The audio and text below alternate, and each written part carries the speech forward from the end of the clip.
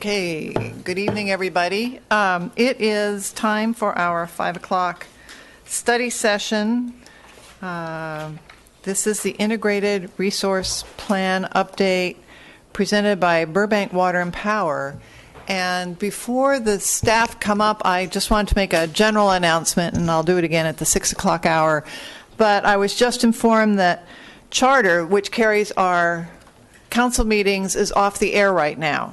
So if you have a friend who watches our council meetings on Charter Cable, they can watch us online streaming on the internet, or if you get AT&T Uverse, you can watch our session on that as well. I'm also told that the problem is not on the Burbank side, it's on the Charter side of the equation. So for all of you who know someone who may be wanting to watch us tonight and they have Charter communications, please let them know it's a fairly widespread problem right now, but they can get us streaming on the internet or through AT&T Uverse. So we have a presentation this evening, and would you please come forward and introduce yourself, and let's begin the presentation. Good evening. My name is Lincoln Blevins. I'm Power Resources Manager at BWP. And here we go. We have three related presentations this evening relative to BWP. I'd like to briefly touch, and I know we're short of time a little bit, I'd like to briefly touch on our long-term planning process and then discuss some issues that BWP is going to be facing in the future. Second, Jim Lazar will discuss some strategies to help us address those challenges. And finally, Sean Sway will talk about the implications for rate design. So, BWP is in the process of an integrated resource planning process that where we look a couple of decades forward for the utility and look at the challenges and start to plan for the challenges. We're pretty well set in terms of understanding our costs to 2020. Beyond 2020, as you'll see, things get a bit more nebulous, but that's not really the topic of my discussion. I'd really like to tee up the discussions from Mr. Lazar and Mr. Sway.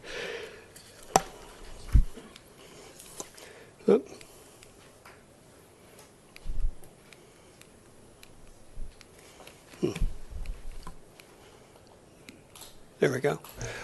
Please continue. We're just making sure we all get our handouts. Mm-hmm. So we're looking at we boiled it down to three issues. How much renewable energy would Burbank like to have? Should we exit from our coal contracts, our long-term coal contracts early? And how do we design our rates so that solar customers with solar are treated fairly, as well as customers without solar are treated as fairly as customers with solar on their roofs? Three fundamental principles that guide everything we do: reliability, sustainability, and affordability. These things are sometimes in conflict, as you can imagine, but this guides everything that we do at BWP. First of all, reliability. This is a chart showing the number of outages per year, so a lower number is better. As you can see, we're at the top of the class, doing very well with reliability. Affordability, very similar story, at or near the top of the class. And this is, I think, especially notable given that we do not use trackers for things like natural gas costs and regulatory mandates. And sustainability, two things to take away here. One, coal has gone, over the last 10, 12 years, the percentage of coal in our portfolio has gone down substantially. It was, as you look at the chart, both the 45% part of that pie chart as well as the 37%, most of the 37%. We're now down to about a third. Renewables has gone from 0 to 33, 35% in response to our mandate to reach 33% by 2020. And when you take coal out of the portfolio and add renewables, you get a very significant reduction in greenhouse gas emissions. So the first question, renewable energy, how much? As we look forward, as I said, we're going to hit 33% by 2020, but what if the state of California raises that standard? What if Burbank decides to raise that standard itself? As we look at this, it's important to realize that we have added all of that renewable energy without an increase in rates on an inflation-adjusted basis. In other words, we have kept rate increases at or below the rate of inflation. But for all their environmental benefits, renewables do cost money. This would be an average residential bill at 33%. Renewables are going to the cost of power is going to comprise about $69 of the bill. At 50%, that goes to $80, which is about a 16% increase. And renewables have other challenges as well. The wind blows when the wind blows. The sun shines during the day, but except when it's raining or cloudy. And that raises some reliability challenges. Here's how we look at solar in California. This is called the duck curve, and I think you can probably see why. As we look, it's a little bit difficult on the screen, but if you look at this is looking at a 24-hour day, and if you look at the top line, that's really what electricity demand looks like over the course of the day. A mild peak midday, and then a higher peak towards evening. But as you add solar, that midday peak becomes a trough. And that has significant implications for reliability and probably for affordability. First of those implications is that when solar turns off at the end of the day, load demand is peaking at the same time. And as a result, a lot of conventional power plants have to ramp up very, very quickly to meet that demand and keep the lights on. By the same token, as that belly gets deeper, we may get into a situation where conventional power plants, which at this point are already ramped down as low as they can go without being turned off, may have to get shut off entirely. Again, something that the system is not designed for and could be expensive. So solar is not bad. I don't want to leave that impression, but it does raise some challenges that we need to meet, and Mr. Sway and Mr. Lazar are going to be talking to that. Second question, should Burbank exit its coal contracts before they expire? Burbank has been a participant in the Intermountain Power Project for a couple of decades now, and it's provided cost-effective, reliable power over that time. It does have environmental challenges, however. Our contracts expire in 2027 to the extent that we wanted to get, and we are responsible until that time for our pro rata share of the fixed costs of that project. To the extent that we wanted to get out of that project earlier than that, we would almost certainly be responsible for those fixed costs. And as you look beyond 2020, things are pretty uncertain. I'm sorry. As you look beyond 2020, things are very uncertain. Coal comes off at 2027. Natural gas could stay low like it is, but regulatory pressures could make it more expensive. Renewables have been getting less expensive, but they do enjoy a federal subsidy that may not be around forever. So here's that same analysis. $69 at 32% coal, up to $87 if we take coal out of the equation. That's a 26% difference. And finally, distributed generation. You've probably seen a lot of solar panels popping up on roofs around Burbank. And our challenge is to make sure that our rate design is fair for both customers who have solar on their roofs as well as customers who don't. Solar has a lot of advantages, rooftop solar. It's sustainable, it does not pollute, doesn't require any transmission to get the power back to Burbank. On the other hand, it only generates during part of the day, it's intermittent, and there is currently under California rate design a subsidy from customers who do not have solar to customers who do have solar, and I'll explain that. Like every business, BWP's costs can be broken up into a fixed component and a variable component. The fixed component, which are the things that we have to pay for regardless of how much electricity we sell, are really the lion's share of those costs. The variable costs are just fuel, the fuel required to run the power plants. And under current rate design, a customer generating electricity with solar is credited for the full 15% charge, whereas we only avoid 3 cents, and that leaves 12 cents that has to be recovered somewhere. And that 12 cents ends up being recovered from the non-solar customers. And here's what that looks. Sorry? Closer to the mic. Okay, sorry. And here's what that looks like. At the present day, we're on the left side of the chart, about 190 installations, which results in about an $8 annual subsidy, which less than $1 a month. But as you can see, as we add solar installations, that gets larger and larger. So with that, I'd like to hand it over to Mr. Lazar. Thank you.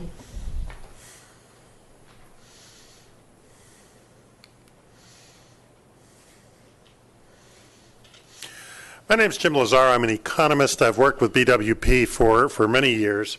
This presentation, teaching the duck to fly, it takes off from the duck curve that Lincoln showed you, where the shape that the utility is facing increasingly takes on the fat belly of the duck in the middle of the day as solar displaces more traditional generating sources, but the afternoon load remains an early evening load remains very high. Now the challenge is caused by variable loads, people getting up in the morning, turning things on, and cranking up the air conditioning when it gets hot. We've had that forever. But there's variable wind resource that comes and goes, and solar, which is predictably not available in the late afternoon, early evening hours when the peak demands of air conditioning show up. But guess what? Ducks can fly.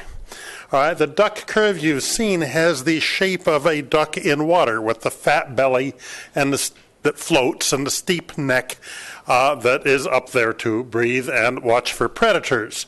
But when a duck takes flight, it has a completely different shape. It straightens out its neck, pulls in its belly, and in order to reduce wind resistance. And so our job is to straighten this duck out so he can fly right. And what I'm going to be talking about is 10 strategies to bring loads and resources into balance with one another. I'm using illustrative values for each of these. Each of these strategies are things that can have some value in Burbank, and many of them are strategies that BWP is already moving ahead and implementing, and many they are way ahead of the curve for the industry. I'm going to start with an illustrative utility. This is the blue line is the total electricity demand for this utility. The red line is what the utility would have to meet after solar and wind by the year 2020. And that's the basic duck shape. And we're going to flatten this belly and bring down this straighten out this neck with these 10 strategies. The first is targeting energy efficiency programs to things that happen in the afternoon, to these peaking loads. Concentrating on air conditioning, residential lighting. There are a number of other elements where energy efficiency that's targeted can make a significant difference in the peak load without having as much effect on other loads. The second is to orient solar panels to the west. Most solar installers point the panels south. They get the largest number of kilowatt hours that way. But if they're tipped towards the west, they catch the afternoon sun. And it's kind of interesting if you look at the difference in output. At 6 p.m., a solar panel pointed south puts out very little power, but one tipped to the west puts out quite a bit more. So we can change the value of our solar. The third strategy is to use solar thermal in place of solar photovoltaic. Solar thermal energy, proven technology, operating in Arizona today. The sun heats a fluid. That fluid turns a generator. And you can store that hot fluid in a tank for a few hours and take advantage of the sunshine at 3 in the afternoon to produce electricity at 6 or 7 or 8 o'clock at night.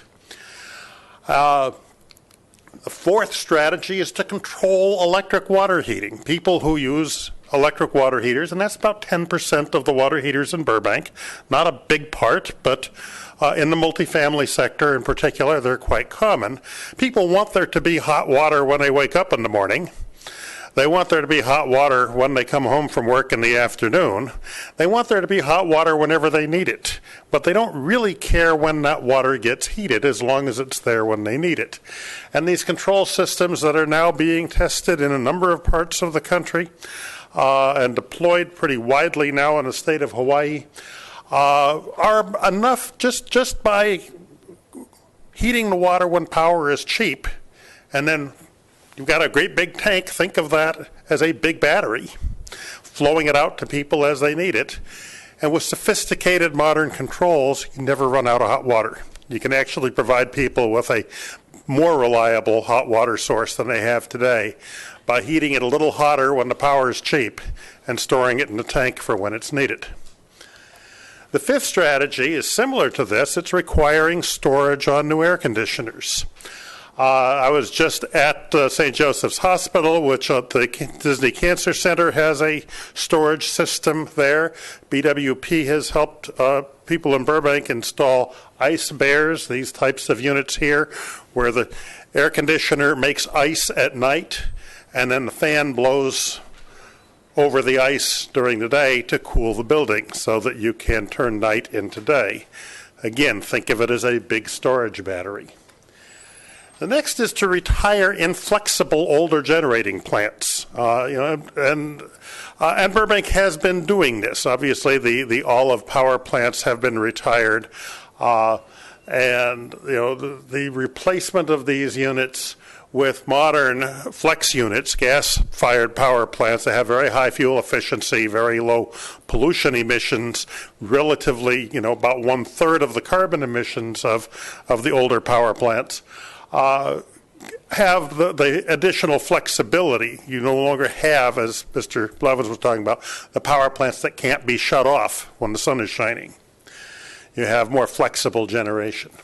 Now, the seventh strategy, and Sean will talk about this both tonight, and BWP will be bringing this back, I think, next year or the year after for more broadly, is to concentrate utility pricing into the steep hours of the ramping, to concentrate the rates into those hours to give people a financial incentive to not create that peak. And just as one example of where this could help, Burbank has a number of one-shift industrial customers who manufacture and fabricate things primarily for the studios.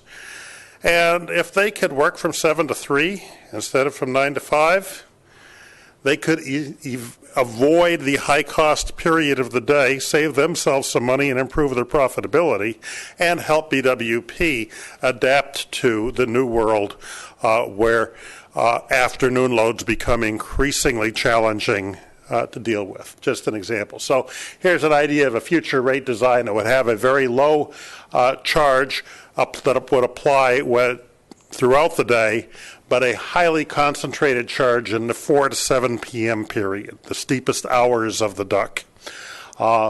Customers that couldn't change their usage would ultimately wind up paying about what they pay now, but those that could help solve the problem would get a financial benefit from doing so.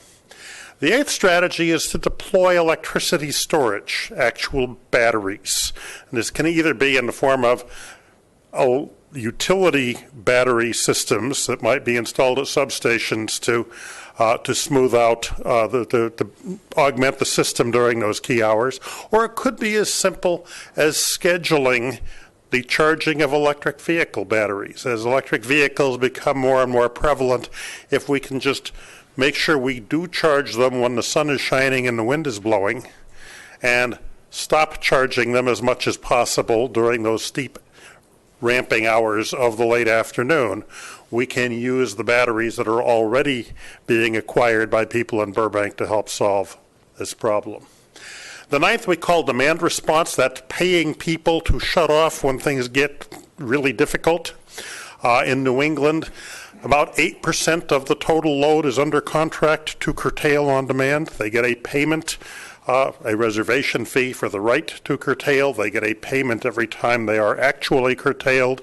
This is sort of, buying an emergency reserve from your customers who are able to, for example, all new large office buildings in California are required to have lighting control systems that will automatically reduce the lighting levels by 15% on a signal from the utility. And putting those systems, which are being installed today in Burbank, actually hooking them up and using them with the grid and compensating people for the flexibility they provide is demand response.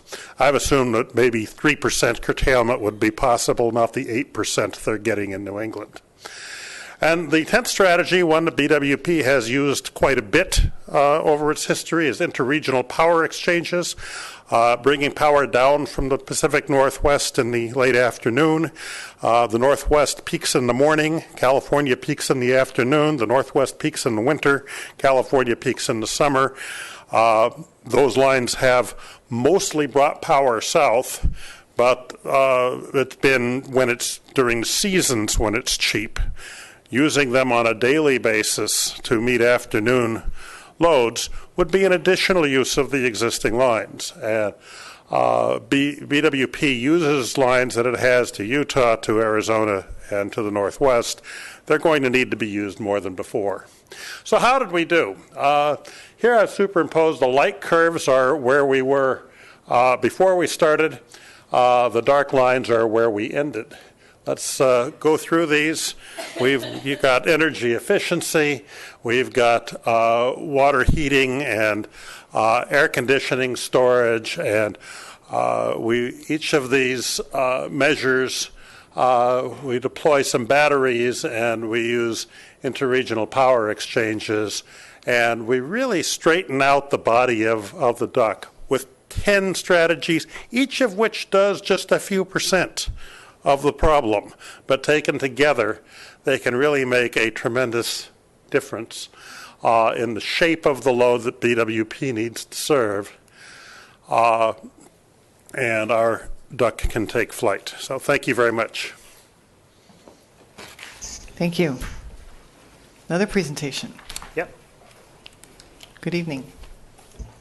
Thank you. My name is Sean Sway. I'm the rates analyst at BWP. I'm going to be presenting our proposed residential rate design for next fiscal year. And this is inclusive of the proposed 2.9% overall increase that will be before the board next month as part of the regular budget process. But for the purpose of this presentation, I ask that you focus on the rate design and not the rates themselves. So I'd like to start with just reviewing our rate design objectives. What do we look at when we look at redesigning our rates? And then we can move into our existing residential electric rate design and then move on to our proposed residential rate design for next fiscal year. And I'll close with the customer bill impacts of this rate design. So at a minimum, we design rates to recover no more than the cost of serving our customers. But beyond that, we also want to recover, we want to make sure that our rates are proportional to actual costs. We want to make sure that if we have a customer service charge, that charge recovers the actual cost of metering and billing and customer service in general. We also want to make sure that our customer classes are each paying their fair share. We want to make sure that no one customer class is subsidizing another customer class.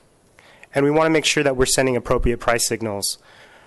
We want to make sure that our cost structure and our pricing structure are aligned so we're not distorting the incentives that we send to our customers.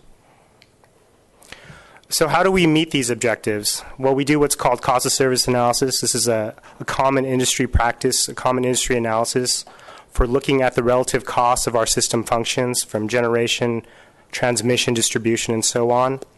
And that gives us information about how we should design our rates. It gives us that fundamental cost basis for actually looking at our rates.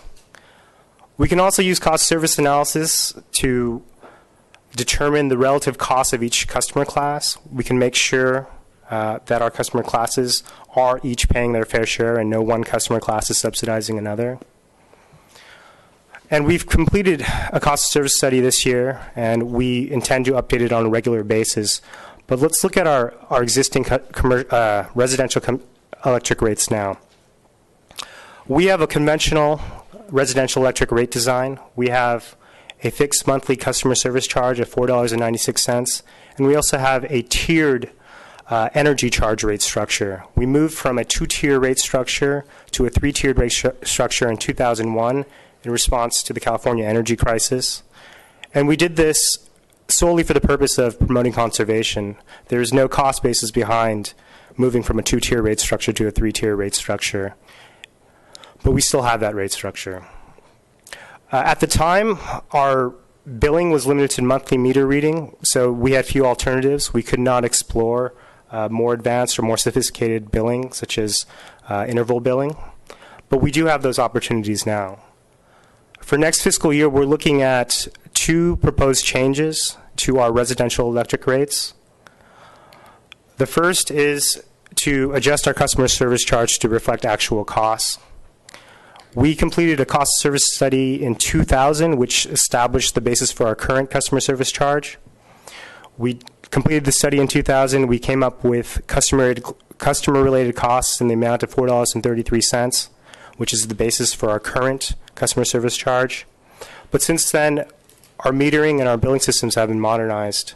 And we've also changed the way we account for these costs. We've shifted, for cost of service purposes, to what's called FERC accounting, which is a more accurate accounting of these costs. So our current charge is $4.96. Based on our cost of service study, actual costs actually amount to around $9.22. What we're proposing is working towards this in the amount of $6.96, which is a $2 increase. This is a survey of customer service charges for local publicly owned utilities throughout California done by the Reading Electric Utility. You can see that our $4.96 puts us in the lower middle portion of the group. If we are to increase our customer service charge to $6.96, we will still be in the lower middle portion of the group. The second adjustment we're proposing is to eliminate the third tier, which would provide us more flexibility to shift towards energy charges that have a stronger cost basis. Power supply costs account for the largest share of our total costs, but they don't vary solely based on the total quantity that we deliver to our customers. They also vary based on the time of use, and they vary based on the demand or the maximum hourly usage of our customers. By shifting to a rate structure that accounts for one or both of these elements, we actually provide our customers with more levers for controlling their efficiency and their bills. So the specific proposal is to eliminate Tier 3. In order to mitigate the customer bill impacts, we would expand the upper bound of Tier 1 from 250 kilowatt hours to 300 kilowatt hours. And we would have to increase the Tier 2 rate by 1.3 cents. So visually, our current rate structure, you pay 11.6 cents for the first 250 kilowatt hours, 15.5 cents for the next 500 kilowatt hours, and 17.7 cents for everything above that. The proposed rate structure would expand that first tier upper bound to 300 kilowatt hours, so you would pay 11.6 cents for the first 300 instead of the first 250. But everything above 300 kilowatt hours would be charged at the 16.88 cent rate. So this is a summary of the proposed residential rate design for next year. This is with the proposed 2.9% overall increase, which again will be brought to the council next month as part of the regular budget process. Our proposal is consistent with what's going on throughout the state. The IOUs have already developed staff plans to transition to time of use rates by 2018 with an optional two-tiered rate structure. And our customer bill impacts, what is the impact to our customers as a result of this proposed rate design change? For a medium residential bill at 550 kilowatt hours, we're looking at a $3.80 increase in their bill. For a small residential bill at 350 kilowatt hours, we're looking at an 81-cent increase. More broadly, no customer with monthly usage of up to 497 kilowatt hours will see an increase in their bill of more than $3. And based on bills from 2013, this would be 62% of bills. The maximum increase in a single bill will be $6.79, and we estimate that 85% of bills will increase no more than $5. So with that, I guess we'll take questions. All right, thank you very much. Maybe all of you can come back up and let's see if the council has any questions about each of your presentations this evening. Later on this evening, under reports to council, item 3 will be asked to give direction regarding the study session, but right now we'd like to ask you some questions. Vice Mayor Gordon. Thank you to all of you for your presentations. All of you talked about very important components. I hadn't heard of the duck flying lessons before, but how much lead shot is in that duck's belly, increasing the difficulty to fly because of the requirements mandated by the state for us to include all the sustainability stuff that have not, to my knowledge, been supported by the population that is being asked to pay for it. That that increased solar capacity is a direct response to the 33% by 2020 mandate. Oh, I don't doubt that. I'm talking about my concern that the ratepayers include a substantial number of people that are also voters.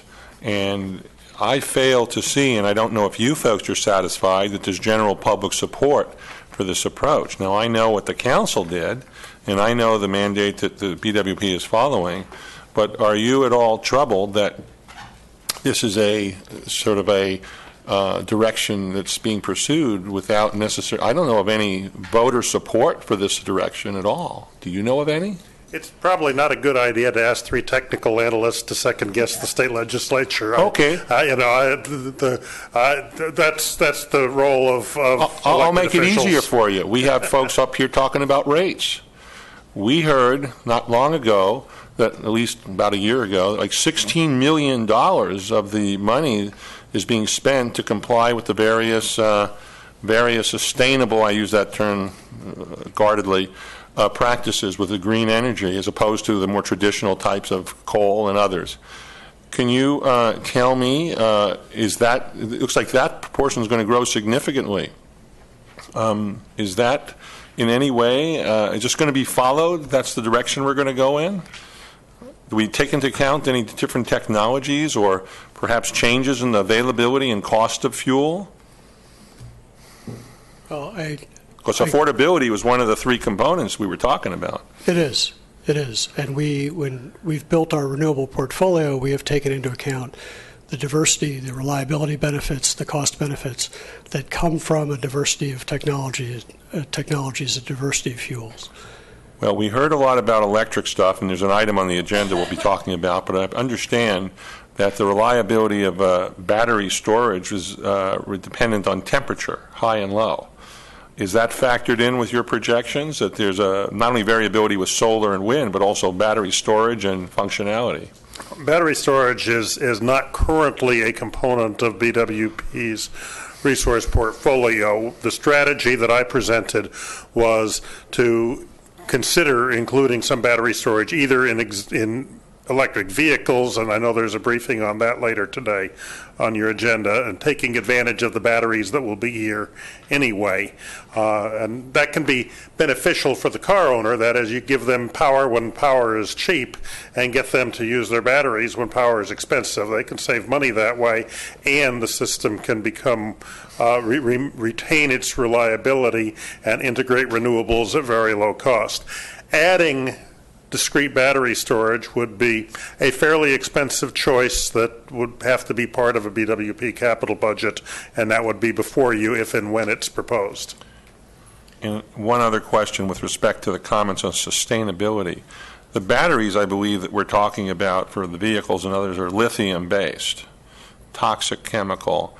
Do you consider when the long-term use of where these batteries go when they're finished? Are they recyclable? Are they just used up? I don't know enough about the technology there. The recycling industry for batteries is emerging and becoming pretty viable.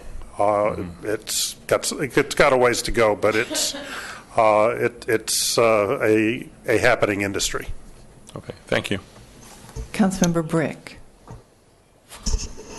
Thank you. Just a couple questions, and the second person who got up there kind of answered my question. But in regards to solar, is the solar only good during the day? It can't be stored for long periods? Because you talk about at a peak time, 6, 7 o'clock, where your air is going to be running, and is the solar going to? Have you gone through all the solar that you stored for that day, or it won't carry into the night, or how far, depending on, I guess, how many panels you got up there, whatever, how far can it take you in one day? Well, solar photovoltaic, which are the panels on the rooftops, not the solar thermal that Mr. Lazar was talking about. Photovoltaic, if the sun is hitting it, it generates. If the sun is not hitting it, it doesn't generate. So that's an instant on, instant off technology. When it comes to storage, we're still at the beginnings of a viable utility scale storage industry in this country, energy storage. And that could be batteries, that could be flywheels, it could be compressed air energy storage, which is also something that we're working on at a very large scale. But that's an emerging component of the industry that I think will be very responsive to the belly of the duck that we're seeing. So the solar thermal, you can store it for a short time. Yeah, solar thermal, that is where you use mirrors to focus the sun on a pipe that has a high fluid in it. And you boil that fluid. You can store that hot fluid in a tank and then generate the electricity with it later. That technology is more expensive than solar photovoltaic, but it's more flexible. The other ways that you can store solar energy is by using solar photovoltaics that work when the sun is shining to heat water in a residential water tank for use later, or to chill fluids. I mean, a storage air conditioner is really not much different than the ice maker that most of us have in our freezer at home. It sits there and chunks away, making 12 ice cubes an hour, and we can take out up to 288 ice cubes a day whenever we need it. And the ice bear type of storage air conditioner takes the electricity when the sun is shining and stores it in the form of ice to cool the building when the air conditioning is needed. So the methods that Mr. Blevins described are storing electricity as electricity that you can take it back out and use it to run lights and computers. If you store it as chilled water or ice or as hot water, you can take it out and use it for that eventual same end use for cooling or hot water. Right? And all of these storage techniques will be usable and useful in adapting to a high renewable, high intermittent resource environment. Okay, and that was my next question on these ice bears. And I remember last year, Councilman Telemonte's, I believe it was Station 16 they have them up there? Yeah, Fire Station 16 up on the hill there were close to where we live. In the process of a day, when you fire one of those up, obviously the ice is frozen during the night, and you start it, and what's the longevity during the day, how long that ice is going to last? Because obviously you're burning electricity, you have a fan to blow on to cool everything down, so you've got some costs there, which is going to add something to the demand. Obviously it's cheaper than running an air conditioner, common sense tells me. So what's the longevity during the course of a day of these ice bears, where once it's all melted, then you just have to use regular electricity? Yep. Thermal storage consists of a device to make things cold. Think of it as your ice maker, and a place to store the cold. Think of it as the tray for your under your ice maker. And you can have a really big tray and a really big ice maker and make a whole lot of ice, or you can have a small ice maker and a small tray. The ice bears are typically sized to go through the business day, to kind of go, 8 a.m. to 6 p.m., maybe 10 hours of storage. And the same is true for the large building commercial systems like they have at the hospital. You can put in less storage, it's cheaper, but the big expense is in the conversion equipment, not the tank. The tanks is really the cheaper part of the storage, so if you're going to install storage air conditioning, the economics seem to drive it, providing enough to carry you through the entire business day. But as we get more and more solar, it may become economical to recharge those in the afternoon. Make more ice in the afternoon when the sun is shining to carry us through. And at that point, maybe 2 or 3 or 4 hours of storage may prove to be the more economical option in the future. It's all evolving, and the market is responding to the need. As we move to time of use prices, we provide customers an incentive to choose those technologies, and in the industry an incentive to produce economical and reliable, simple technologies. But it's all evolving now. Okay, so these ice, I mean, it's not just one huge chunk of ice in these units. More or less is just there to cool down the coils, whatever you want to call it, it's running through it. Is that the coils run through a big tank of water, and they freeze it up. They tend to be put into cells, much like individual ice cubes. But that's simply because you need to have a lot of surface area in order to transfer the cold.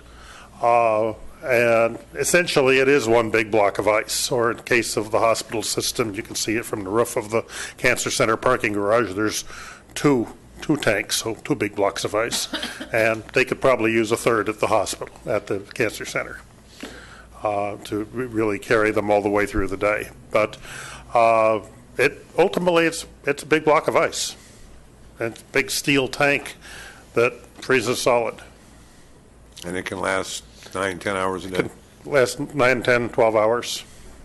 Some hospitals, for example, the hospital in Honolulu, put in a bigger system that because they have air conditioning requirements at night, and by building more storage, they were able to be sure that they could carry themselves all the way through 24 hours, and that allowed them to reduce the size of their standby generator. And there's capital cost savings there. You can size them bigger. In Burbank, it probably would be, less compelling than it is in Hawaii, where the electricity costs 2 or 3 times as much. And that's probably because of the humidity at night while they have to cool everything. Continue. Conditions are different. Right. But you can make them as big as you want them. All right. Thank you. Councilmember Frutos. Thank you. My question is, how large is our dependence on natural gas going to be in the near future? That is a very good question. And as we look to the future, as we look to the continued closure of coal-fired plants around the country, what we're seeing is coal being shut off and new natural gas coming on. And there's a possibility, even though natural gas is relatively inexpensive now, there is a risk in being overly dependent on a single fuel, no matter what that fuel is. And that's something that we're looking very hard at in our planning, because we are very conscious of that single fuel risk, and that's not a road that we want to go down. And with our investment with the solar power plant out in Henderson, Nevada, I've been hearing, because I've been following it, that the environmentalists are having concerns now because the migrating birds from up above think it's a lake because of the shiny mirrors, and they're starting to take a nosedive and hit the solar panel. So that's starting to be a concern out there, because you can see it right off the 15. What's your thoughts on that? That's actually a different facility.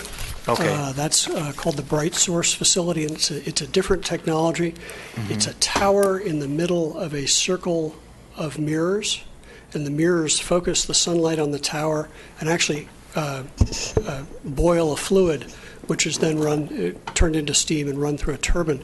And that they are running into some environmental difficulties with that technology. That's one of the few, if not the only, large-scale plant of that type in the world. I've been following that one. And then second, windmills. An example would be Tehachapi. I heard the environmentalists are also having concerns with the birds flying into the wind turbines, because they're like twice the size than what we see down in Palm Springs, where you're on the 10 freeway. What's your thoughts on that? That's very site specific.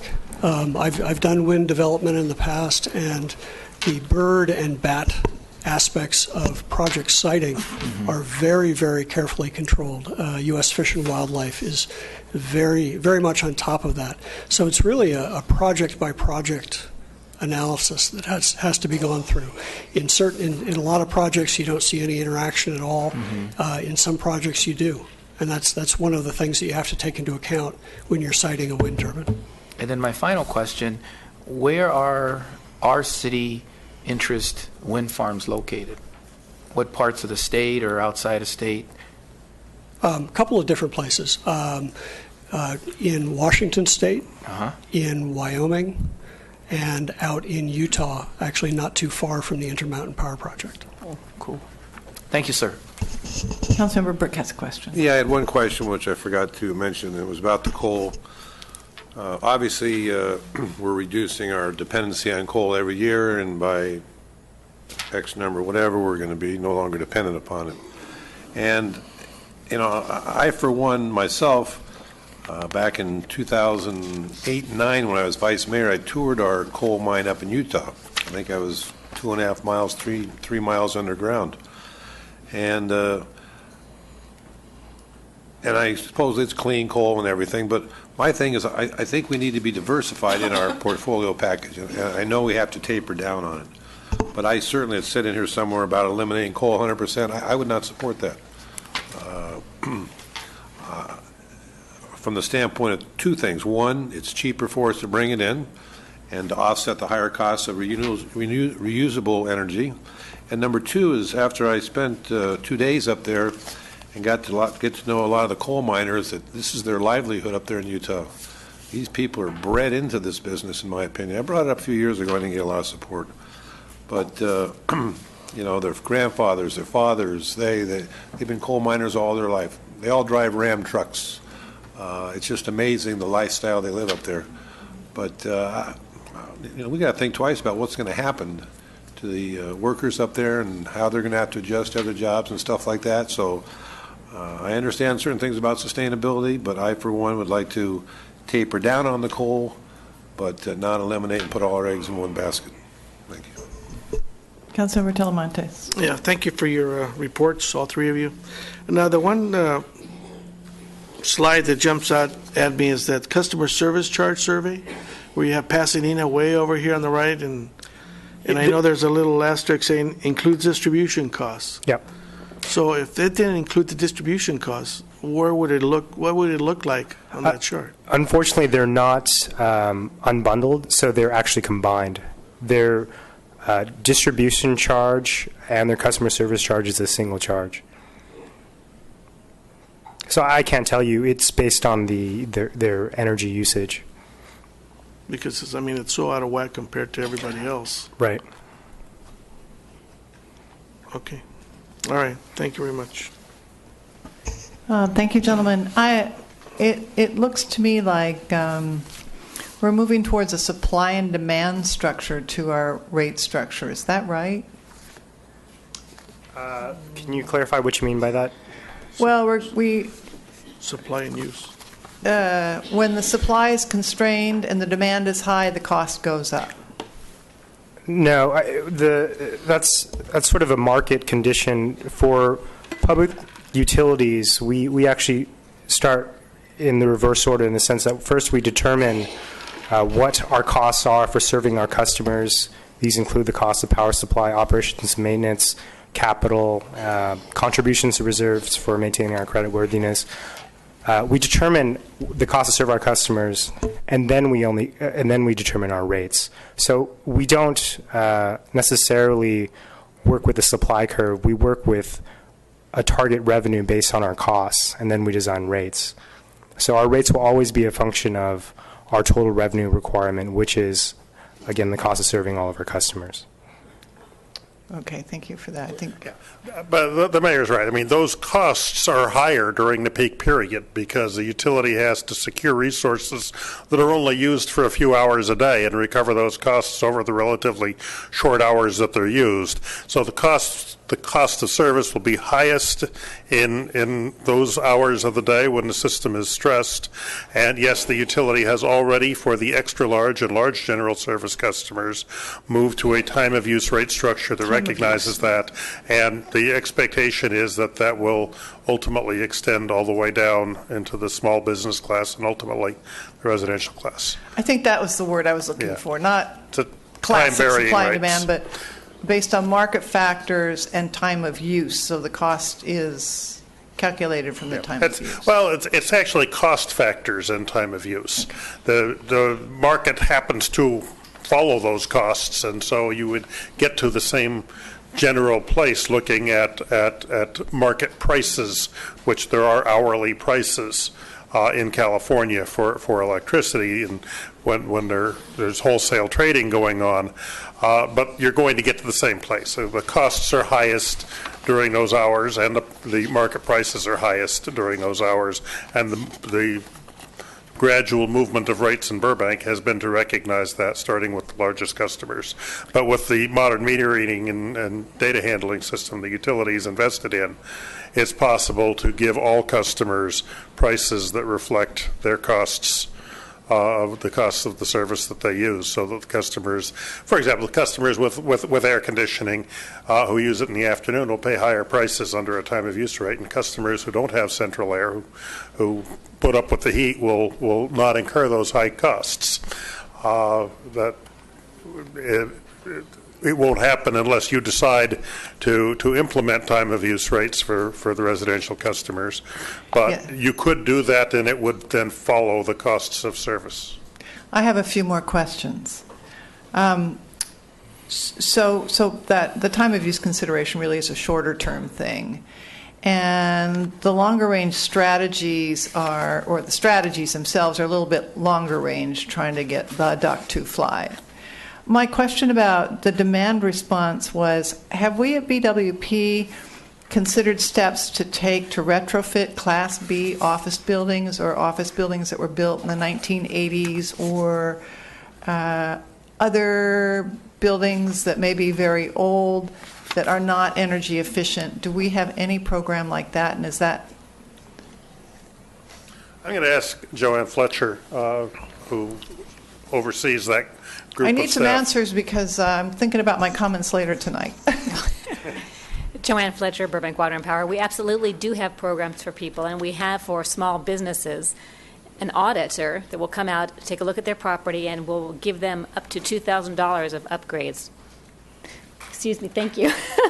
Free. So we definitely know that we have some building envelope issues in Burbank. We have some old building stock, and it is our goal to go through the community and upgrade as much as we can. So we do have programs online. People should just go online. They can find this or call us at Burbank Water and Power, and we'll direct them to the proper place.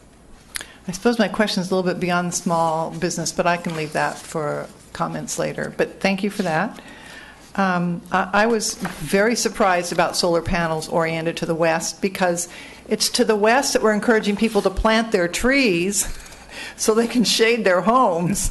So, you know, help us. You're going to have to help us out of that conundrum. Well, yeah, in many ways, the best place for solar panels is on the roof of every strip mall, because one, they're big roofs, and you can deploy a crew efficiently to install them. You can deploy people regularly to clean them. There's no trees anywhere around, and by shading these air-conditioned retail spaces, for every kilowatt hour you produce with the sun, you're also saving some fraction of a kilowatt hour in air conditioning load. So, you know, some of the best opportunities for solar is where the trees aren't. Two more questions. Is there an advantage to a tankless water heater, either electric or natural gas? A tankless electric water heater is a very bad idea. A tankless gas water heater may be quite a good idea. And it has to do with the difference in the industry. In the electric industry, we measure peak demand every minute. And we bill for it to the large customers on a 15-minute interval basis. In the gas industry, they look at it on a day-by-day basis. So a tankless water heater that sucks a whole lot of electricity all at once is a real problem for an electric utility. A tankless gas water heater that sucks a whole lot of gas for a few minutes is not a problem for a gas utility. So it's a difference of electricity versus gas. And then my last question was, have you given any thought to a larger geography beyond Washington and Oregon and Utah for other kinds of alternative energy sources that might help fill our portfolio gradually over time? Yes, that sort of geographical diversity is very important.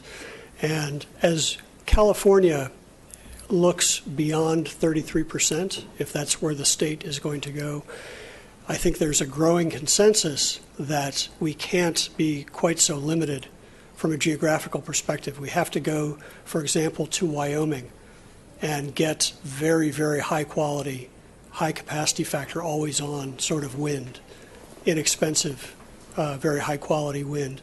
We need to be looking out and finding the places outside of California that have a competitive advantage in wind, in solar, in geothermal.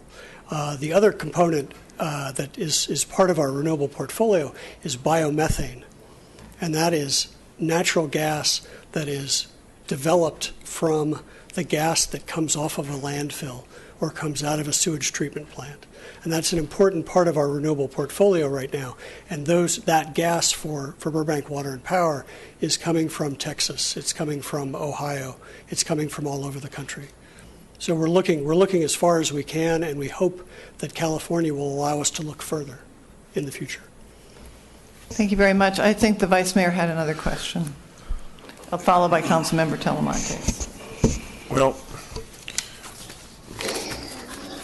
with respect to the rates that we're having, getting back to the surcharge for the renewables, it seems to me that that's a constantly increasing thing, whether it's due to increased cost of obtaining and getting the renewables here, the reliability factor. It seems to me that there's an abundance, a great abundance of natural gas in our country. There's an abundance of coal in our country, and that we need to perhaps look at this more carefully in terms of moving forward and perhaps looking at technologies that can utilize these fuel resources. There are places in the country that are using new types of resource obtaining procedures, fracking. I don't know all the details of it. In fact, there seems to be a lot of resources. So when we talk about shutting down, as Councilmember Brick was alluding to, resources that we have, technologies that we have, facilities that we have, perhaps, I mean, I realize that you folks won't make the decisions necessarily. You might implement certain decisions. But are you looking at these when you make your assessments on rates so you can present to the people who are making decisions? The rates you showed, the differential earlier, the 69 or 60-something versus 87, I don't think that factors in all the taxes involved. And you talked about wind in Wyoming or something, wind supplies. I mean, we have to transport that energy here. And I think last time I looked at the map, Utah was closer than Wyoming. And there's certain factors that I don't know if it's totally reflective in the rates that you were showing. So I'm assuming you are considering this, or are you just saying this is what we're told to do, and so these are the rate differentials? Are we actually looking at all of the options, including not advancing as rapidly into this renewable portfolio and sticking more with the more traditional and reliable sources of energy? It's a broad question, but I think it's very fair to say that when we look at our resource mix, we are looking to optimize as much as we possibly can from an affordability standpoint within the restrictions that we have. Mm-hmm. And whether that be an RPS requirement, whether that be a requirement to get off of coal when our contracts expire. But we are looking to optimize as much as we can. When you do your reliability considerations, is that, we know solar has to do with direct source of sun or perhaps storage of the energy in some other format, but is that weighted at all? Is the reliability, for example, of more traditional fuels, is it weighted as far as our supply, our mix, if you will, of resources? It is always part of the conversation, and I think if you look at our reliability numbers, that's clearly been something that we've emphasized. We really are top of our class in reliability. One other question on reliability has to do with our existing infrastructure here. We know some of our service stations, this may be outside of your area of expertise, I don't know, but our substations that supply the energy locally are aging. Is that factored in? Someone mentioned something about efficiency of the service facilities. Is that considered in what we might have to do to invest? Do we have to change how we're distributing our energy locally in order to take advantage of these different time of day resources and such? Do we have to modernize our facilities? I've worked with the utility on the last integrated resource plan. We had an extensive section on distribution system upgrades, and BWP has upgraded a lot of its distribution system, upgraded voltages from distribution voltages from 4 kV to 12 kV, which reduces line losses substantially, upgraded, built a very stout sub-transmission network within the city at 34 kV to provide very reliable service with lower line losses. We've actually, in the time I've been working with BWP since 1999, the utility has reduced its line losses by almost a third. And has, among the lowest line losses of utilities that I've worked with around the country. And the U.S. is better than most of the rest of the world. So Burbank is among the best, and I think I can say this comfortably, Burbank is among the best in the world at reducing line losses. Part of that is the small geography of Burbank that helps, but a lot of it has been gas-cooled distribution substations that you have built, high-efficiency transformers that you've installed, and the upgrading of voltages on the system to reduce line losses. Is there more updating and upgrading to do? Yes, indeed there is. And in the flat part of Burbank, most houses with the power lines running down the rear property lines are still served at 4 kV, and the lower the voltage, the more the losses are. Those are reliable systems. But as more and more people add air conditioning, some of them are getting pretty stressed, and they are being upgraded to higher voltage, which will be new equipment, which will last a long time, but also have lower losses. Thank you. Councilmember Talamantes. Yes, thank you, Madam Mayor. Under your 10 strategies to align loads to resources and resources to loads, one of them, strategy number 5, says require storage on new AC. How do you propose we go ahead and do that? One of the alternatives for getting storage air conditioning in is to put it, the California Energy Commission is considering adding that to the state energy code, to Title 24. That would be one way to get it. Another way to get it would be for the utility, as Joanne explained, to provide rebates to commercial businesses to do that. And in fact, BWP helped pay for a portion of the cost of the system at the cancer center. And the third would be to make it a service standard for the utility that we will not serve large air conditioning loads unless they have storage that the utility can control. Sort of the rigid rule approach. There are some rules that BWP already has, technical standards that if customers don't meet them, they're not entitled to service. And the strongest possible way to implement that would be with a service standard, to say new buildings will not be connected unless they have storage. But there's the incentive mechanism, there's the code mechanism, and the service standard mechanism, and any of them can work. And it's more a political than an economic question as to which works best. As one councilman, I'd like to see some of that coming back to us to just evaluate the 3 systems. Obviously, an incentive system would be very good. but also all three of them. The code system would be a state level, but the third one would be local level that we could enforce. Codes or service standards would apply to new buildings to make sure that new buildings are built with good systems. Incentives would certainly apply to existing buildings, but might also help mitigate the cost for new buildings. Okay, thank you very much. Thank you, gentlemen, very much for your 3 very informative and useful presentations this evening covering the very short and the very long-range planning at BWP. We're going to take a short break, and then we'll start the evening's meeting. For those of you who have Charter, I made an earlier announcement that Charter Cable is not working this evening, so if you have friends who have Charter and they're calling you asking, tell them that the mistake is on the Charter side. City Council will be coming through AT&T Uverse, and you can find us online streaming. We'll take a short break and come back at 6:30, start the regularly agended council meeting.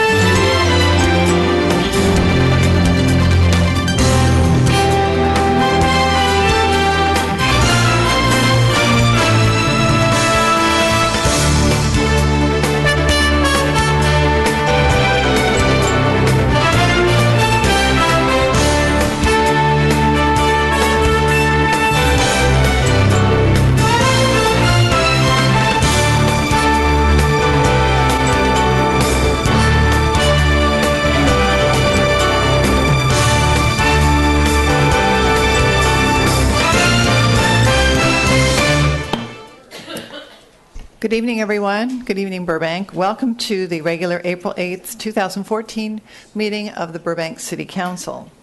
Tonight, we will begin the meeting with an invocation led by Paul Clairville of the Westminster Presbyterian Church, to be followed by Janet Deal, Transportation Commissioner, and Burbank Coordinating Council. Would you please rise? Good evening. Let us pray. Well, God, here we are again, facing an agenda of items ranging from the significant to the mundane. But we're dealing with people's lives here, their safety, their comfort, their hopes, and their dreams. So help us keep our head in the game and our eyes above the mosh pit of human idolatry and manipulation. Let us remember that this is not an ordinary moment, for these are not ordinary times, for there are no ordinary times for those who look to you as the ground of their being. Keep the people of our city safe, our firefighters, our police, our city workers, our teachers.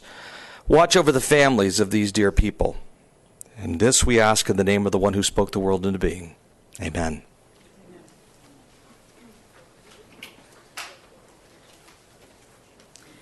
Would you all please join me in paying homage to the flag of our country? Put your hand over your heart and begin. I pledge allegiance to the flag of the United States of America and to the republic for which it stands, one nation, under God, indivisible, with liberty and justice for all. Thank you. Thank you both. Would you call the roll, please, Madam City Clerk?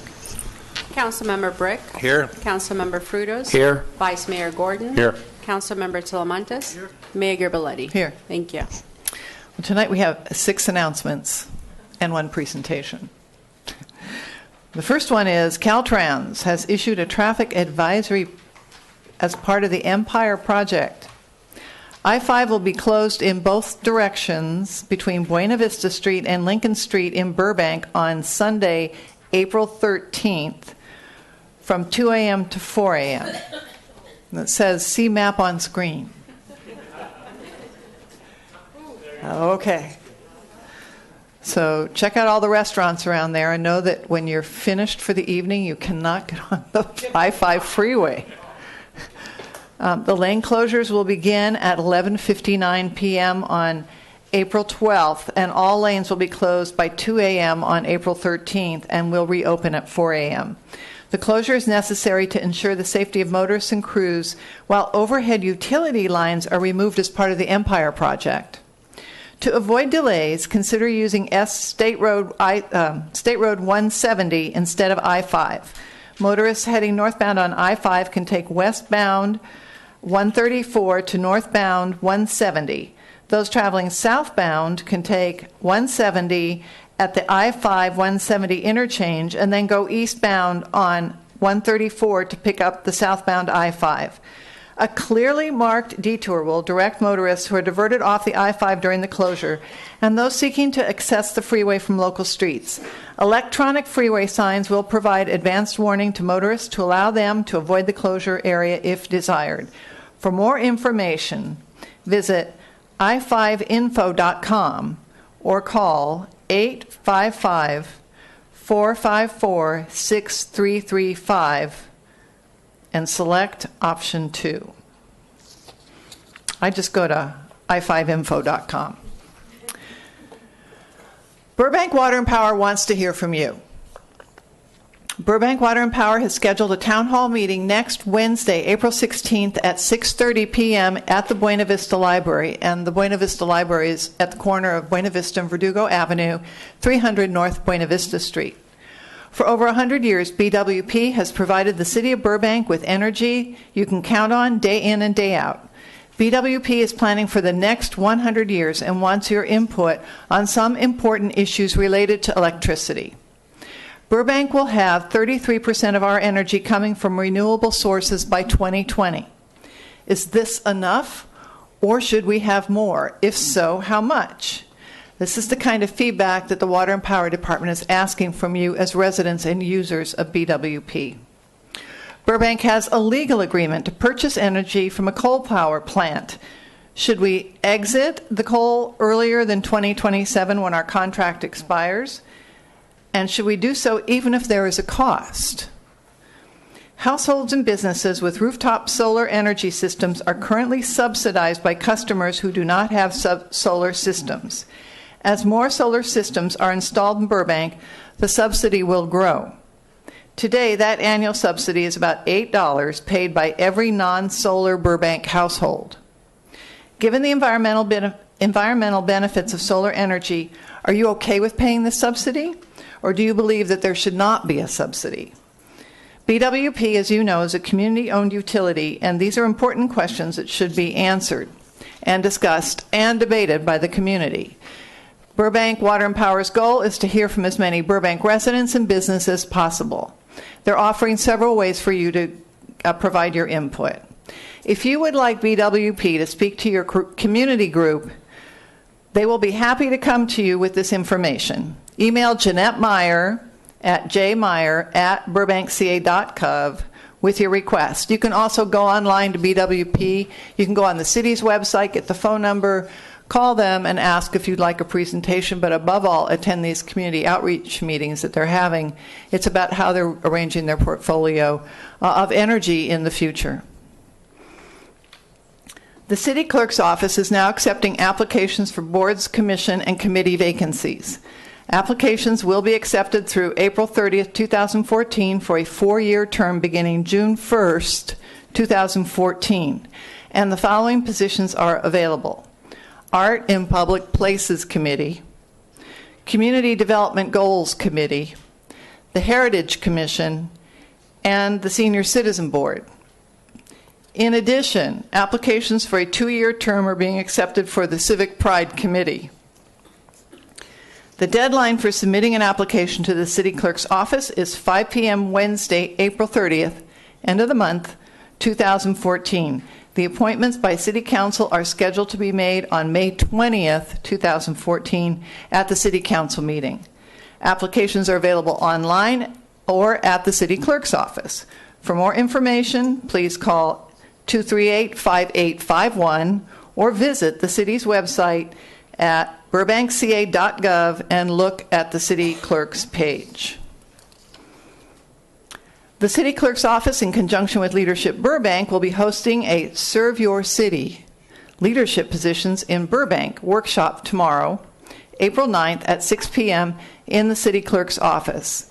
Please join us for an informal meeting on serving on a city board, commission, or committee. So if you ever had any interest in serving on a board, a committee, or a commission, tomorrow evening at 6 o'clock will be an opportunity to learn about what is required, and you can ask your questions of our city clerk. Burbank is routinely recognized for the programming provided to our senior citizens. Next Wednesday, April 16th, is National Healthcare Decisions Day. The city is a proud sponsor of the National Healthcare Decisions Day and would like to invite everyone to the Jocelyn Adult Center to participate from 11 a.m. to 7 p.m. This will be an opportunity to listen to presentations and obtain educational information from healthcare professionals and lawyers. This day's event is to help you make future healthcare decisions known to you, family, friends, and healthcare providers. Once again, this event is next Wednesday, April 16th from 11 a.m. to 7 p.m. at the Jocelyn Adult Center, which is located at 301 West Olive Avenue. If you have any questions about this event, you can call Valley's Best Hospice at 818-761-1205. That's 818-761-1205.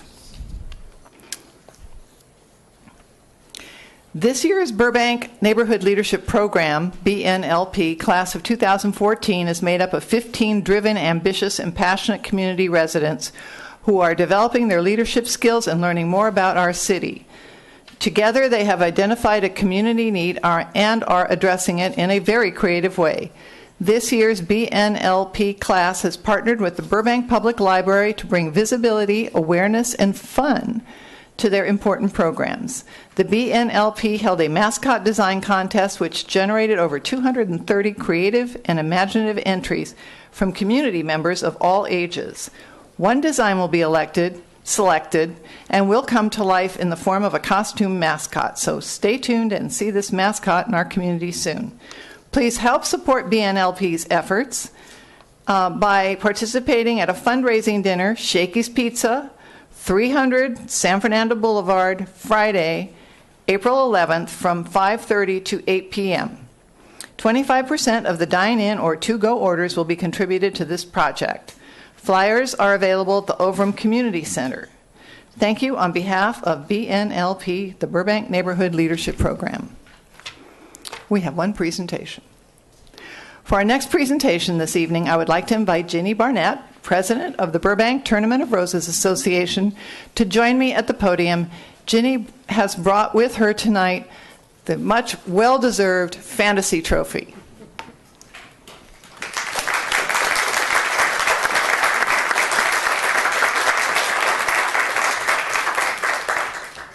Ginny, I say well-deserved because I know how hard you and all the volunteers worked on the float this year. It really is a love of our community. So I'm going to turn the microphone over to you to talk all about it and introduce your fine crew.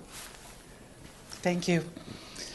We had our banquet on Saturday night, and I gave a lot of thank yous to a lot of the people that are sitting here. It is a community event. It is something where we love to have people from Burbank come and play, but guess what? We get people from Glendale and North Hollywood and all over this area to come out because they love to come and play with us because we have a good time. We work on making it that way. So I would like to introduce some of my cohorts that have come tonight. First off, I'd like to introduce Mr. John Reeves. He was construction chair this year, also last year, and without John, this float never would have made it down the parade route, that's for sure. Janet Mayer, my deco chair this past year, and we were upset that Osh left the city. However, they laid her off so she could spend all that time working on the float. So that worked out extremely well.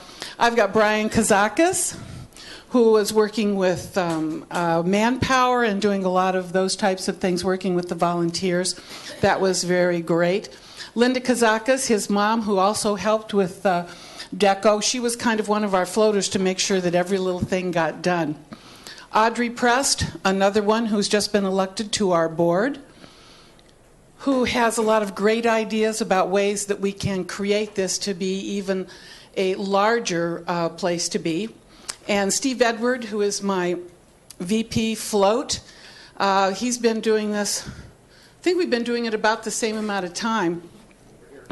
But without him, I'd never get this whole thing done. So, or without these people, it's absolutely an amazing, amazing space to play in. And then Janet Deal, who is our liaison with the City of Burbank and Burbank Water and Power. She keeps us straight and works with them to take care of things. So, and we've got a couple more that will come on up. We're going to take a picture. But I just want to thank the community because this is it's a community.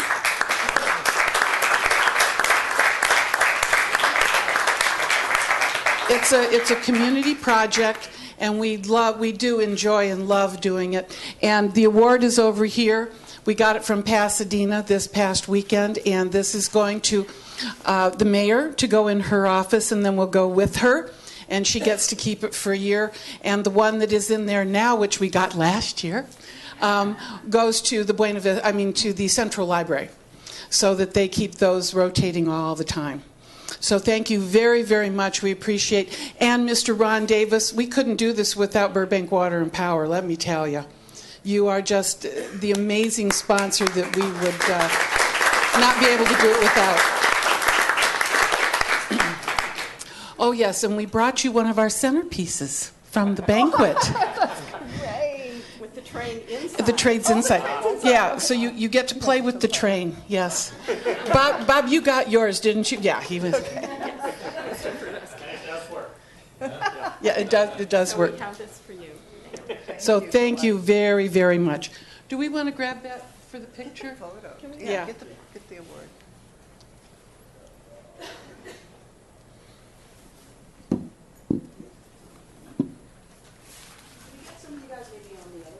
Yeah, we have to balance this out. Jason, come on over on this side. Yeah. Ansh's loss is our gain. Yes. She just got a new job at the Do It Center. Congratulations.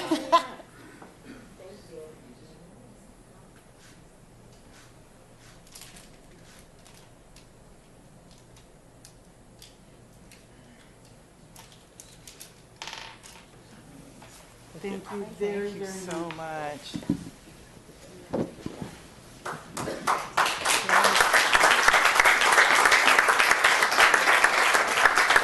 And we also had a lot of companies within the community that supported us. Handy Market, Coral Cafe, Frontier Walk, Jersey Mike's, Santoros, of course, Santoros. We had to give people tickets this year because people will just come on that night just to get dinner. So we gave everybody tickets this year.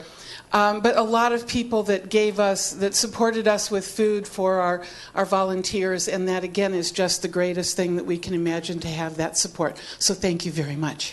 Before you go away, yes, I'd like to present this to the Burbank Tournament of Roses Association in recognition of your dedication that created the City of Burbank's 2014 Rose Parade float.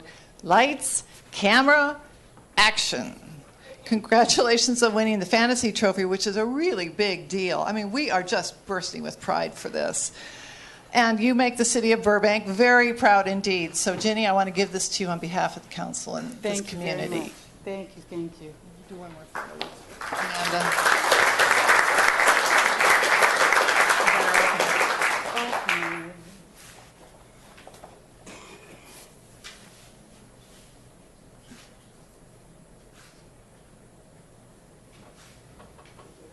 And I can tell you, probably nobody has worked harder than you. Jenny came to the banquet having moved that day, so moving one residence to another, not having any cable hookups, maybe a hotspot for your computer.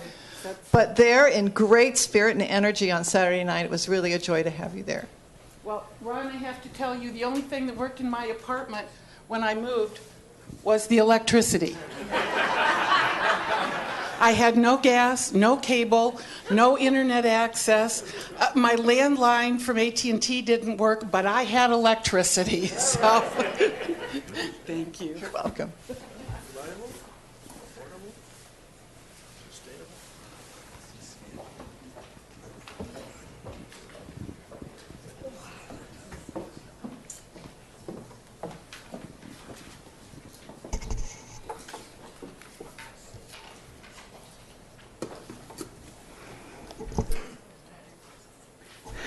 So we're now at that point where council reports out on activities of the week and liaison to different committees. Who would like to begin first? Councilmember Brick. Thank you, Mayor Gabelotti. Short and briefly, last Wednesday, Metro meeting, San Fernando Valley Metro Council out in Van Nuys, just our regular monthly meeting. Nothing really to report out. That was it. Thank you.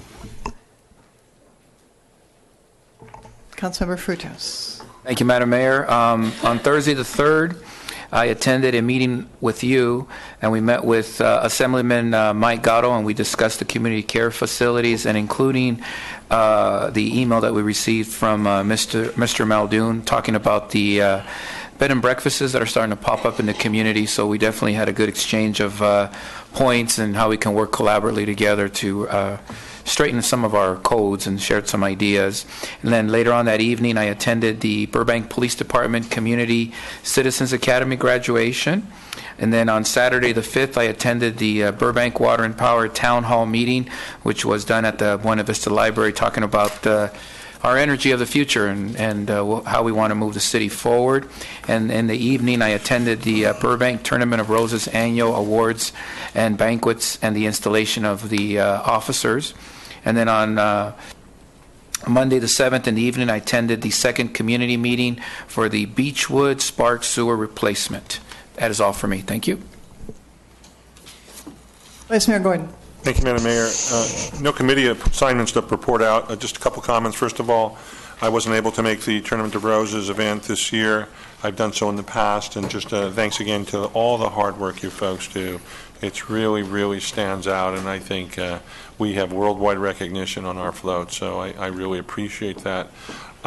Second thing, Madam Mayor has mentioned earlier this evening that there apparently is some technical problem with this particular council meeting being broadcast as it's airing right now, as it's occurring on Charter, as I understood it, and one of the announcements that was made had to do with the I-5 freeway closure, and I think that's of such importance, will affect everybody. Mr. City Manager, do we have plans to make sure that gets out every way possible? Obviously, there's a replay of this meeting that might be aired, but besides internet, not everyone is internet, but almost everyone somehow is impacted by that stretch of I-5 freeway. I'm just trusting that we won't have people coming down we didn't know. Thank you. Councilmember Talamantes. Thank you, Madam Mayor. Yes, a couple items. I attended the Southern California Association of Government meetings last week. I also met with one of the residents at the end of Ash, right off the lake, to discuss a proposed bikeway that's is being proposed in that area along the wash there. This past Saturday, I participated in the Christopher Wilkie fundraiser at Jordan Middle School. I also attended the Burbank Water and Power Community Town Hall meeting at the Buena Vista Library, where some of the things that were presented to us today were presented to the public. And I encourage, I believe they're having another one Wednesday night at the Buena Vista Library.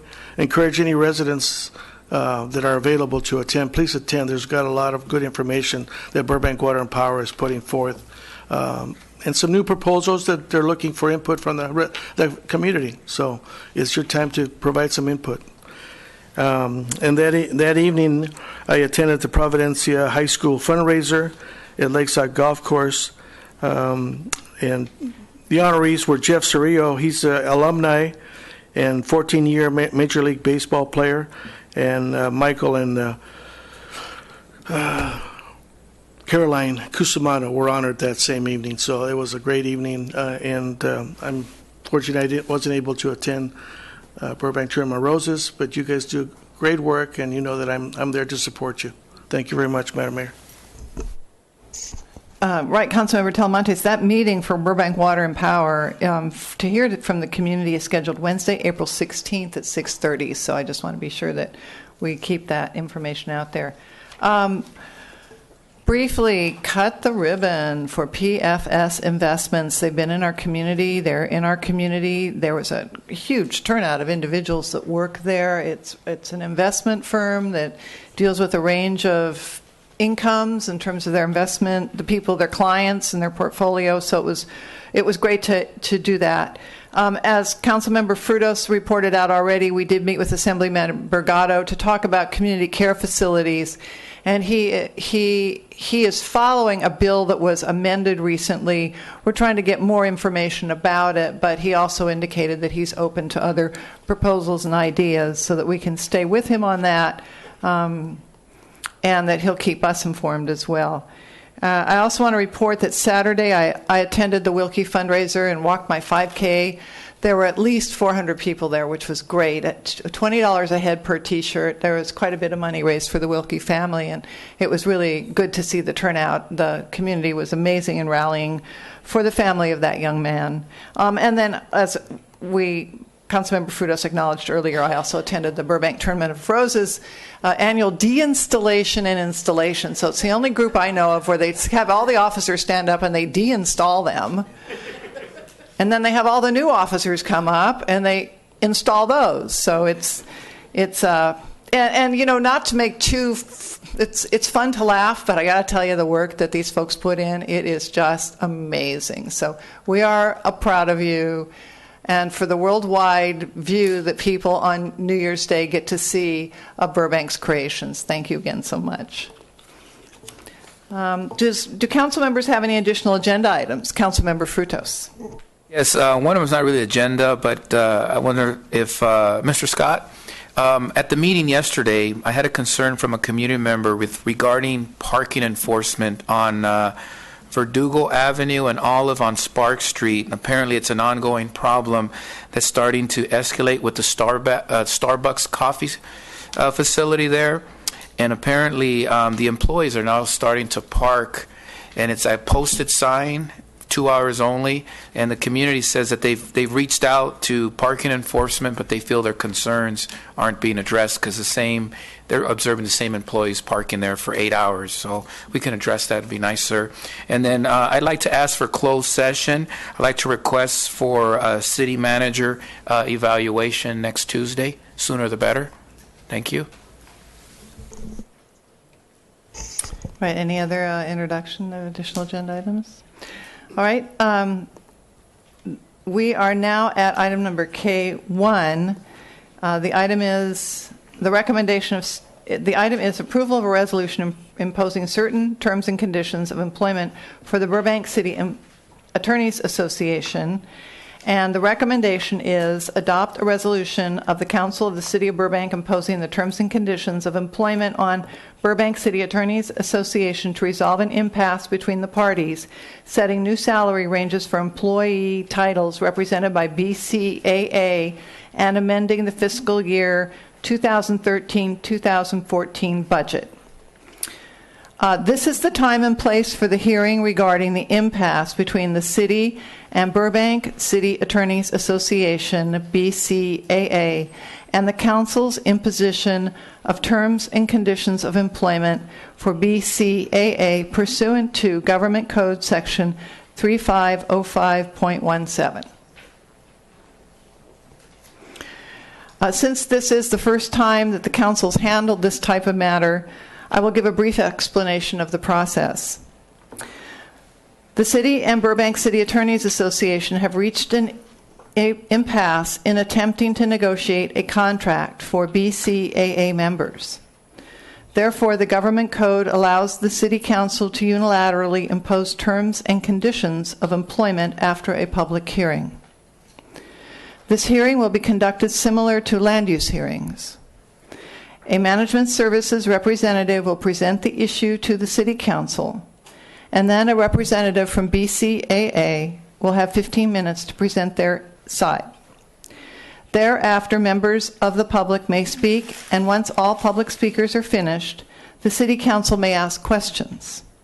After council questioning, management services and then BCAA will each have up to 10 minutes for rebuttal. The public hearing will then be closed and City Council will start its deliberations. Before we begin, are there any disclosures relating to this hearing? Seeing none, Mrs. Mullins, have the notices as required by law been given? Yes, they have. Do we have the complete file of exhibits, correspondence, and other documents? Yes, you do. Are there any further written communications on this matter? We received one email, and you all have copies of it, and it's available for the public out front. All council members have a copy of that.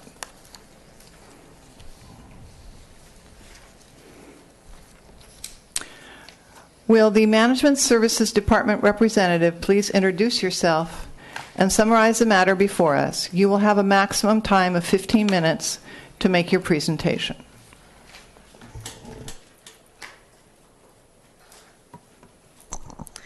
Good evening, Mayor, members of the Council. My name is Betsy Dolan, Management Services Director. The representative giving the city's presentation tonight will be Mr. Bruce Barsick from Liebert Cassidy Whitmore, which is the city's outside counsel for labor negotiations. The city engaged Liebert Cassidy Whitmore in March of 2013, and since then, Mr. Barsick has been at the negotiation table as the city's legal counsel during all negotiation sessions with both BCAA and BMA, with whom the council recently settled. Mr. Barsick has worked closely with management services staff throughout the negotiations process that has brought us here to tonight's meeting, to tonight's public hearing. And he also served as the city's advocate during the fact-finding proceedings with BCAA in September of 2013. Mr. Barsick has been with Liebert Cassidy Whitmore since 1981, specializing in education and public sector employment and labor law. So with that, I invite Mr. Barsick to the front to make his presentation. Thank you.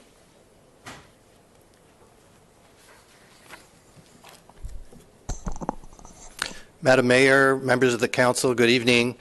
As was indicated at the outset of tonight's hearing, this particular action that the management is recommending to you is authorized by Government Code Section 3505.7. The specifics of what the city is proposing are more fully set forth in the staff report that you all have. But in general, what the city is proposing is as follows. First, this would be a implementation that involves an increase in salaries for members of the BCEAA bargaining unit of 3%, effective upon adoption of the resolution. Secondly, with respect to retirement, this would impose an obligation of city employees, particularly the BCA unit members, to increase their member contribution by 4 to 6%, depending on the date of hire.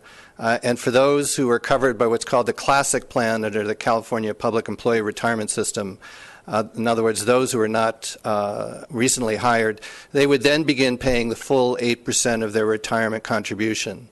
The resolution also seeks to have the city implement and actually authorize the providing of an alternative work schedule, commonly known as a 980 schedule, which would authorize employees to request and upon approval of the city attorney receive an alternative work schedule.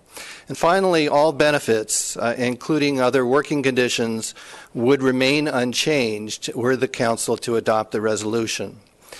The purpose of the resolution, the purpose of coming here this evening is probably fourfold. And I would say that I would estimate it that it would be primarily based upon economics, but also related to the increasingly costly impact of retirement contributions. And a third reason, which I'll discuss in a moment, is the idea of having all city employees, including BCAA unit members, but not limited to BCA unit members, be part of the solution in resolving financial difficulties with the city. And then last but not least, the purpose of this resolution is to try to treat employee organizations equitably. As the council is very familiar, the last several years have been difficult times financially for the city. The economic downturn, the high unemployment, declining property values, the large state deficit in the budgets, rising pension costs have resulted in the city having to reduce its budget for 9 out of the last 11 years. The two main drivers of the city's general fund budget are salaries and benefits, and indeed they constitute over 80% of the general fund budget. For this budget year, the 2013-14 budget year, the city was faced with another structural deficit of approximately $2.2 million. And indeed, when you adopted the budget for this year, departments were required to reduce expenditures by approximately 1.9%, or approximately $2.3 million. In addition to that, your budget assumed that all employees would pay at least half of the member contribution toward retirement. Now, even assuming the council adopts the implementation today and requires those in the classic plans to pay the full 8%, that would still be less than the half contribution that your budget anticipated. The other concern with respect to finances is that the city finance department has estimated that in the future, over the next several years, the ongoing revenues will not be as high as the ongoing expenditures. So we continue to have a structural deficit. The retirement rates. Currently, the city is paying approximately 16.5% towards retirement. The October valuation that the city received back in October 2013 shows that the retirement rate for the employer side, not the employee side, but the employer side, is due to increase from 16.5 to 17.95%. That is an increase of 7.5% since 2010-11. So in the last 4 years, we've seen an increase of 7.5% in the employer's costs. In other words, your cost as city taxpayer costs. The same actuary that we received from the state of California indicates by 2019, the retirement rate for the employer is going to increase to 25.6% for these employees. So in other words, another 8% increase in costs of employing individuals. Since then, CalPERS, the agency that regulates retirement benefits, has announced additional increases above those that I just mentioned. So with that in mind, the city's objective had been that labor groups, as I said, including BCAA, would be part of the solution in achieving the structurally balanced budget. The other objective is to move all employees toward paying the full 8% or 9% in the case of safety. And as a matter of principle, the idea was that all employees should be paying their fair share of retirement, since the employer's costs are significant and employees enjoy a very beneficial and substantial retirement benefit.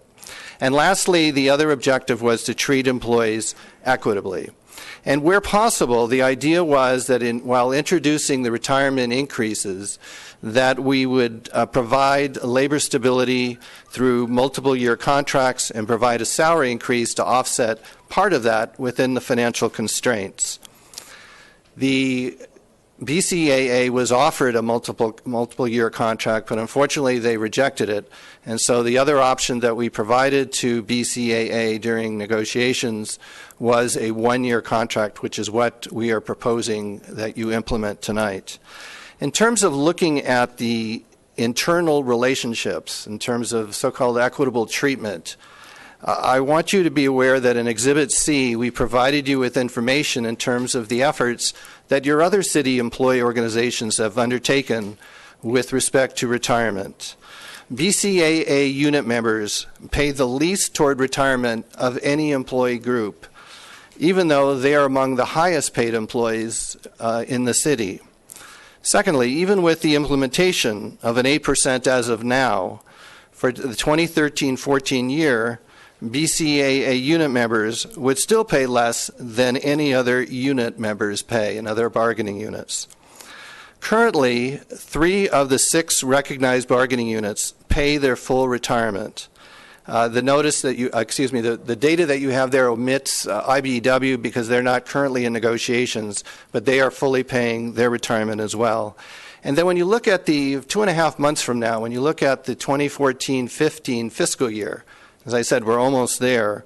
By the end of that fiscal year, 5 of the 6 bargaining units will be paying at least 8% of their retirement rates toward member contributions.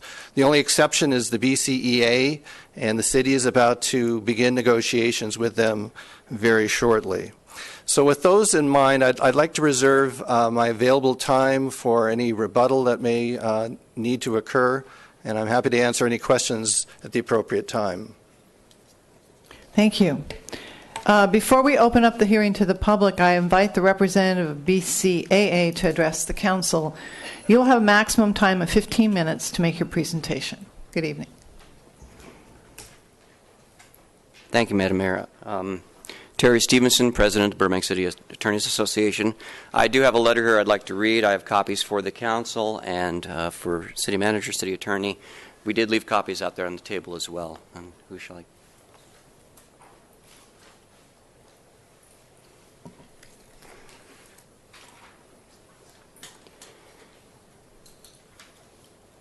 Madam Mayor and council members, the Management Services Director and Mr. Boschlock are proposing that you impose terms and conditions upon the 11 employees represented by the Burbank City Attorneys Association, BCAA. The staff report you're being asked to rely on is flawed both legally and factually. If you follow its recommendations, the council will make a decision that will subject the city to legal liability and send a message to other employees that you accept management's unlawfully regressive bargaining tactics.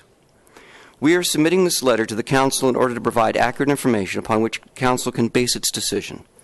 We hope you will seriously consider our arguments, the facts and our arguments, and decide to reject the recommendations of city management to impose terms and conditions of employment upon the membership of the BCAA. Why the BCAA organized? The attorneys initially met with Management Services in 2012 to express our concern that unlike other organized employee groups, members of the Z Group, the unrepresented managers and professionals in the city, had not received salary adjustments to mitigate the impact of the increased contribution to PERS, the Public Employee Retirement System. Additionally, members of the Z Group had not had a salary range increase or cost of living adjustment since 2008, but rather it had pay decreases. The city refused to discuss our concerns, stating it could not discuss terms and conditions of employment unless we were part of a bargaining group. As a result, the attorneys had no choice but to organize because they were told they had to do so in order to address the fundamental unfairness in which the city was treating the unrepresented managers and professionals. Factual and legal reasons not to impose. City management has, 1, failed to follow council's own rules during the negotiation project, 2, engaged in regressive tactics after the fact-finding process, 3, proposed terms and conditions of employment that are not supported by either case or statutory law and violate the federal and state constitutions. 1. After the BCA declared impasse, the city manager was mandated by our labor relations resolution to schedule an impasse meeting with representatives of the BCAA and management. Although Ken Paulskamp, the interim city manager, met with representatives of the BCA, the meeting was not attended by Betsy Dolan, the city labor negotiator, or Mr. Barsock. During the impasse meeting, there was no effort on the part of the interim city manager to act as a neutral and engage, and I quote from the resolution, a review of the position of all parties in a final effort to reach agreement on the disputed issues, as required by the city's labor relations resolution. Instead, the interim city manager suggested the BCA make a proposal for management to consider, even though the BCA had already made a proposal for management to consider. In other words, the BCA was invited to negotiate against itself rather than negotiate in good faith with management. The failure of the city to follow its own rules during the negotiation process is an example of bad faith negotiation. 2. During the fact-finding hearing, the city intimated that it may consider imposition of the full 8% PERS contribution if BCA didn't agree to a 3-year contract. This suggestion is clearly regressive from the only offer made by the city during negotiations, the 3-year offer that Mr. Barsock referred to, because if imposed, that 3-year offer should instead be a 2% contribution with a 1% salary increase. The city cannot legally impose terms and conditions that are regressive from previous offers and were never offered prior to fact-finding. Doing so is retaliatory, as noted by the fact-finder himself during the fact-finding deliberations. 3. Finally, the imposition of the full 8% PERS contribution is not supported by either case law or statutory law and violates the federal and state constitutions. Most members of the BCAA were hired pursuant to resolutions adopting terms and conditions of employment expressly promising to pay the employee cost of PERS retirement. The California Supreme Court has expressly held that the terms of a resolution adopting employee benefits are a binding contract under the federal and state contracts clause of their respective constitutions. The Oregon Supreme Court, when faced with an attempt by the legislature to renege on an agreement to pay the employee's cost for their PERS retirement in that state, expressly held that such an action violated the federal constitution. Further, the general rule is that a public employer cannot unilaterally change a vested right, such as the employee cost of PERS retirement, without a corresponding benefit. The general rule has been specifically applied to vested pension rights, and any changes, such as increased employee contributions, must be accompanied, and I quote from the case, accompanied by comparable new advantages. It is difficult to see how the city can prove the equivalency of the proposed 3% salary increase with the increased 6% employee contribution to PERS when the result is a 3% pay cut.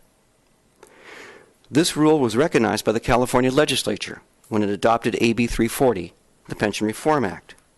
In fact, the general consensus of most labor attorneys is that a public entity cannot impose the full 8% upon employees until January 1st, 2018, as provided by the provisions of AB 340. Reflecting that general consensus was the city's stated goal to achieve 8% employee contributions to PERS by 2018. If the council does follow management's recommendations to impose the terms and conditions noted in the staff report, including the full 8% employee contribution to PERS, the BCA will have no option to contest such action at the Public Employees Retirement Relations Board, PERB, or before the courts. Such litigation has already started in California. Public employees were successful in invalidating an attempted increase in pension contributions without comparable new advantage in San Jose. And public attorneys in San Bernardino County and Orange County are also currently involved in such litigation. A Superior Court judge will hear arguments in the San Bernardino case on April 11th, 2014. The BCA requests are reasonable. Despite management's effort to depict our members as overpaid and greedy, the staff report is deliberately misleading by including in the attorneys' salaries one-time monies the city had to pay back to all unrepresented Z Group members because of illegal deductions from their pay. Furthermore, the staff report includes vacation time cash-outs and annual salary, which is not reflective of true annual base salary. The fact is that the top salary of a senior assistant city attorney, when translated into an hourly fee, is less than $82 an hour, $81.67 to be exact. This is considerably less than the hourly fee of any outside attorney the city has ever hired. It is even less than many other city employees. The alleged savings of $68,000 should also be compared to the city's budget surplus. And you hear lies, and damn statistics. Well, numbers are tricky. Keep in mind that in July 2013, it was projected that the city would actually have a $4 million surplus. And just last month, that was projected to be $6.5 million. I frankly think the city should be pretty proud of the way that the financial people in the city have been able to achieve these surpluses. But despite these projected surpluses, management is proposing that the attorneys take a 3% pay cut in addition to our previous 2% pay cut. There are options to imposition. Rather than impose regressive and illegal terms and conditions of employment on the BCA, which results in a 3% pay cut to those employees represented by the BCA, the Council has at least two other options. One, the city can use the fact finder's recommendations as a basis for an offer to the BCAA. It could even consider imposing terms and conditions based on its only offer to the city, which would, as noted before, be a 1% PERS increase and a 1% salary increase without being regressive. Two, the Council could close negotiations for fiscal year 2013-14 and instruct staff to immediately commence negotiations for a new agreement to commence on July 1st, 2014. In conclusion, despite the Council being asked to take the unprecedented action of imposing terms and conditions on the BCA, tonight the Council is being asked to take the unprecedented action of imposing terms and conditions on the BCA. This request will be made despite the fact that the city has never imposed terms and conditions on a bargaining group before. The interim city manager failed to follow this Council's own impasse procedures, and the city cannot legally impose terms and conditions that are regressive, never offered before fact-finding, violate case, statutory, and constitutional law. In light of all that is wrong with the proposed imposition, the option of closing negotiations for fiscal year 2013 and commencing new negotiations for an agreement to commence on July 1st, 2014 is the best course for the Council to follow. We hope that is the path the Council will choose. I would like to add a personal postscript to this letter. Some of you are aware that I will be retiring at the end of this year after 37 years of service to the city. Many of you are aware that I was raised in Burbank. I attended Theodore Roosevelt Elementary School, Luther Burbank Middle School, and John Burroughs High School. And I've been very happy and proud to be a city employee for 37 years. Much of what we are doing up here tonight isn't really for me or the other attorneys in our office that have spent decades of service to the city of Burbank. We are concerned about what is in the best interest of the city and the future of the city. And if you go forward and impose these terms and conditions, I fear that in the future you will come to find that it will be difficult to recruit and retain highly qualified attorneys for our office. I really hope you do not follow that path. Thank you for your time and consideration. Thank you, Mr. Stevenson. We will now hear from any persons in the audience who wish to speak on this matter. Each person may address the Council for a maximum time of 5 minutes. Do we have any speaker cards? Is there anyone who wishes to speak at this time? Please come on up.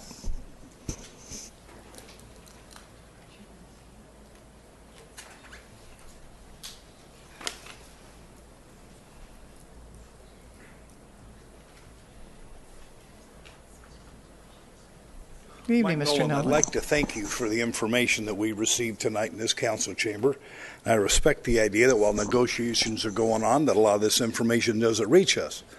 But first, I'd like to point out to you that what you have in front of you that Mr. Stevenson passed up is not what he testified to. There's numerous changes in what I was following, and I got a copy at the table.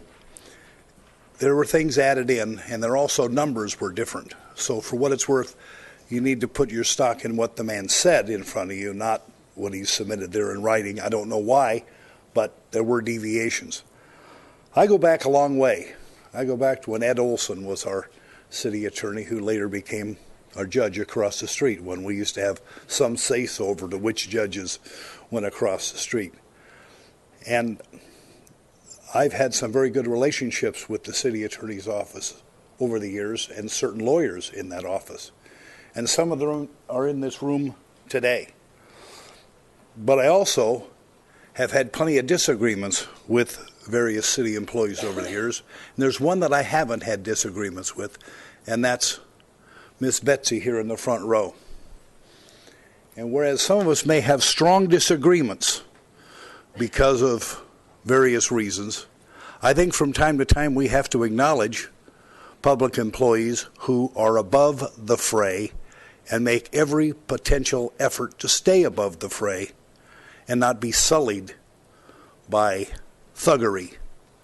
I believe in this particular case, over many months, our Miss Betsy has been mistreated by the legal beagles in that department, and I really don't know why.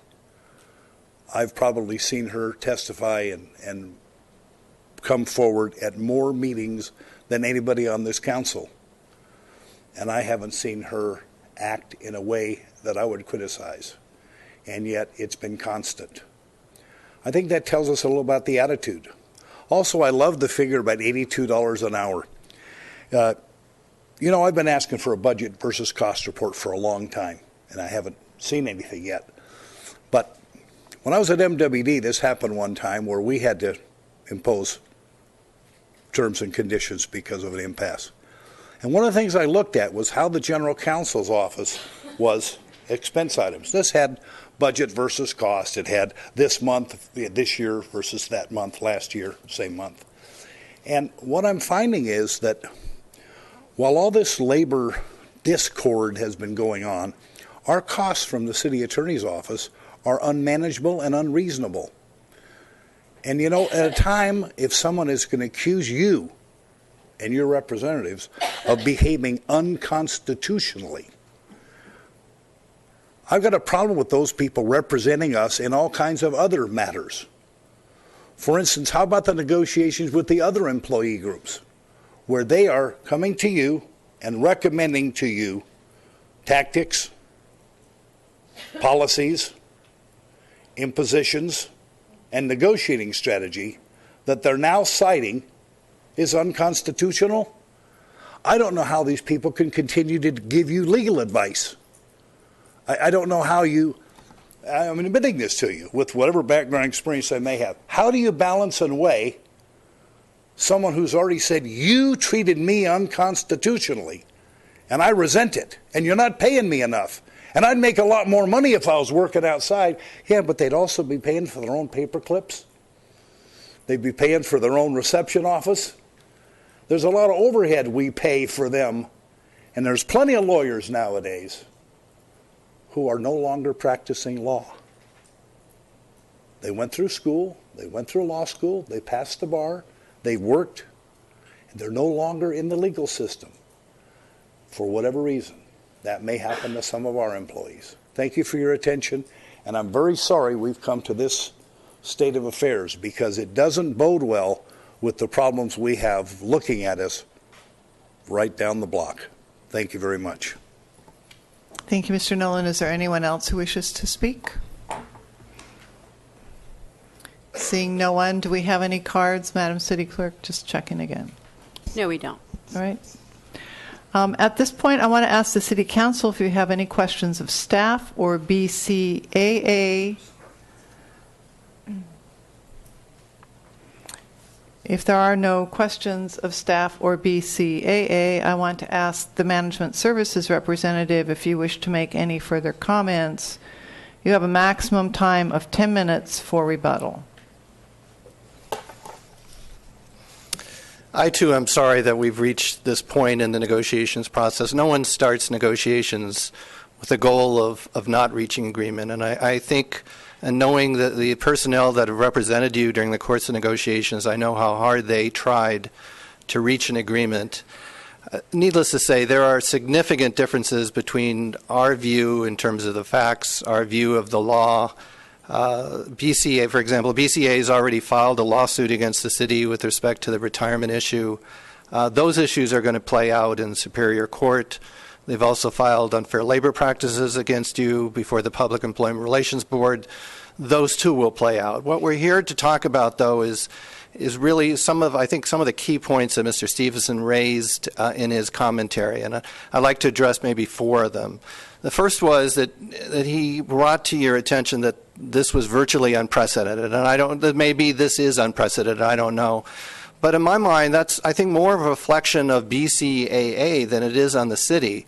Because after all, the city was able to negotiate agreements with every bargaining unit, including recently with BMA, which resulted in an agreement for which they are paying the full 8% as of the 2013-14 year. I think if BCAA were to look in the mirror, they'd see that as part of the negotiations process, it was they, not the city, that presented a first, last, and best final offer. And as the fact finder noted in his report, which is included in your materials, it was BCAA that presented an initial proposal and thereafter increased the proposal during the course of negotiations. So I think the record reflects rather well on the city in the sense that the city, even after the fact-finding report came out, offered to negotiate, made a concerted effort to try to find common ground with the association, and unfortunately we've not been able to reach an agreement.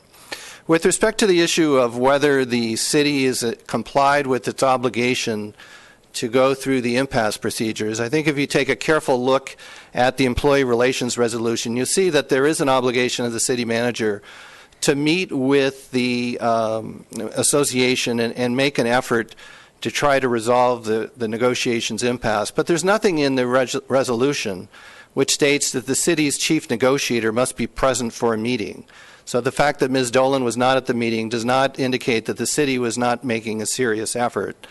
What the resolution does require is that the parties take a look and review their positions in a final effort to reach agreement. And that is exactly what the city manager did. The assistant city manager, Justin, was there as well, in an effort to try to come up with ideas in terms of reaching a resolution. Unfortunately, BCAA was not agreeable to making any of those changes. The second purpose in the employee relations resolution was to select an impasse procedure that the parties could utilize, and the city manager recommended mediation. And it was BCAA that decided not to accept that. That's their legal right, but it certainly shouldn't be something that inures to the disadvantage of the city. So BCAA's has also indicated that the city has never presented a proper last, best, and final offer. I disagree with Mr. Stevenson. I believe there's nothing in the law that requires that a last, best, and final offer be made prior to the declaration of impasse. And indeed, if one were to review the procedures that went through and the negotiating history in this case, where the meeting of May 31st, the BCAA made a proposal which, again, increased its demand, then declared impasse before the city could even make a counter-proposal, I think you'd recognize that the city really had no reasonable opportunity to even make a last, best, and final if it even wanted to do so. Secondly, the city did not have an opportunity to make a last, best, and final offer realistically until we went through the fact-finding process. And after we went through that process, as I said, we tried to renew negotiations, tried to come up with different ideas, made a proposal that provided for a 3-year option as well as a 1-year option, and unfortunately it was BCA that did not agree to that. The third issue that Mr. Stevenson mentioned had to do with the idea that the city's last, best, and final offer is regressive. And I think if you carefully look at the offers that the city has made, the city made its initial offer in which it provided a 1% salary increase in the first year and a 3% salary increase over the course of 3 years with an 8% retirement pickup. The last, best, and final offer provided two options, a 3-year option which increased the salary offer by 2%. So in other words, instead of a 3% salary increase over the course of the 3-year term, the city offered a 5% increase over the course of the 3-year term, also offered the possibility of alternative work schedules, and at the same time provided an option of a 1-year option, the one before you today. And because of the nature of the legality of adopting terms and conditions of employment, we're basically limited to a 1-year option. But even if you look at the 1-year option, that was a 3% salary increase in the first year as opposed to the 1% salary increase in the first year, the city's initial proposal.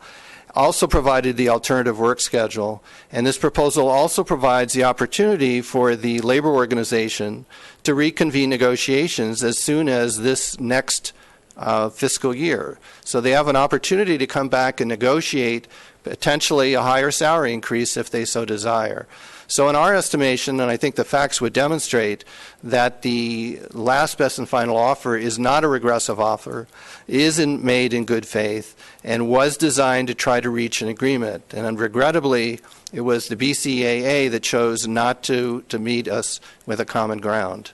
Thank you. Thank you. Does the BCAA representative wish to make any further comments? You have a maximum time of 10 minutes for rebuttal. Thank you.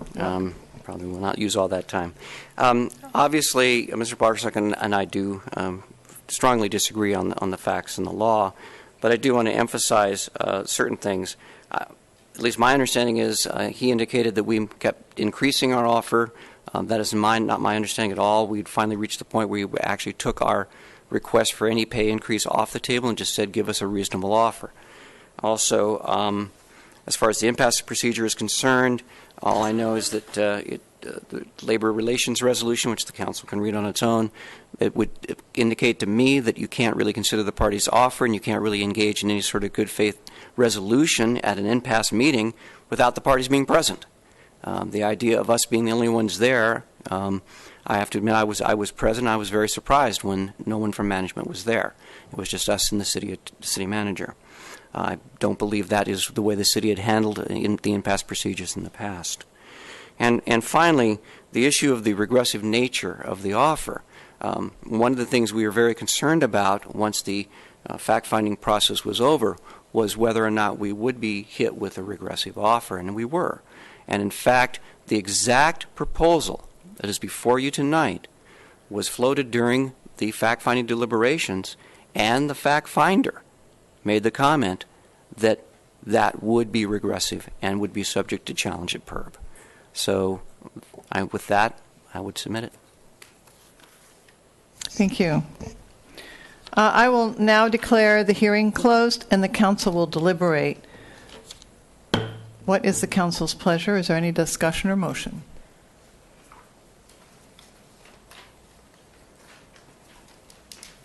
Councilmember Talamantes. Yes, Madam Clerk, Madam Mayor. I propose a resolution of the Council of the City of Burbank imposing the terms and conditions of employment on Burbank City Attorneys Association to resolve an impasse between the parties, setting new salary ranges for employee titles represented by CEA, BCAA, and amending the fiscal year 2013-14 budget. Is there a second? I'll second. Second for discussion. Okay. I'll just, the comment I want to make is that it's regrettable.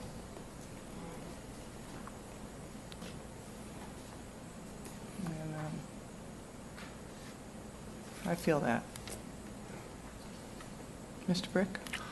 Well, unfortunately, I don't feel any of us want to be in this position, nor did I ever think we'd reach this. So I am proposed to move on this tonight. And I have the utmost respect for everyone in our city attorney's office, and hopefully we'll move forward. Thank you. Anyone else?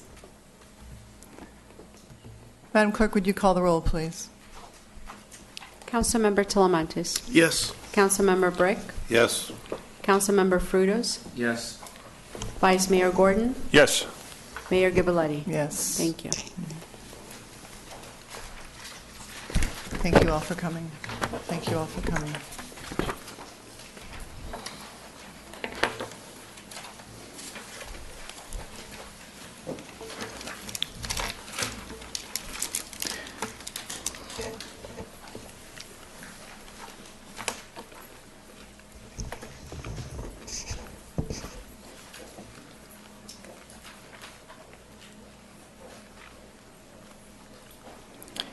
We are going to move on then to City Attorney reporting on items in closed session.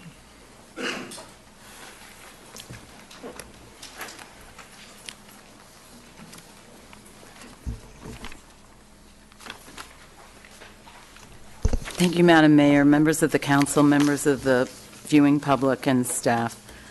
Council met in closed session to consider existing litigation between BCAA and the City of Burbank concerning the cost of pension, paying the cost of pension. Also, it met with its labor negotiator, management services director concerning BCAA. Lastly, the council did meet in concerning anticipated litigation with City as a potential plaintiff. What the council discussed in closed session was whether to proceed on its own or to help support a lawsuit already that's been filed that challenges SB 7. I'm going to explain a little bit about that.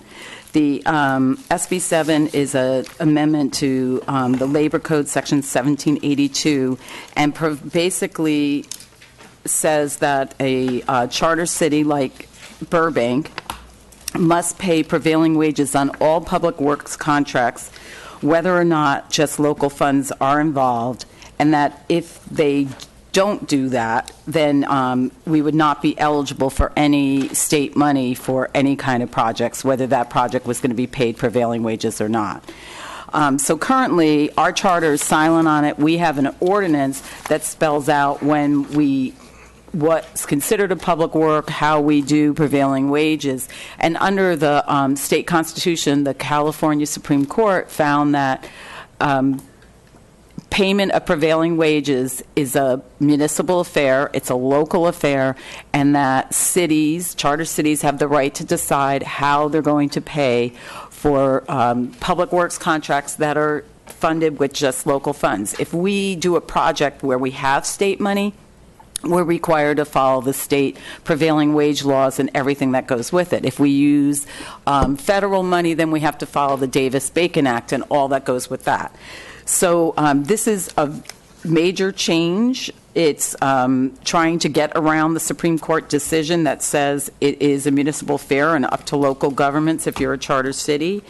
This law, if it's successful, could be the end to municipal affairs and home rule as we know it, which is the reason cities like Burbank have a charter.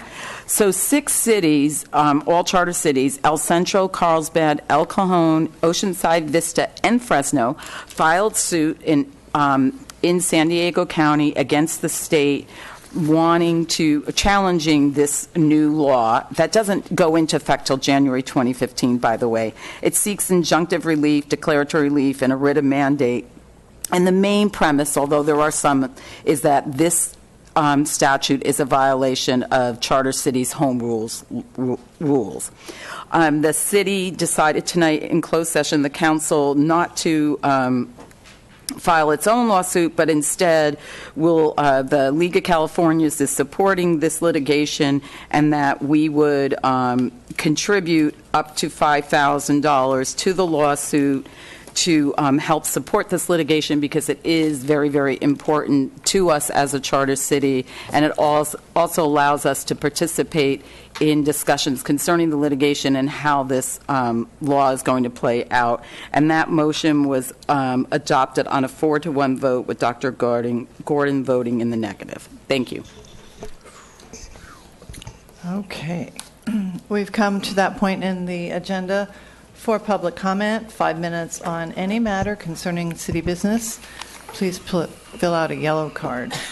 The first speaker is Mr. Gary Garrison, followed by Dave Galansky.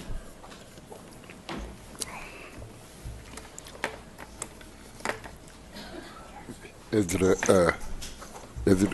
evening. Good evening, ladies and gentlemen, here at the Burbank Council meeting. Madam Mayor, I just had a birthday, me, Gary Garrison, and just had a birthday, and then also, since I always had a birthday, also, Dodger Stadium, I don't know what a Dodger Stadium looks like. I never had any money to go to Dodger Stadium. So also Los Angeles Lakers, and also you take USC Trojans. I'm a USC Trojan fan. And also, I am telling you the truth, Gary Brick and you too, Mayor. I have never been at Dodger Stadium. I don't know what they look like, Dodger Stadium. Because I am on Social Security, because I don't have that kind of a money, though, for Social Security. To go to Dodger Stadium, they cost quite a bit. I was born in Las Vegas, Nevada, April the 7th. Also, I'm a singer. I like to sing Celine Dion songs. Also, I like to sing Celine Dion songs, also Sheryl Crow songs, also Picture. If it's a Johnny Cash, I'm a singer. Also, I like to, when I'm on Channel 6, I like to find out about, I like for you to, Burbank Council meeting, tell them my birthday is April the 7th, 1937. I was born on April 7th, 1937, in Las Vegas, Nevada. Also, been a dream of mine.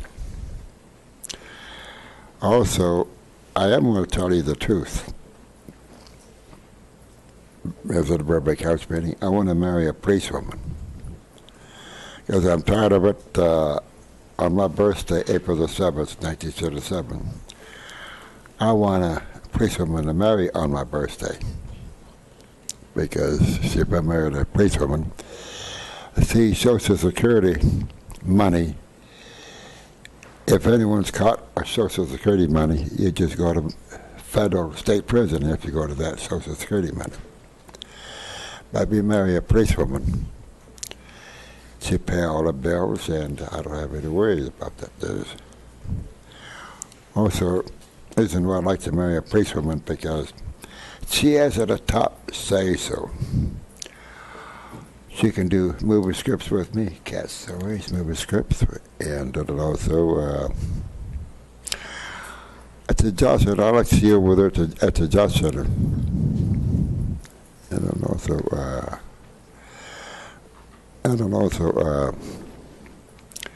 I'm on, I hope they're watching this at Burbank House meeting. I'm on at the Channel 6, and also my birthday is April the 7th, and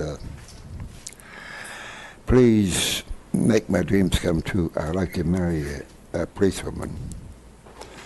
That's been my birthday, Madam Mayor. I'd like to marry a policewoman, because that's been my birthday right there. Marry a policewoman, Burbank PD. Also, appreciate if you can get me a Dodger Stadium, Gary Brick, because I don't know what they look like.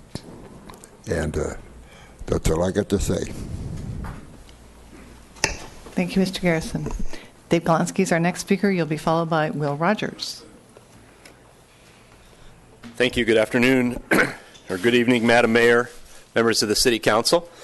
I'm going to talk a little bit about last week, and let me start out and say that Vice Mayor Gordon, I think you should be ashamed of yourself on not recusing yourself on the Section 8 issue. you are expected, as is everyone on the dais, to come to these issues with an unbiased opinion. And in reality, you have someone who is very, very close to you who had a financial interest in that discussion. And you did not disclose that, nor did you recuse yourself. Instead, you argued for higher subsidies in a already generous program at the cost of helping out less people. I think it was very disappointing. Moving on to the issue of the night about the group homes. First, let me ask a question. As you met with the representatives from Sacramento, why do you think Sacramento takes away local control on these issues? I will suggest to you that if they watched Tuesday night's city council meeting, or the Tuesday before that, or a whole series of repetitions, and saw the vice mayor creating political theater, political posturing, delivering last-minute documents that create chaos and dysfunction, not just once, but it's a regular recurring theme, and making inflammatory statements, they lose their confidence and trust in local officials to make reasonable decisions. And that's what's happened. And I'm sure that you heard from our state representatives. If not them, they weren't the ones who made these rules. But the reality is they took away your ability to deal with these issues in large part. And for anybody to say our hands are not tied, that's simply not true. You're not being truthful. Your hands are tied. They're not completely tied. There are things you can do. Which brings me to my next topic. I believe there is a real issue that can be addressed. And this issue has been addressed in communities that have universities. Because what's happened in those communities is people have converted single-family homes into what they call pseudo-dorms. And they take a house and they convert it into dormitory-style housing. And that dormitory-style housing is inappropriate for single-family uses, regardless of who lives there, regardless of the family makeup, regardless of that. And there is an ability for you to adopt standards regulating the ratio of common living space to sleeping space or to bedrooms. And if you did that, you would make some progress. You're not solving all the problems, but you would make some progress because people are concerned that someone's going to buy the house next to them and turn it into a dormitory. And it's happened. And if you go back and look at the history of the places that have created problems in the city of Burbank, you will find one common theme to very many of them is that they had been reconfigured into a dormitory-like space, which contributed to the problems. I think that's something that you could do immediately. You should ask the city manager to bring that back next week.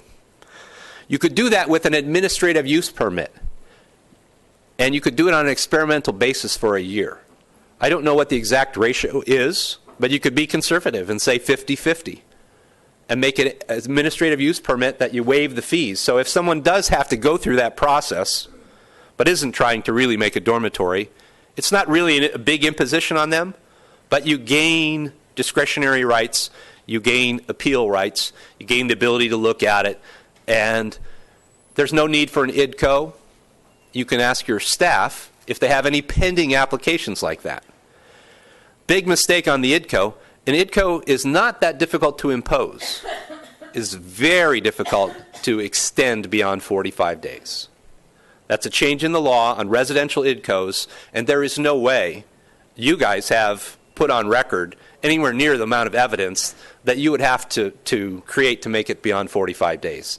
IDCO would be a bad approach, but you may have to do it temporarily. Thank you. Thank you. Will Rogers. You'll be followed by Darlene Williams.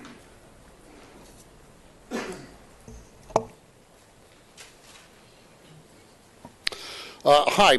I'm going to address a couple of the same points that David mentioned, but since he started out picking on you, Mr. Gordon, I'll leave you for a little later in it, because frankly, I watched that 2-hour debacle last week and was both enraged and humiliated, and I can't recall anyone escaping unscathed. The city manager took exception to criticism from some of the folks who are typically in the back of the room. And you have to know, 4 to 6 hours once a week, that's part of the job. It's also part of the job that you'll be feted and shown deference, and when you have a bad idea, somebody will say that's a great idea. It all comes out in the wash. Next month, you're going to be saluted at an event. I'm sure you're not going to take exception to these people being far nicer to you than you might deserve after less than a year here. So listening to that sort of thing not only is part of the job, but when you take exception to it, or when the city attorney does, it feeds those people who are relatively new to city government. And as I've said for 25 years, there is nothing easier than convincing people that City Hall is trying to screw them over. So each time you take exception to criticism, even misinformed, misleading criticism, I want to suggest you simply offer the facts as best you can and let the rest of it roll off your back. I can't imagine why the meeting with the council, the outside council, wasn't televised. I said it 2 weeks ago. I guess you guys just don't have that frame of mind yet. I'm begging you to move faster and get it. Rather than thinking, do we have to televise this? Do we have to release this? Should we send this out right away? Assume. You have to televise it. You have to release it. You have to get it out right away. You have to get it in the newspaper. You have to get it on the website. Unless there is some overwhelming reason not to. Please take on that attitude so that people can get facts more than being misled. Mr. Frutos last week basically pleaded near the end of the meeting. I get so many emails from folks. They want us to do something. I want to suggest that what a council member can do in a situation like that is explain to the people who are concerned. In many cases, you've been lied to. You don't have to worry about parolees and sexual predators moving next door and you having no way to know or find out. The rules have not changed with regard to care homes. Yes, a piece of language was altered in January, but for at least a decade, certainly more, I believe, the state has had a hands-off policy for cities. That hasn't changed. Some people have scared the hell out of residents who are concerned about their neighborhoods, but it hasn't changed. We've had 4 meetings in a row where Dr. Gordon has come up and begun a discussion with, I have tonight a document that no one has seen before. It is perfectly acceptable for a council member to begin a discussion by saying, I came up with some new information. Perhaps we could all discuss and review it and get back to this matter next week. Maybe staff could remember that this council actually has a policy of having all agendas completed, prepared, and released on Thursdays. That would eliminate that last-minute information, perhaps. It's not a magic show. You literally said, I will reveal. It's not a newspaper scoop. This is our city, and it's to benefit everyone. There is no reason to try and surprise folks.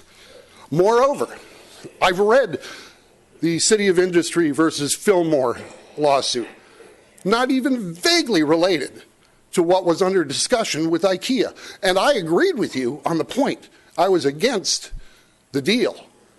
But the lawsuit sounded ominous, seemed impressive, unrelated. Same thing, with the IDCO and the airport.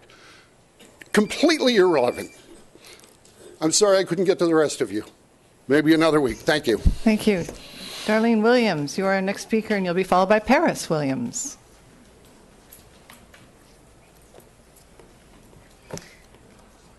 Madam Mayor and Council, my name is Darlene Williams, and this is my neighbor, Janet. Okay. I work for a company that supports individuals with disabilities, and we have homes in the Burbank area, and they're called adult residential facilities. We're governed by Title 17, which is regulated by the Regional Centers of California, and our regional center in this area in Burbank is Lanterman Regional Center, and we're also governed by Title 17, which is community care licensing. Our staff have to go through a background check, like a live scan, fingerprints, and all of our clients that live in the homes, they all have their own room, their own bed. We don't put two people in a room. Each house has 3, maybe max 4. And these individuals are just trying to be a part of the community, attending church on Sunday, being a part of volunteers. My daughter goes to Roosevelt Elementary School. And some of my clients, they recycle.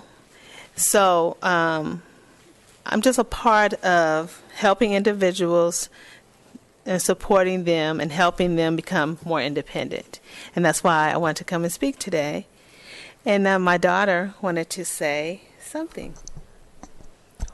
Put the microphone way down for her. Okay. We want to be able to hear her. Okay, tell me your name. Thank you. Are you Paris?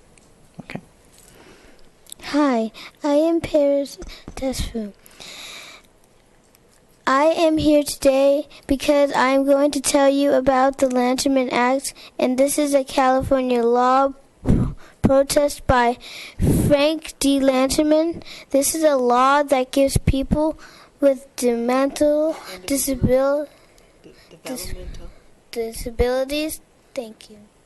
Disabilities, it's okay. The same rights.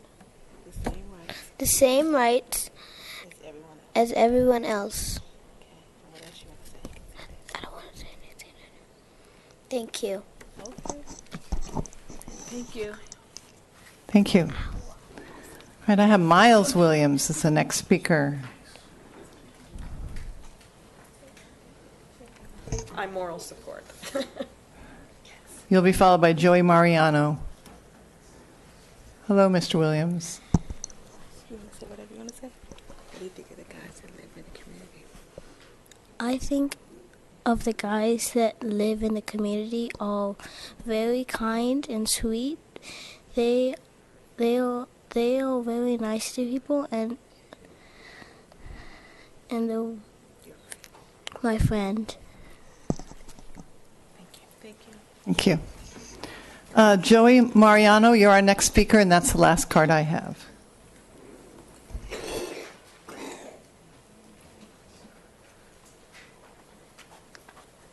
Hi, Madam Mayor and City Council.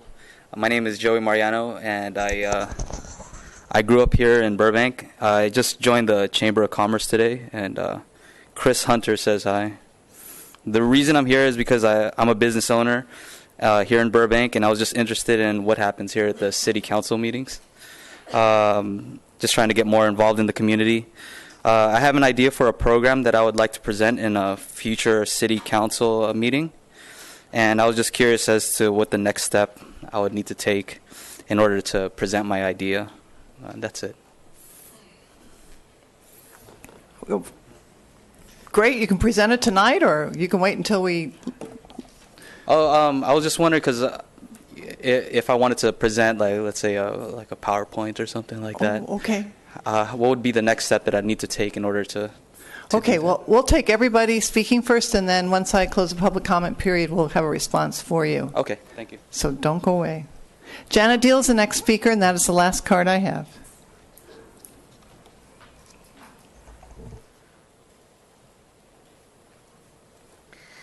Good evening again, Madam Mayor, members of the City Council, Mr. City Manager, and staff. As you've heard me speak in the past, and as I've sent emails to the Council, my concern with the issue of group homes is that I think that there's a lack of education among members of our community who are more afraid of people they don't know than understanding them. And my feeling is that the group homes for emancipated youth, for sober living, for the veterans coming back, and for battered women are vital to our community. It's something that we owe to our community to make sure that we have those facilities available and present, and that we include members of those group homes, as the care home next door to me, as vital members of our community for National Night Out, for everything that incurs in the city, and make sure that they are felt welcome. And I don't find that they are anything or anyone to be feared in any way. A couple of weeks ago, one of the speakers referred to those people. And just the term, those people, is so upsetting because it leads us into a realm of discrimination and creates a feeling of fear among people who simply don't know what is going on and who the people are that will be residing in these facilities and what they're capable of as being part of the volunteer programs in the city, the projects that are going on. There are so many things that are positive that could come out of this rather than just people saying, I'm going to be killed in my bed at night. I feel much, much safer having the care home next door to me because they have caregivers who are on duty 24 hours a day. That's an extra pair of eyes and ears watching in our neighborhood to make sure that it's safer. So I feel that if any of those facilities would like to come onto Rose Street, they're more than welcome. We would love to have them for National Night Out. We would love to have them involved in Tournament of Roses, Coordinating Council for Holiday Baskets, and so many other positive forces that could also help their lives as well as enrich ours in this community. So that's basically what I have to say. But I welcome them, all of them. Thank you. Thank you. Laverne Thomas is our next speaker, and that is the last card I have.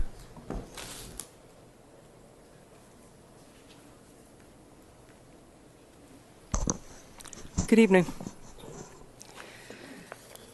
I actually came here for two reasons tonight. One was for the study session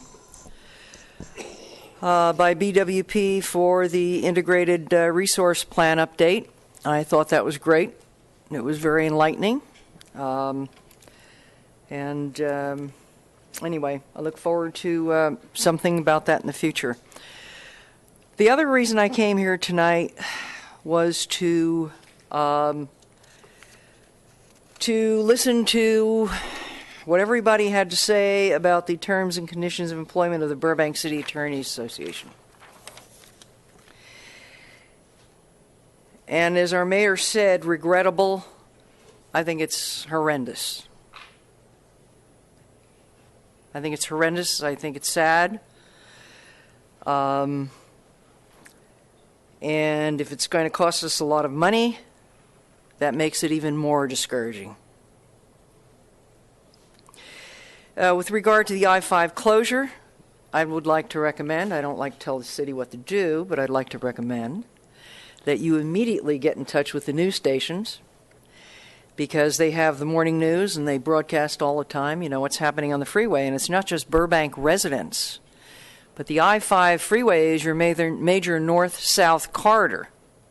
And it is a Sunday, but you do have a lot of trucks still traveling on that. You have a lot of tourists, etc. And so I think it would be very worthwhile for them to start tomorrow. What's tomorrow? Tuesday, Wednesday, or at least Thursday, starting to advertise that. Councilman Frutos, you had mentioned something about you attended the Beechwood Spark Sewer Replacement Program. Does that have to do with the update Or will it have to do eventually with the update of that Beechwood pump station? Okay. It's just because all the stuff from my street goes downhill and goes to that station, and I'm kind of interested in sewers. So I'd kind of like to know about that. So I'll talk to Public Works about that. And Wyoming has tons of coal. Goes for hundreds of miles all the way up to Billings, Montana. And yes, I can understand about the people possibly losing jobs and whatever else, but I think we have to look at a lot of different things with regard to our electricity and where we get it from. And I missed the meeting on Saturday. I will be attending next Wednesday's meeting. I didn't think I was going to be in town, but I'm going to be in town. So I will be also attending that meeting. But anyway, that's it for tonight. But I am very saddened about what we have to do. Thank you, Ms. Thomas. Our next speaker is Cecilia Wagers, and you'll be followed by Stefan Aaron.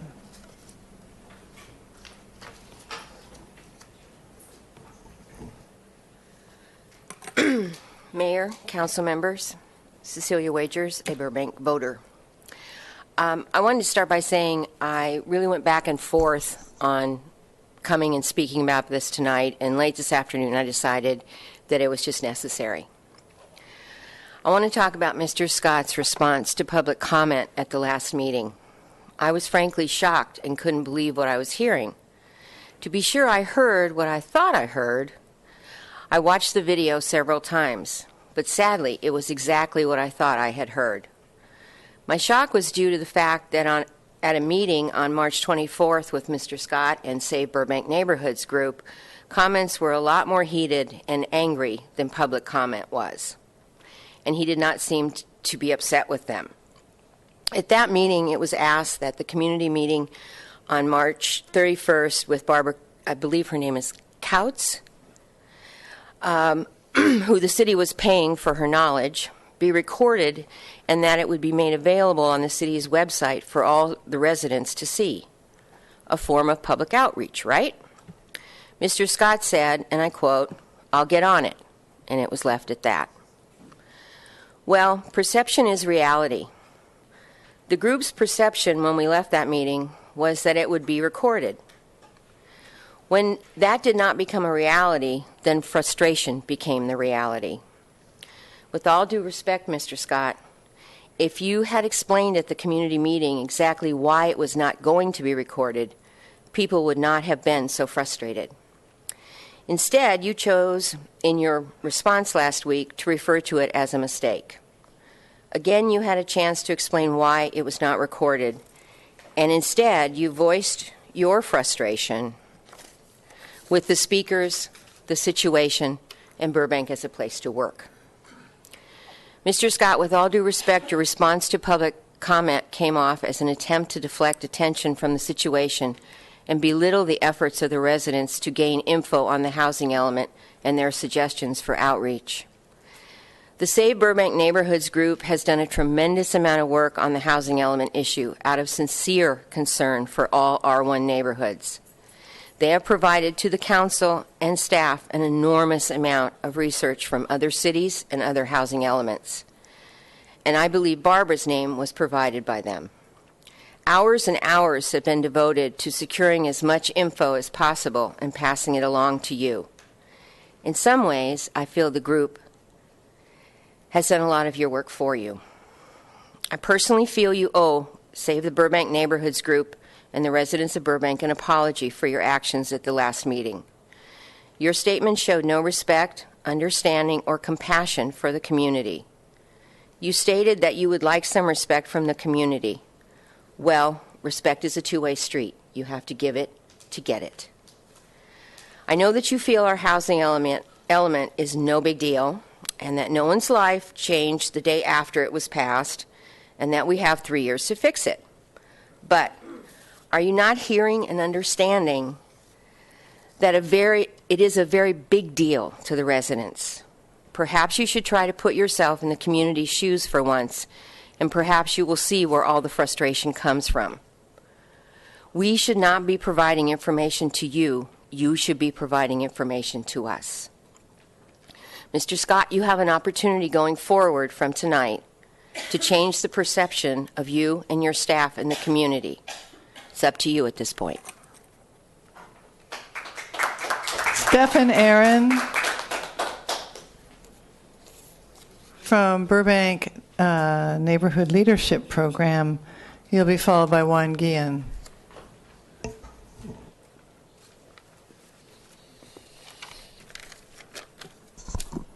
Good evening. How are you? I see why you all have jackets on. Clearly, it's our first council meeting we've attended. So, just putting it out there. Can't feel my hands, but I'd like to take a moment first of all to introduce myself. I am Stephen Aaron, and I am the chair of our community project this year. And these two lovely ladies are. I'm Lana Andrews. And I'm Jenny. And to begin our time, oh, that's great. It's right there. We'd like to first of all express our gratitude for your sponsorship and your belief in this program. We are so grateful to have these opportunities to get a sense of ownership in this great city. I'd just like to take a few moments and explain what, for those of you who are watching at home and who are behind us, and you may not know what the Burbank Neighborhood Leadership Program is. It's, as you can see, we're a diverse array of citizens that come together and take ownership of the city through a community project, as well as we do also have a classroom, a formal classroom setting where we learn from a nationally recognized leadership consultant. So, but the most compelling part of what we do is that we give back to this city through a culmination of a city project.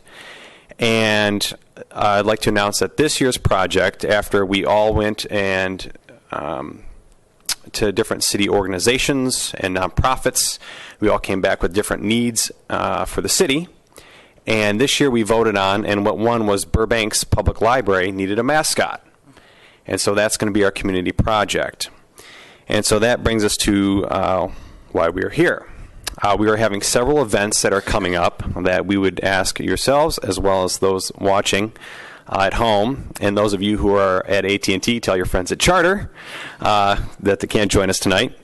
We have two events. One coming up this Friday, which is at Shakey's. We're having a pizza night from 5 to 8 p.m., and that's Shakey's, which is located at 1300 San Fernando Road in Burbank, California. The second is this Saturday. We're having a car wash at Carl's Jr., located at 1320 San Fernando Road. And the next way that citizens can participate, and those of you folks at home, take your phones, your tablets, your laptops. We have a website, and it's www.gofundme.com/Burbank Library Mascot. I'm going to repeat that one more time. www.gofundme.com/Burbank Library Mascot. And with that, if you ladies don't have anything, I'd just like to thank you for this time and your attention and the city's belief thus far in showing through their generous dollars, donation, and time commitments with our project this year. I'd just like to say thank you as well for believing in Up to the microphone, Lana. We cannot hear you. Thank you. I would just like to say thank you as well for supporting this incredibly important program. I feel so honored to be a part of it this year. Thank you. I just want to say thank you for your support to our project. Thank you. Have a great evening. Thank you so much. We'll bring a jacket next time. No worries. Juan Guillen is our next speaker. That is the last card I have. Good evening, Madam Mayor, City Council members. I feel like a proud parent. These students are amazing people, all coming from different sectors of our community, and shoveled through several hundred applications to pick the costume, or as I correct myself, the mascot for the city, Burbank Public Libraries. So they've done a lot of work, and they're hustling to raise over $3,400, and they will do this over the next 6 weeks prior to graduation. So from picking a project to design to finished product before graduation isn't a lot of time. So I commend them, and I'm very proud of them putting themselves out there to try and make our community a better place. How does this work? Just hit Darrow. Okay. I just wanted to thank all the volunteers and staff that showed up last week for the Burbank Sister City Bike-a-thon. The mission is to maintain relationships with our 4 sister cities and give the residents an opportunity to experience other cultures and learn about different parts of the world. So I just want to thank staff. They were up early and they did an amazing job, and they are truly appreciated. That didn't work. I had the opportunity to be at a coordinating council meeting this week, and it meets once a month, the first Monday of the month, 1711 North Avon. And some of the events that were being sponsored, I just wanted to share with the community. Thomas Edison is having their carnival on Saturday, April 12th. And I think that's from the PTA. The Burbank Historical Society is having Kate Hudson, the earthquake lady, and experts on Saturday, May 3rd, and that's the Burbank Historical Society. Let me see, what's the next one? BHS is doing a collection, spring cleaning, and they're going to donate all their things or all the items to Goodwill. Next one is the used book sale for the Friends of the Burbank Public Libraries. Over the last 10 years, the libraries have suffered something like 38% in cuts, and they still continue to produce a great product. And partly, if not mostly, besides wonderful staff, it's attributed to the Burbank Friends of the Public Library. This is one of their largest fundraisers, so I encourage all the viewers at home and staff and anyone that can hear my voice to please support the Friends of Burbank Library, April 28th to May 3rd. And I think I skipped one. And real important, and I think it's an asset to have, are the speaker at the Coordinating Council, thank you, was Captain Hendricks from the Burbank Fire Department. And the Medical Emergency Services membership is such an important program. Everyone needs to know about it. We need to advertise it more. For $4 a month, it is a great asset to our residents. They can get ambulance services. And yes, that is it. I appreciate your time, and thank you very much. Louis Altabelli, and you'll be followed by Mike Nolan.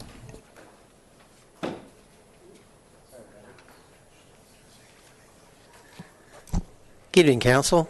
Just a quick note. I did happen to make it very late to the BWP meeting on Saturday over at the Buena Vista Library. I'm actually sorry I missed it. It looked like it was quite a presentation, and I'm going to try to make it to the next one at the library. I basically showed up there during the question and answer period, and I did have a couple of questions.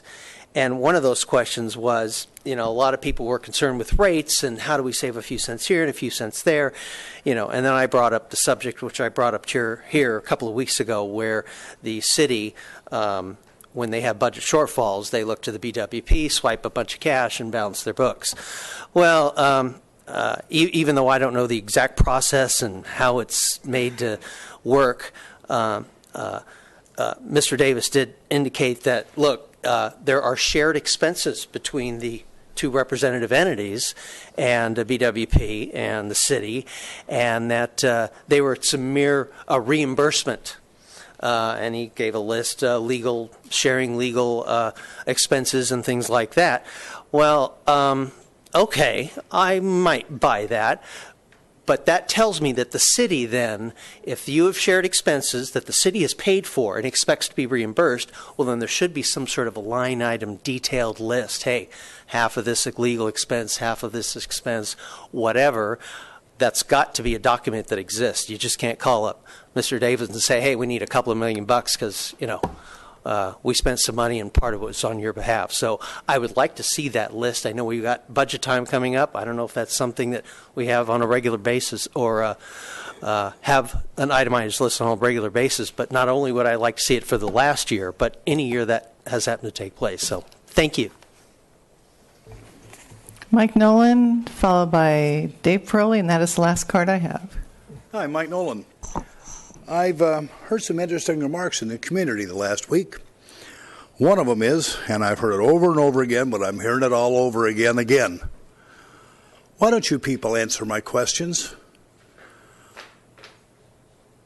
You have no idea when you're snotty and supercilious and ignoramuses by ignoring simple questions like, whose idea was it to require people to sign up online for an Easter egg hunt? And I asked who then approved it. All of you ignored it. Now keep in mind, things changed over the years. I remember when the city manager used to take down the questions in handwriting. The city council got first shot at responding to whatever they chose to. Butt over them, batted clean up. If it wasn't solved, it went on the monkey list. Some of you may remember. It served us very well. But we've got an interesting thing going on here. Sometimes people, especially people that move here from somewhere else, get a little confused. Example, they get San Fernando Boulevard mixed up with San Fernando Road. We've heard that. As a firefighter, Jess, you've probably run into that more than most people, but you knew what they meant, didn't you? But they didn't necessarily have it right, but you knew in Burbank it was Boulevard. But there's other things that are uniquely Burbank as we go on.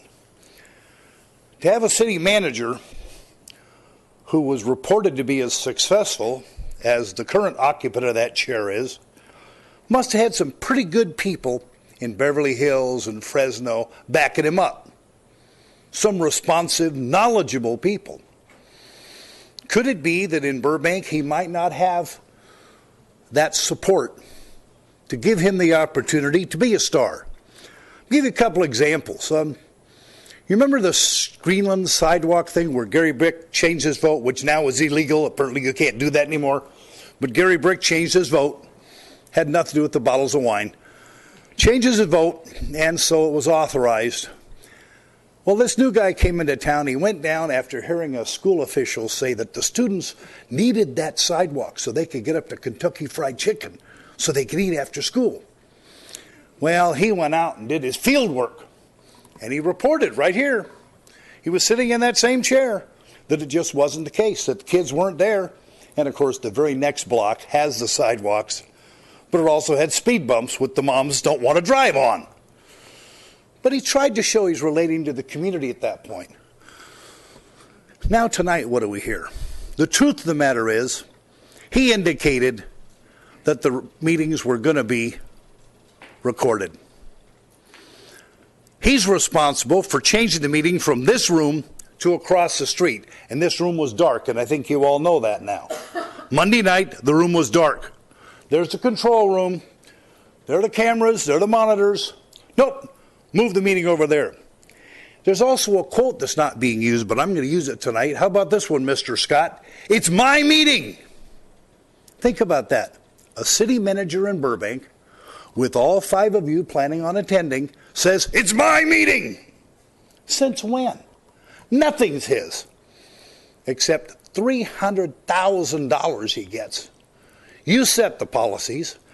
You have a community that's still confused because his staff didn't do the outreach in the first place. 300 letters went out to vendors. What about the residents and the homeowners? Didn't happen. That's why you got the backlash, and I think you know it as electeds. As an appointed, just blithely, just going to collect my check. Well, he doesn't like people saying he should be kicked in the butt or kicked in the ass. He should get a boot in the ass because he's the one who didn't want to share that information, which you all believed was important enough to go to. And he goofed. He says people weren't being human. To err is human. To screw up is human too. He's got to use a human voice to say, I screwed up, or he should be kicked in the ass and kicked out of town.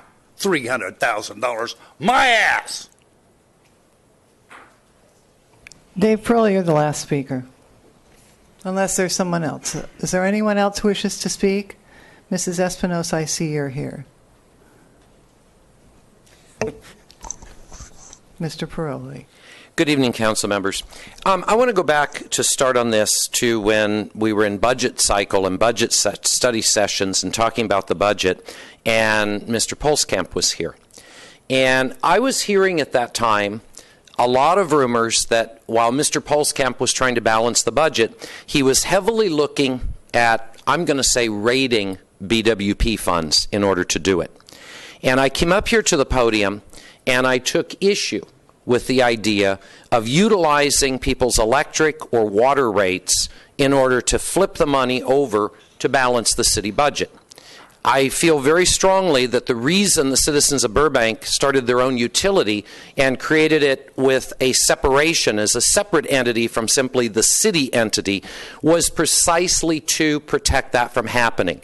In fact, for many years, it was not called Burbank Water and Power. It was called the Public Service Department, PSD, specifically to remind us of what the purpose of that department was. It was to provide water and electric. It was not to be a cash cow. I got some reaction at that time, and while I was not and did not blame BWP or BWP staff for that, and I tried to be very clear about that, I was not shocked, to tell you the truth, when the lawsuit came about us transferring money from the water fund to the general fund. And I think, if I remember right, when I read that suit, it was something like $1.2 million last year. Well, surprise, surprise. Here it comes in our latest utility bill, the notice that June 3rd, the City Council will consider increases to fees for water, refuse, and sewer. Now, I don't know about you, but almost everybody I talk to talks about how the utility bill has become something which really gives most people sticker shock. And I'm sure you hear that just like I do. And of course, for some years, we've increased this and increased that, and we've told people it's 50 cents a month, it's $1.25 a month. But the reality is all of that adds up, and it continues to add up, and before too long, it's big time. Well, now we have a situation. We have a situation where a party actually filed against us in court, and Mr. Nolan asked about that a couple of weeks ago, what the status was, and the best I could kind of ascertain from the answer that was given last week by the city attorney was that there's a court date coming. I think the public, and I'm going to say this to everyone in television land, needs to pay very close attention to June 3rd of 2014 at the council meeting, and the fact that we're discussing raising the water rates, when in fact, I think the argument can be made that over the years we've been raising those rates, and not to meet the cost of maintaining the water system or providing water, but to switch the money over to the city general fund and use it for other things. I'm sorry, I fundamentally think that's wrong, because water is a necessity. It's not a luxury. Life doesn't last long without water. So I really think we need to knock that off. I think we shouldn't be fighting that case, and I'm guessing we are if we have a court date. I think we really ought to be putting that 1.2 or 1.1 back and not looking at raising the water rates on the Burbank residents once again. Because honestly, if we could use as a cash cow that water fund last year, I'm sorry, there's no need because of the supply of water to raise the rates this year. We've been using the money for other things. And let's be honest, it's a necessity. It's not a luxury. We don't tax water because it's a necessity, not a luxury. In a way, we are taxing it because we're increasing their rates on a necessity and ripping the money to other things. It's a tax. You know, it's kind of like the airport years ago used to play the game, we don't tax, we do assessments. And I finally went off at him on a meeting one time and said, do you realize when you say that, people who own property pay a property tax? You know who they get the bill from? The LA County tax assessor. And it is an assessment. And you write a check to the assessor. But yet you want to say it's not a tax because of some little word game? No way. An assessment, the assessor, it's a tax. If we're charging it as a power of government to people, just put it somewhere to pay something, let's be honest, it's a tax, and we need to knock it off. Thank you.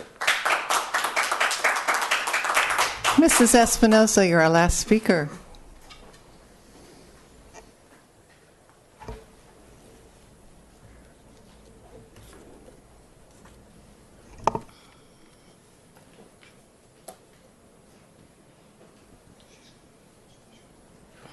Good evening, Mayor and members of the City Council.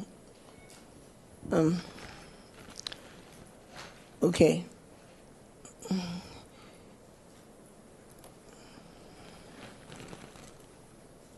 As you see, I can hardly get up and straighten myself up.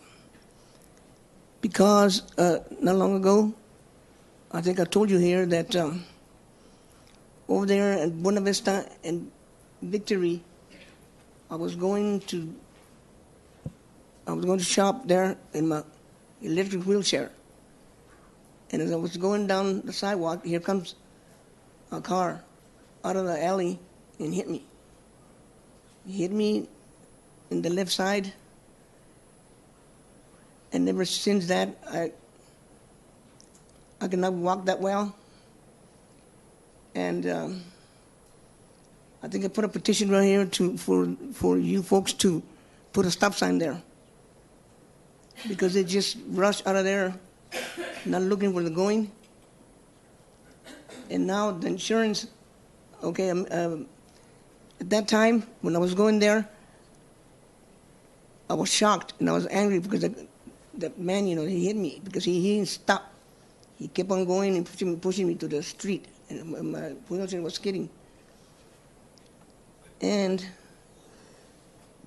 But good thing I had a camera, because I carry a camera just in case something happens or whatever. So good thing I had the camera, because when he hit me, I think he had a passenger with him, because the passenger got up and he says, "Are you okay? You okay?" And but then he disappeared, and I didn't see him no more. But then afterwards, the man that hit me, he was backing up real fast, and I thought he was going to, run away, but he didn't. He stopped the car, and I got his insurance and everything. And then, I was hurting, and I was angry, and I was hurting and everything. So I didn't think of calling the paramedics or calling the police. And he didn't call the police or anything, because I didn't have no cell phone with me. And so about 2 days later, I went to the police department and made a report. And I think at that time, the report said that it was my fault. How could it be my fault if I was a pedestrian and he was driving his car and he wasn't looking where it was going? And so now the insurance doesn't want to pay. They're stalling, saying, "Give me all the information. Were you seen by doctors and all that stuff?" So now the insurance, the Allstate insurance, doesn't want to pay me for my injuries. She's stalling, and she's saying, "I want more information from St. Joseph's," because I also went to UCLA in Selmar, and they took a whole bunch of MRIs of me, of my spine and everything.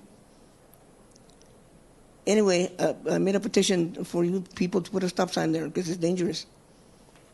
Because over there in Burbank Boulevard, you don't want the Taco Bell to open the business there, because you said that it was dangerous and everything. And yet over here, when I put a petition that you put a stop sign there, you didn't answer me. And I guess the new city manager was here. And that's what I wanted. And then last week, I put a petition for you folks to put, and you didn't even, I know I left, but then when I got home, I watched the meeting, and you didn't respond to me while I was gone or anything. So when you reprimanded to the sheriff, when you reprimanded Nolan, you sort of represented me and a whole bunch of people, because We don't come. We come over here to speak and to put petitions and to speak about our concerns. We don't come over here to play. I mean, we stay over here, all these hours just to speak to you folks, and you're supposed to have respect for us because we have dignity too. We don't come over here just to play around. So, are you hearing, Mr. Scott? Are you hearing, Manager Scott? What are we saying here? Are you hearing me? Are you hearing me saying, since you got here, I think I've said many times, that my family, is suffering over there. My family is, being abused by all those accidents that happened there. Thank you, They're Mrs. not accidents no more. Espinosa. They're not accidents no more. You know it's going to happen. Thank you. Thank you. Is there anyone else who wishes to speak? Seeing no one, I'm going to close the public comment period. Thank you, Mrs. Espinosa. Staff have any comments? Just very quickly, I appreciate the sentiments that were made tonight. I really do. And it's on. It's on. I appreciate very much the sentiments. I accept the challenge to try to move from this point on and work as closely as I can with people. I think that's appropriate, would be appropriate anyway, and it's certainly something I want to do. And I just want to say, I tried to say last time, it was a screw up that we didn't get the meeting taped. And we have taken steps now to make sure that we will tape any meeting of the City Council, and if it's indoors someplace, we'll tape it. And we're also going to try to make sure we tape other meetings that have a significant public interest, so that we have that. We don't have a repeat of that situation again, because that shouldn't ultimately be the issue that we're talking about. In this particular case, I take responsibility for that, and we're going to try to fix it. And so we will, with that spirit, we'll try to move forward, and I thank you. Council comments? Vice Mayor Gordon. Yes, thank you to all the speakers. For many, many years, I came to this lectern and addressed the council when Mr. Golonsky was sitting up here.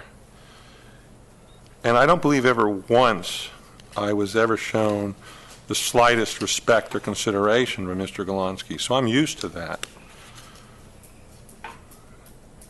As a public official, though, I think it's important to show respect to people, even if it's Mr. Golonsky. So I'm going to answer some of his things, because I'm certainly used to visceral, hate-filled attacks from Mr. Golonsky and misrepresentations and all sorts of devious actions to harm me and other members of the community, for which he's famous for. But he did bring up something tonight that I have to say honestly is a surprise, is he not only, he's used to putting words in my mouth that aren't there, but he said that I should have recused myself last week on Section 8, the discussion, because somehow I had close folks involved with property or had some sort of financial interest. Once again, I'm not surprised at Mr. Golonsky making accusations against me, but perhaps in his free time, he could jot down what entity, or maybe he'd have the decency, maybe, to come back at second orals and publicly reveal this association he's accusing me of having that would make me want to recuse myself. Or maybe he'll go to the district attorney and try to have me prosecuted, because he has experience there too. With respect to Mr. Rogers, with the false piety that he frequently comes up and addresses people, I don't know if he's Mr. Golonsky's sidekick or not, but I know there's an association of some sort. And I'm sorry, Mr. Rogers, I don't think you got my point last week. The reason for introducing a document, which usually takes weeks to acquire, and I obtained it hours before the council meeting, was to address what I felt was an important issue that had to be brought up at the council meeting. And as I stated then, and I'll state again, I don't believe I've ever been assigned to be the archivist or record keeper for the council. And these are public documents. And you, in your background of looking for information, and you mentioned familiarity with the law, the lawsuit up in between industry and Fillmore, it wasn't necessarily to draw an equal parallel for what was being discussed here, but to demonstrate that legal fees can be assessed to losing parties in these matters. And it was a concern for me as an elected official that the city might find itself in that situation. I'm sure you can figure that out. With respect to Ms. Steele, I truly do appreciate you coming down and your sentiments on the community care facility. I certainly recognize the needs that exist in our community for specialized care. The issues that I'm concerned about and have publicly stated are more with respect to businesses operating in residential communities, over-densification of types of institutional care that I believe could be important and utilized effectively in our community, but not in R1 neighborhoods to change the nature and character. And I agree with you. It's not about any particular individuals or any classification of individuals that may be seeking assistance there. It's how the assistance is provided, where it's provided, and in terms of people using a business mechanism and over-intensifying uses in neighborhoods, that's my concern, and that will be addressed, I hope, by the city and the council. With respect to the group from Neighborhood Leadership and your work, I don't care what you wear when you come down here. You can wear a jacket or your underwear for all I care. But the fact of the matter is that I think it's very good that you're engaged in the community, and I look forward to hearing more about. I'll try to reconstruct the website and take a look at it. With respect to Mr. Altabelli, I believe he was asking, and I'm still trying to figure this out, if funds were somehow conveyed from BWP to the general fund. I believe if it has occurred, that there could be some substantiation or documentation or flow of that. If that's possible, I would be interested in seeing that, both for the most recent past and perhaps a couple years back. Again, with respect to the issue of the water, the suit, I believe Ms. Albano reported out. I don't know if she has any further comment, but that is a matter in litigation, so I would leave that to the city attorney if she wishes to add anything to address public concern and otherwise. Thank you. Councilmember Brick. Thank you, Mayor Gabriel. Just a couple things. To Mr. Golonsky, appreciate your thoughts, and I'm hoping the city manager, Mr. Scott, made a little notation maybe we could look into, and I noticed you were writing when he was speaking, so hopefully they're good thoughts and something we can address, so I appreciate that. In regards to Mr. Nolan, on that Easter egg hunt, now obviously Easter is a week from Sunday. I have no knowledge until he brought it up, something about going in line or something like that. And I don't see Ms. Wilkie here, our Parks and Rec Director. Is there an update on what we can have about, we should be probably having an announcement maybe this week or next Tuesday with Easter being on the following Sunday with the Easter egg hunt probably on Saturday. Give us a little knowledge about something they're planning on doing in the next week or 10 days. Well, the only thing I know off the top of my head is that they've asked people to sign up either in person, over the phone, or online. You can sign up any of those three ways, just so that they can control quantity, and that's my understanding about why they're doing the signups. So basically, everyone's welcome. It just shows up. I don't know whether there's a. I think you can show up the same day. You can show up the same day. I think it's probably just they're trying to get a head count. They're trying to get a head count. Purchasing on certain things. Right. I know they have some booths there and stuff like that. I would imagine that's what they're trying to do. But anyone's welcome to bring their children down there and. Yes, and I'll ask that the staff come and give a further report on that next week to publicize the event, among other things. Right, and then obviously whatever promotion we can get in the newspapers and the Channel 6 and everything. They get good turnout at this event. And well, they do, and if we used to hold it at Johnny Carson Park, I believe, but back in the old days, Mr. Golonsky will remember, and maybe Dr. Gordon when he was around. It was tremendously attended, but so many of the people were from outside Burbank too. They just weren't Burbank residents. So anyway, I was there last year. As Mr. Nolan said, I didn't support it because it wasn't in the budget. So we'll have to address it. Maybe that was 2 years ago. Kind of lost track of time. And my final comment to Mr. Nolan, I don't see him here, but he really ought to think about considering a possible anger management. Just a recommendation. Thank you. Councilmember Frutos. Thank you, Madam Mayor. And actually, Mr. Golonsky, we're kind of going that route with the dormitory ordinance. It's actually new, but when we were talking to Assemblyman Maigado, he was also talking about the possible an ordinance so we can identify where all these dormitories are. So definitely like to put that on the mix when it comes back to talk about all different possibilities.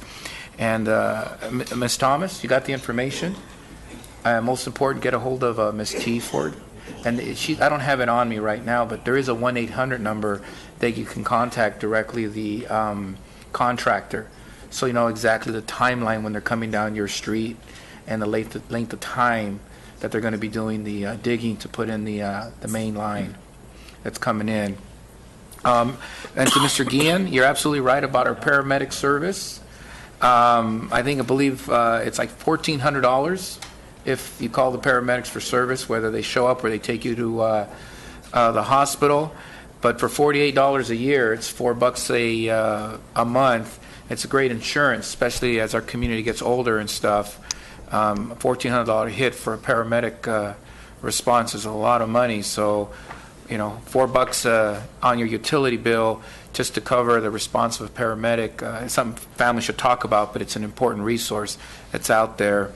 And Gary he beat me to the punch regarding the Easter egg hunt as far as on the internet, so I don't need to go there. And just want to thank the speakers for coming down, and neighborhood leadership Burbank, thank you for what you do. Hey, may I make Yes, sir. a clarification on the Easter egg hunt? Because we just looked it up. I think the confusion on this is that on the website, they don't tell you that there's other ways you can sign up, because somebody who's on the website's already on the computer. So I suppose that they just figured the easy thing to do would be to click on it and sign up. They should have put in there, you can also call or come in the office and sign up. They do ask people to sign up only because if they have overwhelming numbers and can't serve everybody, they'd like to give people preference who have signed up. But that's probably where the misunderstanding comes, because they didn't put it in there that you have other choices, but they do. Got it. And one more, Mayor. And to Mr. Scott, where Ms. Espinoza is talking about is the alley, and it's literally it's an ongoing problem, especially during rush hour traffic, because the people are leaving the gas station, entering the gas station, crossing the double yellow lines, even though it's a driveway, but you can't cross the double yellow lines. Okay. And I know that the police department has been doing selective enforcement in that area, but I don't know what the possibility is, making it a one-way alley or at least reassessing it, but it's an ongoing problem at that 99-cent store. They've got the volume of customers, they've got the folks at the gas station, plus the peds, so definitely is a safety hazard. All right, appreciate it. And Thank you, sir. We will let you know. I'll look into it and let you know. Councilmember Thank you. Talamantes. Yes, thank you, Madam Mayor. Former Mayor Golonsky, thank you for coming down and sharing your ideas with us. I know that the city managers written them down for further look at and further discussion when we get to that topic. Mr. Rogers, thank you for coming down and sharing your observations with us. I hope that somebody spoke with Joey Mariano who wanted to share an idea with the city council. Somebody, did somebody from staff get a hold of him before they left? No. Okay, so, never mind. I guess he just joined the chamber. Maybe we can reach out to him. His name is Joey Mariano,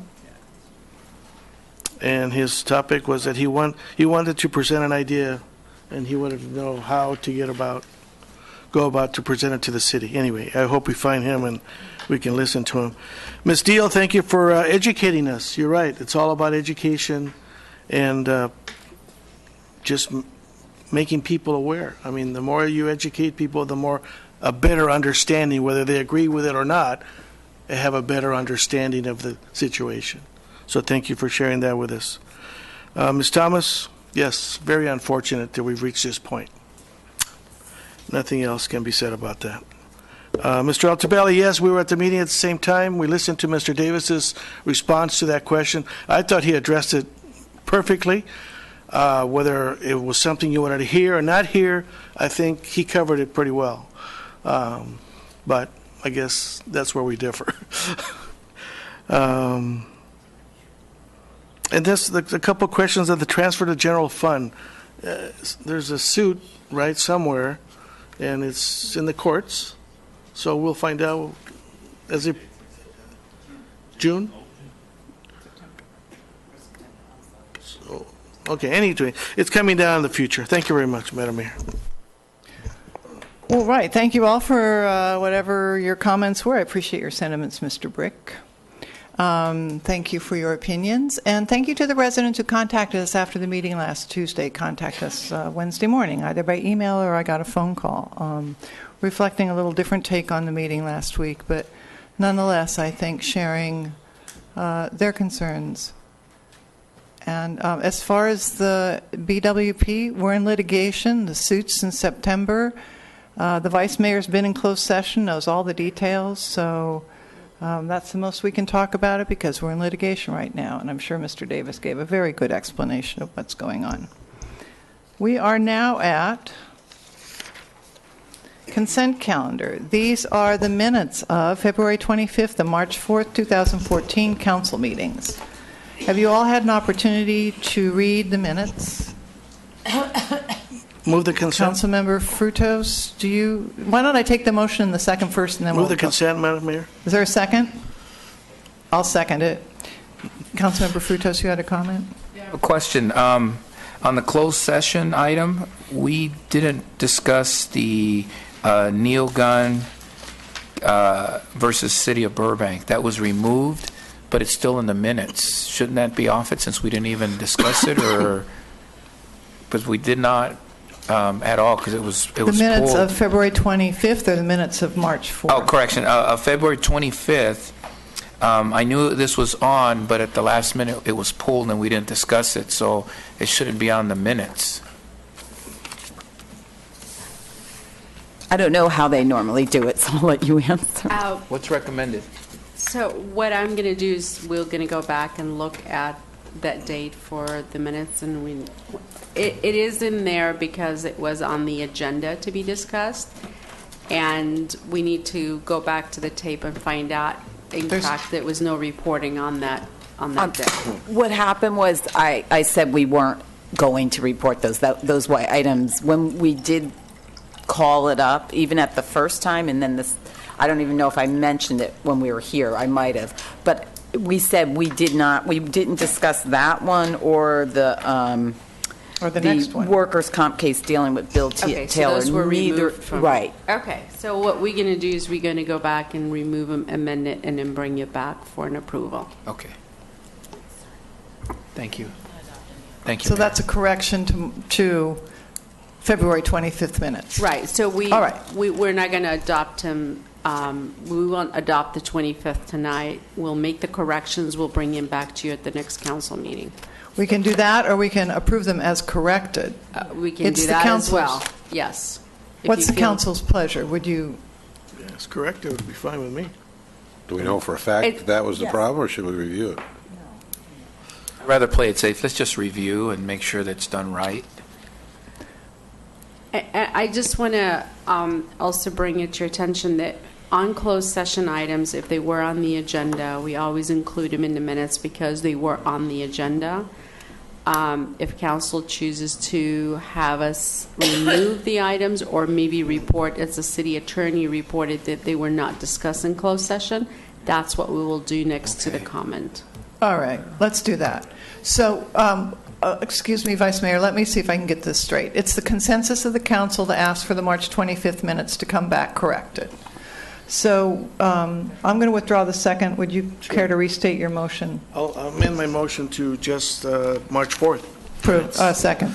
Okay, it's been moved and seconded to approve the March 4th minutes. Is there any further discussion? Vice Mayor Gordon. I yield to the city. We're not, if it's okay with council, we will not adopt both minutes. We'll just bring them back at the next meeting. We'll bring both February 25th and March 4th at the next meeting for adoption. Fine. I'll withdraw my second. I withdraw my motion. We have no action on that. Let's go to item number... Madam Mayor? Just a moment, please. Let's see. There's a motion to approve the consent calendar, having withdrawn approval of the minutes. The minutes were the only thing on the consent calendar. We are therefore done with the consent calendar. Does the council agree? No, Madam Mayor. Vice Mayor Gordon. Yes, we were discussing the consent calendar, and I had a comment to make about it. So I'm not done with the consent calendar. I'd like to point out that I think it's important when we document the minutes, as been the practice, to include all the items on closed session. And it could be also documented, because that was a special situation where it was specifically removed, but it was still originally there. So I think it accurately reflects what happened at that meeting, that they were there, and perhaps there could be a notation that that was not considered at the time. I think that most accurately reflects what occurred, because I know staff people were heading over to present for that, and it was canceled. So it wasn't like it was on there and didn't get to it. It was a special situation.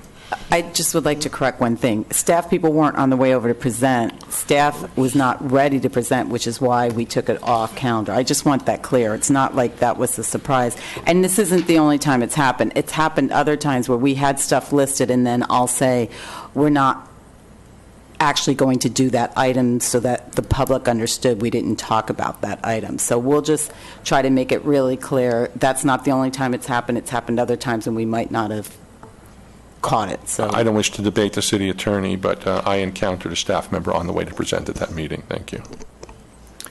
Well, we'll let you have the last word. We have reports to council. This is the time for item number 3, council direction regarding study session. Do any members of council have additional direction for Mr. Davis and his staff? Seeing none, I'd like to make a couple of comments to Mr. Davis and his staff. Thank you so much for your presentation earlier tonight. I want to say that the 10 strategies to align loads to resources, I think, are really good strategies. I'd like to suggest that you consider an 11th. Mrs. Fletcher said earlier tonight that we do have, grants for businesses to become more energy efficient. What I'd like you to consider is putting your heads together, and if you run into a big building that's, say, more than 200,000 square feet, that you think about any kind of program, should this building require it, that BWP could launch to work with that building owner to help retrofit the building to reduce its energy consumption. And I guess that goes from you guys know all the techniques, we don't know all the techniques, but a kind of personally able to work with larger owners of businesses to significantly reduce their energy. Maybe we have no buildings like that in Burbank. That would be wonderful, but maybe we do. So I'd like you to give some thought to that as a longer-term strategy. And the second thing that I totally agree with and encourage, and I hope the council will consider this as well, is that we continue to look more broadly, region-wide, look to Wyoming, work with other energy providers to see if we can't introduce something, Mr. Davis, you and your team, that we can get through our legislature that would open up resources outside of the state of California so that we can capitalize upon those renewable resources that are a gift because of geography, but we don't have in California. So I hope that's clear. I think that in the future, that makes so much sense to go to a larger issue. And finally, I hope when you finish your meetings with the stakeholders and members of the public about whether or not to curtail the coal contract, I didn't see what the price to pay was tonight. I heard Mr. Brick talk about, jobs. But I also think if we terminate that contract early, we pay a certain price for that. And I don't know what that is. I think I'd like to hear more about that before I would, I know you're not asking us to entertain it, but it's sort of a balance there on what we do, and we need to do it gradually. That's my sort of bottom line approach. Vice Mayor Gordon, followed by Councilmember Talamantes. I think I kind of concur with what the mayor just said as far as the gradual approach on coal, but I'm going to take it a little further. There's no question that coal is not the cleanest burning fuel, but coal is a very abundant and potent natural resource, and it has many uses, petrochemical as well as fuel. And I think we should continue to explore opportunities in Wyoming, Utah, anywhere, because we already have, as I understand, existing power lines that we can import energy from, in particular, that area of the country, Utah, Idaho, Utah, Wyoming, that whole upper Colorado Plateau area. I think we need to look at that. I don't think we should consider exiting it prematurely. I think we need to look very carefully at cost comparisons. I think there needs to be justification, not just ideology, but justifications for this approach to this green or renewable energy. And I think we have to take a long, hard look at the financial impacts. And we need to get support from the community, not just this mysterious group of stakeholders who I don't know who they are, but the public, the ratepayers. We need to outreach, find out, as is put in the survey, there's some questions in the survey, would you support paying more for alternative energy? I suspect there are people who would support that. I suspect other people who are struggling might have second thoughts. And I don't think that everybody's going to be converting to an electric car in the foreseeable future. And although I know the hybrid vehicles are increasing in popularity, we have a long way to go. So I think we need to stay closely in touch with the more traditional resources available to us and not try to accelerate exiting from that as a potential resource for our BWP. Thank you. Councilmember Talamantes, followed by Councilmember Frutos. Thank you, Madam Mayor. I just want to encourage Burbank Water and Power and the Community Development Department to work together to be a little more proactive when you have buildings that are changing ownership, buildings that are putting in for retrofitting of some sort, and that we could do some outreach. Instead of waiting for them to come to us, we should go to them and do the outreach and say, we've got these programs available. You want to take advantage, for example, the ice bear units. You want to take advantage of that. And I don't want to be in competition with air conditioning companies, but at the same time, we have a program that would be very beneficial not only to them, but to the community in the long run. So I just want to make sure that we offer them these things. And I know we've got them on the website, but I think we have to get the two departments together where the building permits are being taken out, which Burbank Water and Power might never hear about. They might hear about an installation or change of ownership of a business because the service is going to change, the name of the service. But let's work a little bit more proactive in trying to see if we can potentially sell some of our programs that we have available. So instead of being, we've got it available, let them come to me, we should be going out to them at the time of ownership, property changes, retrofitting, especially when it's a large building like the mayor mentioned. But then again, the consultant said that we should take advantage more of our strip malls. They're probably, I don't think they're 200,000 square feet, but there are a lot of strip malls in the community. So when they change hands, maybe it's a good time to be proactive and sell what we have to offer. So I hope people are listening out there. The mic is on. Mr. Scott, you are listening. Thank you, sir. Thank you, Madam Mayor. Councilmember Frutos.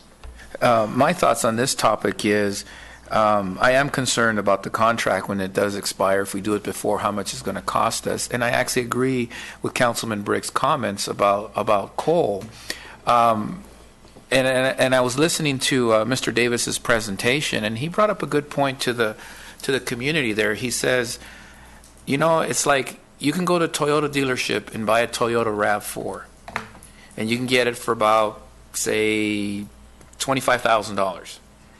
But if you get the environmentally green one, the hybrid one, that'll be right around $40,000 plus. So I like to, at least while I'm on council, I just want to find the balance. I want to lessen our carbon footprint, but I want to be responsible because based on the information that I'm finding out is 50% own homes and apartments and stuff, but 50% are renters. So I like us as a council to really, you know, as we're moving forward and trying to lessen our carbon footprint, is try to find a balance that people can afford. And people as a community, all of us, can really buy into where we're going to move our city in the future on our energy needs of our city. And that's why I think we really should explore everything, including a natural gas. Because let's face it, I mean, they're already talking about the Panama Canal is under construction for the bigger ships that are going to be carrying our coal, our crude oil, and our natural gas and selling to other countries. So I like to see a balance, that we're doing everything to protect the environment, but at the same time trying to control our costs of energy for the people. Thank you. All right. Thank you, gentlemen. We provided you with direction. And we appreciate your technological work. Right, item number 4 under reports to council is an ordinance amending Burbank Municipal Code Section 5-3-208 to clarify and authorize certain new technologies such as electrical vehicle charging services. And we have a report tonight from Burbank Water and Power. Good evening. Good evening, Madam Mayor and members of City Council. My name is Bruce Hamer. I'm a principal engineer on staff with Burbank Water and Power. I've been our Smart Grid program manager for the last several years and have helped us develop our strategies and programs to promote electric transportation. It's come to our knowledge that some businesses in Burbank have deployed electric vehicle charging equipment, and they have been providing service to their employees and to the public and charging for those services at price. Now, we think that's a good thing. It's promoting electric transportation, but it does present a problem, a potential conflict with the city's policy regarding the resale sale of electricity. So we've worked with the city attorney's office and developed an amendment to city ordinances that we think will help clarify this matter while continuing to promote electric transportation. So I'd like to give you a little background on this subject and take you back to the mid-1990s when California was attempting to implement retail competition in the electric utility industry. The state passed a law directing investor-owned utilities to open up to retail competition and directed those utilities to sell their electric generation assets. The law gave the cities with municipal utilities the right to opt into deregulation. And this was before my time here in Burbank, but the city of Burbank chose not to opt into competition and took a wait-and-see strategy. Well, as we know, this turned out to be a very wise decision on the part of the city, as the investor-owned utilities were driven nearly to bankruptcy, and their customers were exposed to some very, very high prices for electricity. Well, as a result of those events, the city adopted some policies regarding retail sale of electricity. And in the municipal code is provisions regarding the prohibition of importing electricity for distribution and basically prohibiting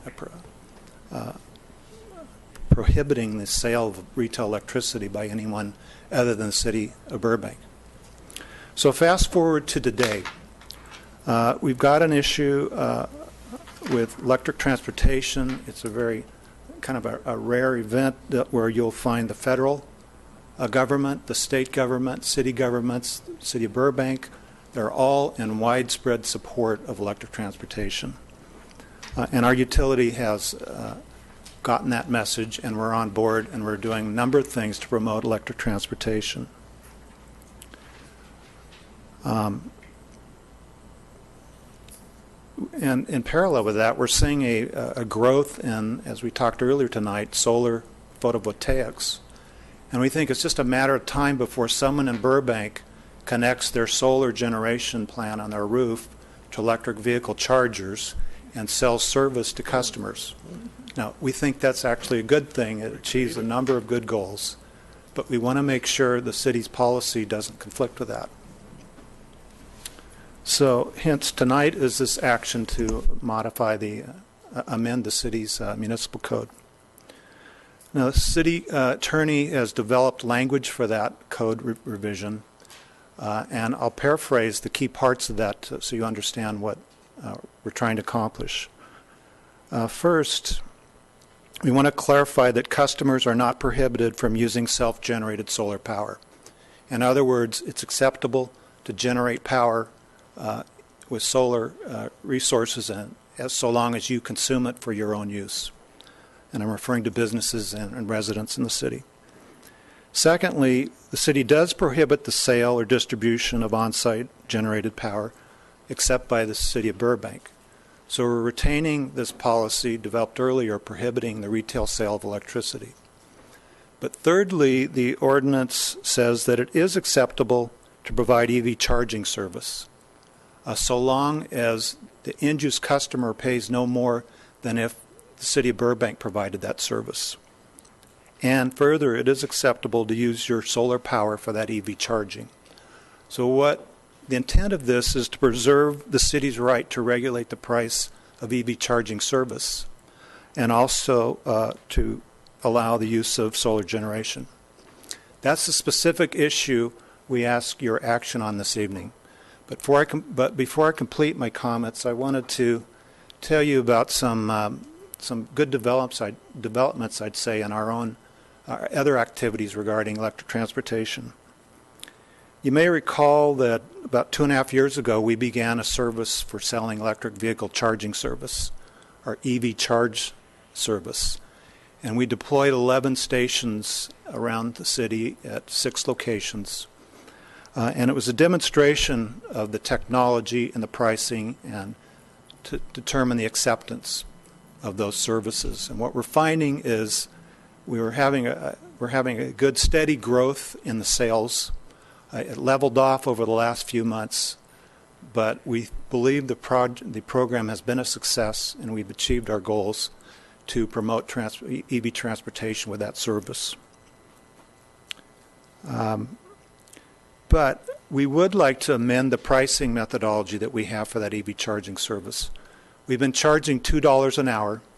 That was the price that we came to you and got your approval. We did some outreach with electric vehicle drivers. We did some surveys.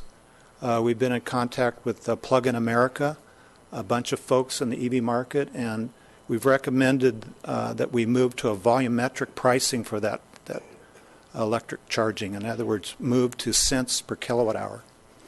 And that is much fairer for cars that have different size charging equipment, chargers in their car that will accept energy at a different rate, at a different volumetric rate. And also that is fair for the plug-in hybrid gasoline electric vehicles who have an alternative to buy gasoline. So if we change to a volumetric rate, we think we'll be attracting a much larger segment of the EV market to use our infrastructure. And that's what we're trying to do, is promote the use of these vehicles and encourage their use in our community. And we also want to extend our demonstration to some direct current fast charge equipment. Those are chargers that have much higher energy use, and they'll charge a car within 15, 20, or 30 minutes.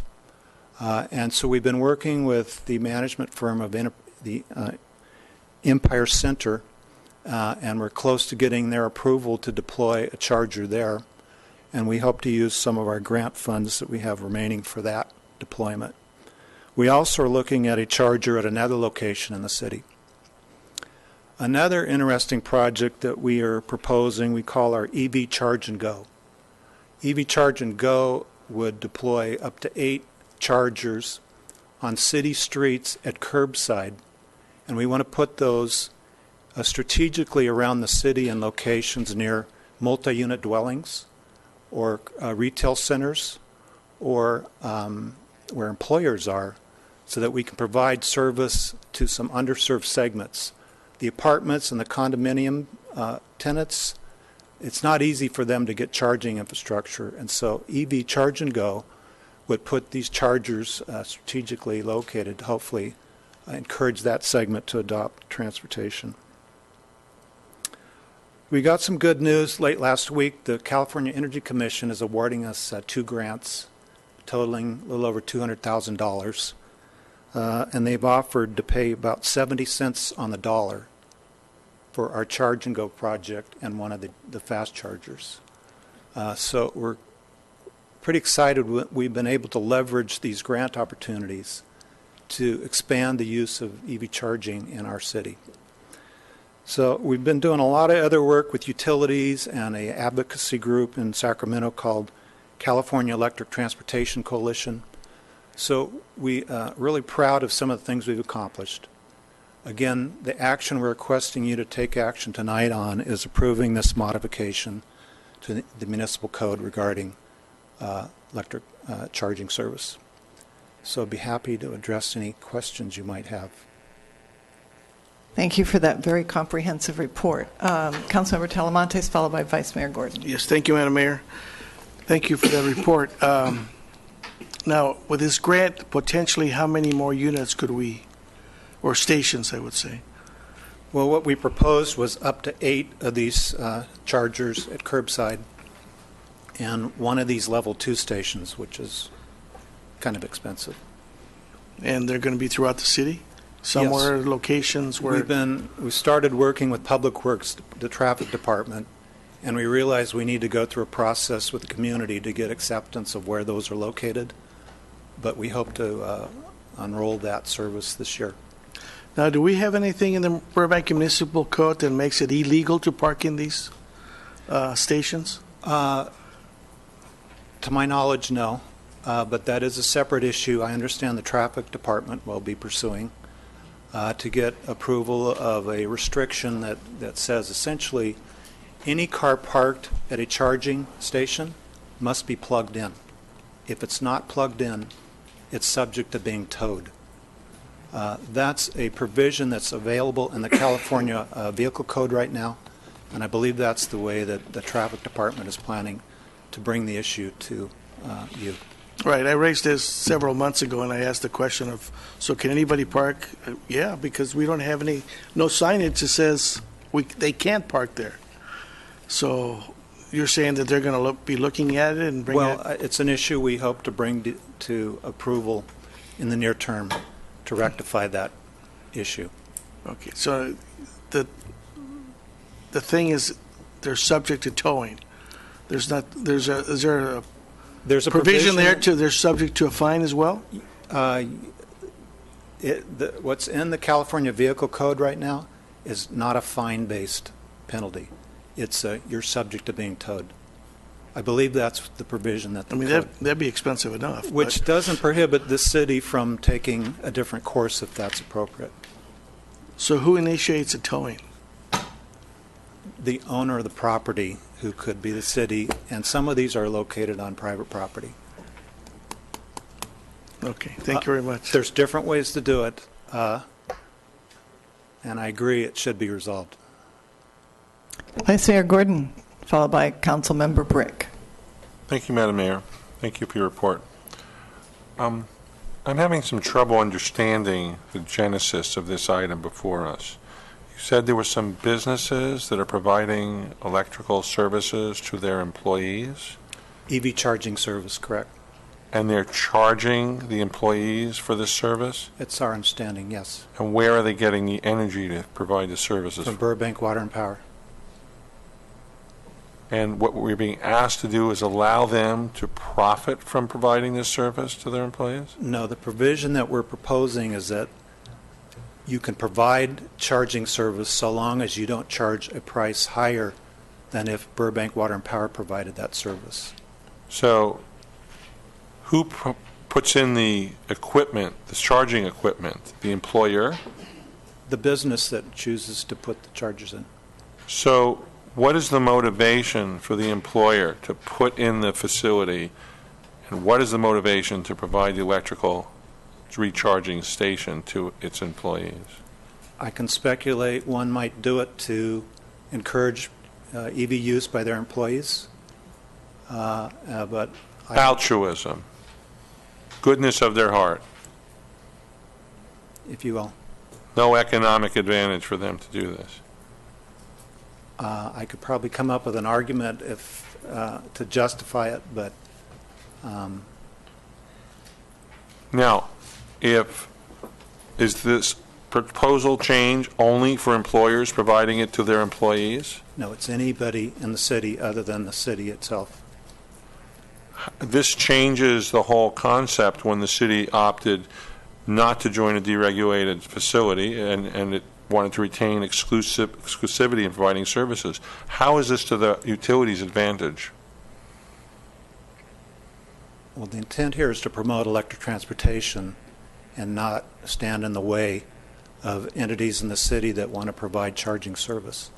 Well, they could provide it. It just comes right through their energy, right from BWP service. Yes. Why do we need the middleman there? I don't get it.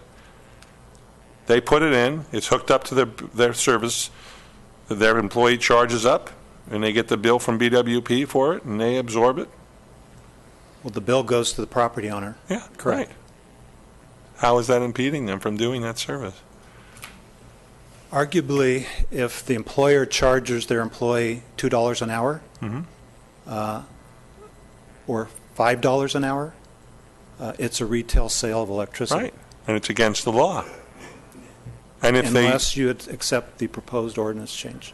Yes, and I think there's concern here, because if it's open to anyone, for example, if you own a retail store and you want to put these in and you charge for it, if I'm understanding you, you're saying the proposal is that they can only charge what BWP would charge them. No. They can charge more?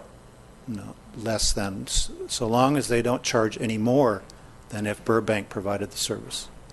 They could charge less or equal to, they could not exceed. Or they could give it away. I think we're seeing retail companies, retail stores, that are putting in chargers and giving away the service for free. And that's not against the current law. Correct. Yeah, I'm very concerned about the motivation for this, changing this whole position of the city for a couple of unnamed businesses that supposedly want to provide the service to their employees, and I guess recoup the relatively small amount of cost. They can still provide the service, they'll get the bill, and it will simply go to the employees at no charge, and there's no violation of our current ordinance. So long as they don't charge a price for that service. Yeah. How could we control that anyway, whether they did or we didn't? How would we possibly enforce that if they were charging or not charging? They can say it's a lunch money charge, a lunch charge. I really don't see where there's a legitimacy to change this. If the employer or a business wants to provide electrical service to encourage it for their customers as a come-on to their business, for their employees to utilize electrical vehicles, whatever, as long as they're not selling it, I think it's consistent with current law, and I don't see the motivation for this. The only instance is if they put in chargers and they give the service away, there's no conflict with existing city ordinances. If they charge a price, they're breaking the law. Arguably, they are selling electricity retail, and that is against the law. That's right. And is it being enforced? So we think it's prudent to clarify the city's intent in the proposed language so that we don't find ourselves in a place where the city looks like it's obstructing the promoting electric vehicles. I don't see how it's obstructing it in any way whatsoever. We're providing stations to the city. We're putting them ourselves. I'm going to just stop you for a minute, Vice Mayor. I think you got the answer. I wondered if Mr. Brick had any comments or Mr. Frutos. Yeah, just briefly, and thank you for your report. When you say $2 an hour, it doesn't really matter what the charge is. That's what we've been doing in the past, it sounds like. but not knowing a lot about it, how long would it take to charge your average car? You mentioned something about that in your report. And if they were to pay for it, would it be? I've seen them at Costco, and I don't remember ever. I think they're free at Costco, if I remember. But I don't know how other places they charge. Certainly can't be cash. Is there like a credit card, like a parking meter or something like that? They have they know how to do those things today, or how do they charge for something like that? Most of the current technologies will accept a credit card. Okay. Or a token that you can get from your service provider. Okay. They'll actually accept probably your on smartphone. Not on this old flip flop. They won't. Oh. Nope. This thing works perfect. And my other question is the different charges for residential use. I know some people can put a charger in their garage to charge their car or something like that. What's the difference between what they pay versus commercial versus residential? Well, none of this applies to anyone who puts a charger in for their own use. Right. Residents use it for their own use. A business uses it for their fleet. This issue doesn't really apply to them. Yeah, but it says in staff report, residential customers who charge an EV at home may opt to use residential time of use electric rate. So what I'm saying is if I have a battery or something in my garage and I charge my car if I have one, what's the cost savings or whatever by doing it in my own garage at home versus going elsewhere? Or how do you equivalate something like that? One of the things we've offered to promote EVs is an option for residential customers to choose time of use rates for their electric service. And arguably they could lower their cost of vehicle fuel by charging their car at night with our low off-peak price. Correct. So that's just an opt-in rate structure that's available to EV drivers. But common sense tells me that your average working stiff leaves in the day, goes out and works, drives home, parks his car at night, plugs it in, it's ready to go in the morning. It's not exactly like I wouldn't think that they're going to be charging necessarily in the middle of the day. Maybe they might have to. I don't know how long it takes. It might take, and how many miles can you go on a certain car or stuff like that. So, I mean, common sense tells me they would be charging at night unless you're working nights or something like that. And then if you were to come home and you had to charge in the day, you're going to pay a higher rate. That's obviously makes sense depending on your work schedule. Well, it's interesting, our presentation on our integrated resource plan, the duck curve. Right. One of the solutions that Mr. Lazar mentioned was charging electric vehicles during the day. Well, we heretofore thought it was best to charge off-peak at night. But the reasoning for when to charge is sort of changing as we see changes in our industry. So the time of use pricing was to incentivize off-peak pricing, but that may not end up being best practice for all the challenges that we face as a utility. Right, and I saw that, and that's not exactly where the duck's flying mode was straight and flat with the wings out. It was one of 10 options that were proposed. Okay, thank you very much. I think Councilmember Frutos, do you have any questions, followed by Councilmember Talamonte? Thank you. How are we going to monitor this? I mean, I'm thinking from a city's perspective, from the business tax. I mean, how do we know that if there's going to be a tax? And two, how will we be able to monitor, let's say like a Kia, I know in their development agreement, they're going to put so many charging stations, they're going to produce their own energy because they're bringing solar to their property. So, I mean, how do we monitor that? This is a very new market, a very new service. In the first instance, if someone buys Burbank electricity, they're paying a utility user tax for that electricity. That is the tax that would be involved with that EV charging service. Mm-hmm. We're trying to keep it simple at this point and see how the market evolves. And certainly we could make it more and more complicated. But this first go around, we would suggest that the utility user tax will create a revenue stream for the city. Do we have a current idea of how many people are using our charging stations? Well, each transaction is recorded in the control system, and we have been seeing about 500 or 600 sessions a month, and the sessions average from 30 minutes to an hour to 2 hours to 4 hours. The average in the last 30 days has been an hour and 8 minutes for the charging session.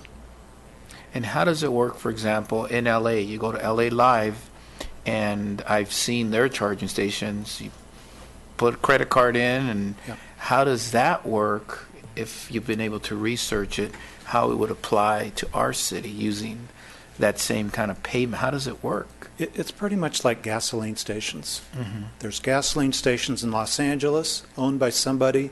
They charge for the gasoline. The driver pays that fee through their credit card. They're done. You come to Burbank, you use the 11 stations that we have in place. You would pay the $2 an hour. That charge you pay with your credit card. We have a back office service that manages that, and the net revenues come to us. So it's similar to gasoline stations. And because it's new technology, if we were to not pass this tonight, hypothetically, I don't know how my colleagues are going to vote on, but because this is new technology and it's obviously evolving, what are your thoughts about that, since you kind of authored the staff report? If you do not pass this tonight, there is a remote possibility of litigation. And it would be, unfortunate to see that litigation, but... Is there currently businesses in our community right now selling this power? Yes. How many? I know of 3 specific instances. One is a large entertainment studio, another is a large business, and another is a smaller business. They're charging $2 an hour. I think Mrs. Riley's here to expand on the legal side of this. Thank you, Mrs. Riley. Hi, I'm Mary Riley, Senior Assistant City Attorney. If I can just address a couple concerns that you just brought up, as well as some of Dr. Gordon's. When we talked about the chargers, we were kind of tossing back and forth, what is this animal? And the Public Utilities Commission went through voluntarily, which does not apply to municipal-owned utilities. It applied to investor-owned utilities. And it went through an exercise where it threw out the question, what are these things? And people ranged from, it's its own public utility to, it's like a gas station, and everyone had different thoughts. And so we were talking about it, and it forced us to go back to our codes, where we realized that this law is so archaic. It actually prohibits bringing energy into the city and then using it or distributing it in the city. And, it doesn't ever say nobody else can sell electricity in the city. It doesn't specify the prior policies of this council. And we didn't want to have any obstacles that could come up with these electric chargers. So we're coming to you before we have any problems to make sure that no one could ever argue, by bringing one of these chargers into the city, that they first were conducting an independent sale that would be opposite the policy of the council, saying no one else can sell electricity in the city. But also, we feared that they may be in violation of this code section, and that would never be the intent of, hopefully, the council or staff.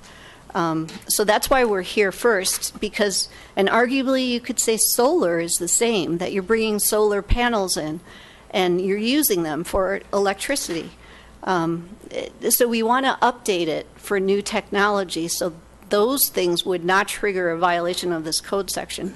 And we wanted to expand the code section so that it didn't just deal with bringing electricity outside into the code section, but also stated clearly no one else can sell inside the city to someone else for use. And so we're saying these electric chargers are not a sale that could trigger a violation of that prohibition.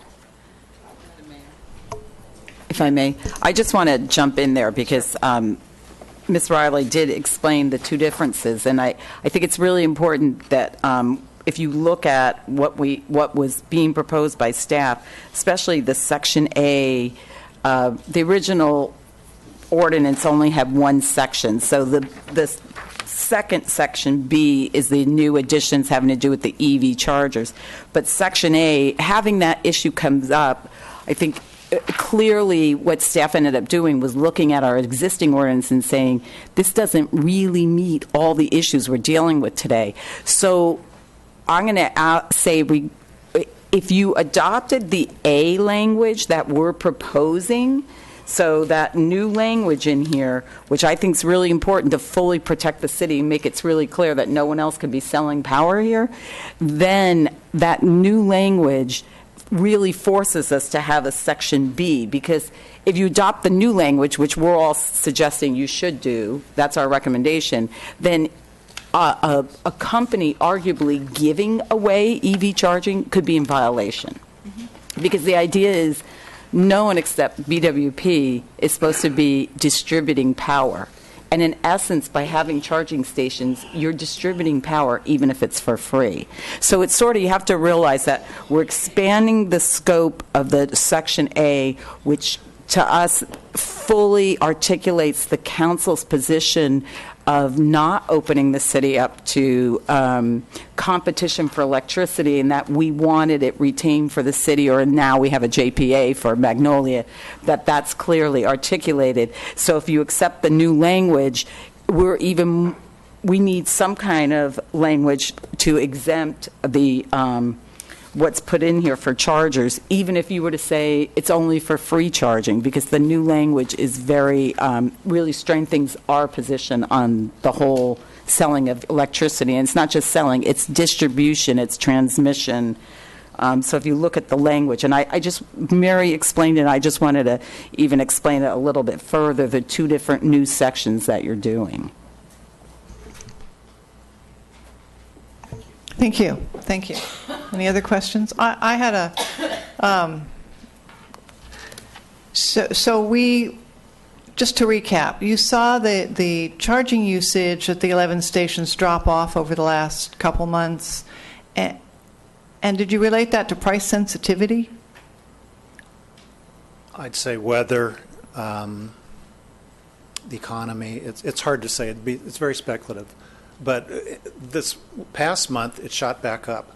So it's going to vary, but we're seeing steady use of the stations, and we think we have a successful program. And while it's not directly part of what we're voting on tonight, can you go over again how the volumetric charging is different than the current fee? Well, the current fee charges $2 an hour. And the problem with that is that a Nissan Leaf, the first edition of that, had a 3.3 kilowatt charger. A year later, they had a 6.6 kilowatt charger. So it'll accept twice as much power in an hour. Secondly, a Chevrolet Volt can go by gasoline instead of using electricity. And they have a 3.3 kilowatt charger. So at $2 an hour, they're not getting as many miles as they could if they bought gasoline. Changing this to cents per kilowatt hour, the volume of energy that we deliver, is just much more equitable, and we think it'll become cost effective for Chevrolet Volt hybrid gasoline vehicle owners to use our stations. Thank you. Vice Mayor Gordon. Yes, the city attorney, Mary Riley, and yourself said go by the language. Section B, on page, I don't know what page this is, this council ordains electric vehicle charging services. A person may own, control, operate, or manage a facility that only supplies electricity to the public for use to charge plug-in hybrid electric and battery electric vehicles, the EV charging services, without being characterized as a private sale or resale of electricity, but only if the price charged to the end user customer does not exceed an amount equal to the equivalent cost that the city utility would have charged had it provided the same electric vehicle charging services to the end user customer. Electric vehicle charging services authorized under the subsection may utilize locally generated renewable solar energy to augment city supplied power. So a retail store, and I don't know all the technology, could put up solar panels and sell that electricity at a rate as you put it, equivalent cost, whatever that means, of the city, and be making money selling the electrical charging to whoever they want. Any member of the public. They could set up an electrical service station selling rechargeable, renewable energy.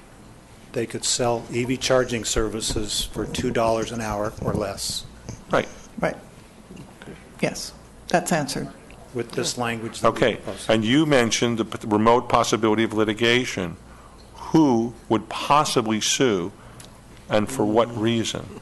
I think this has to do with how our utility is set up. Mrs. Riley, would you answer this, please? Sure, I'm happy to. I think the issue was when you look at our existing code, it actually, because you're getting into, if you're not paying, is that a problem? And our existing code even puts question on whether someone can use any energy or distribute it or sell energy that's brought into the city. I have no problem with you cleaning up the language. I have a problem with giving retail sales to non-Burbank Water and Power entity providing electrical charging facilities and power. That's the problem. Okay. I don't think that's necessary to be included to clean up the language in the code. I think the Vice Mayor's made his position very clear. Let me ask if anyone would like to make a motion on this. We don't even know if we have enough to make it go. Would anyone like to make this motion? Councilor Yes. Telemates. I'd like to introduce an ordinance of the Council of the City of Burbank amending Section 5-3-208 of the Burbank Municipal Code to clarify and authorize certain new technologies such as electric vehicle charging services. I'll second this motion. Further discussion? Mr. Brick and then Mr. Vice Mayor Gordon. No, you can include in the city attorney's thoughts about, we're talking about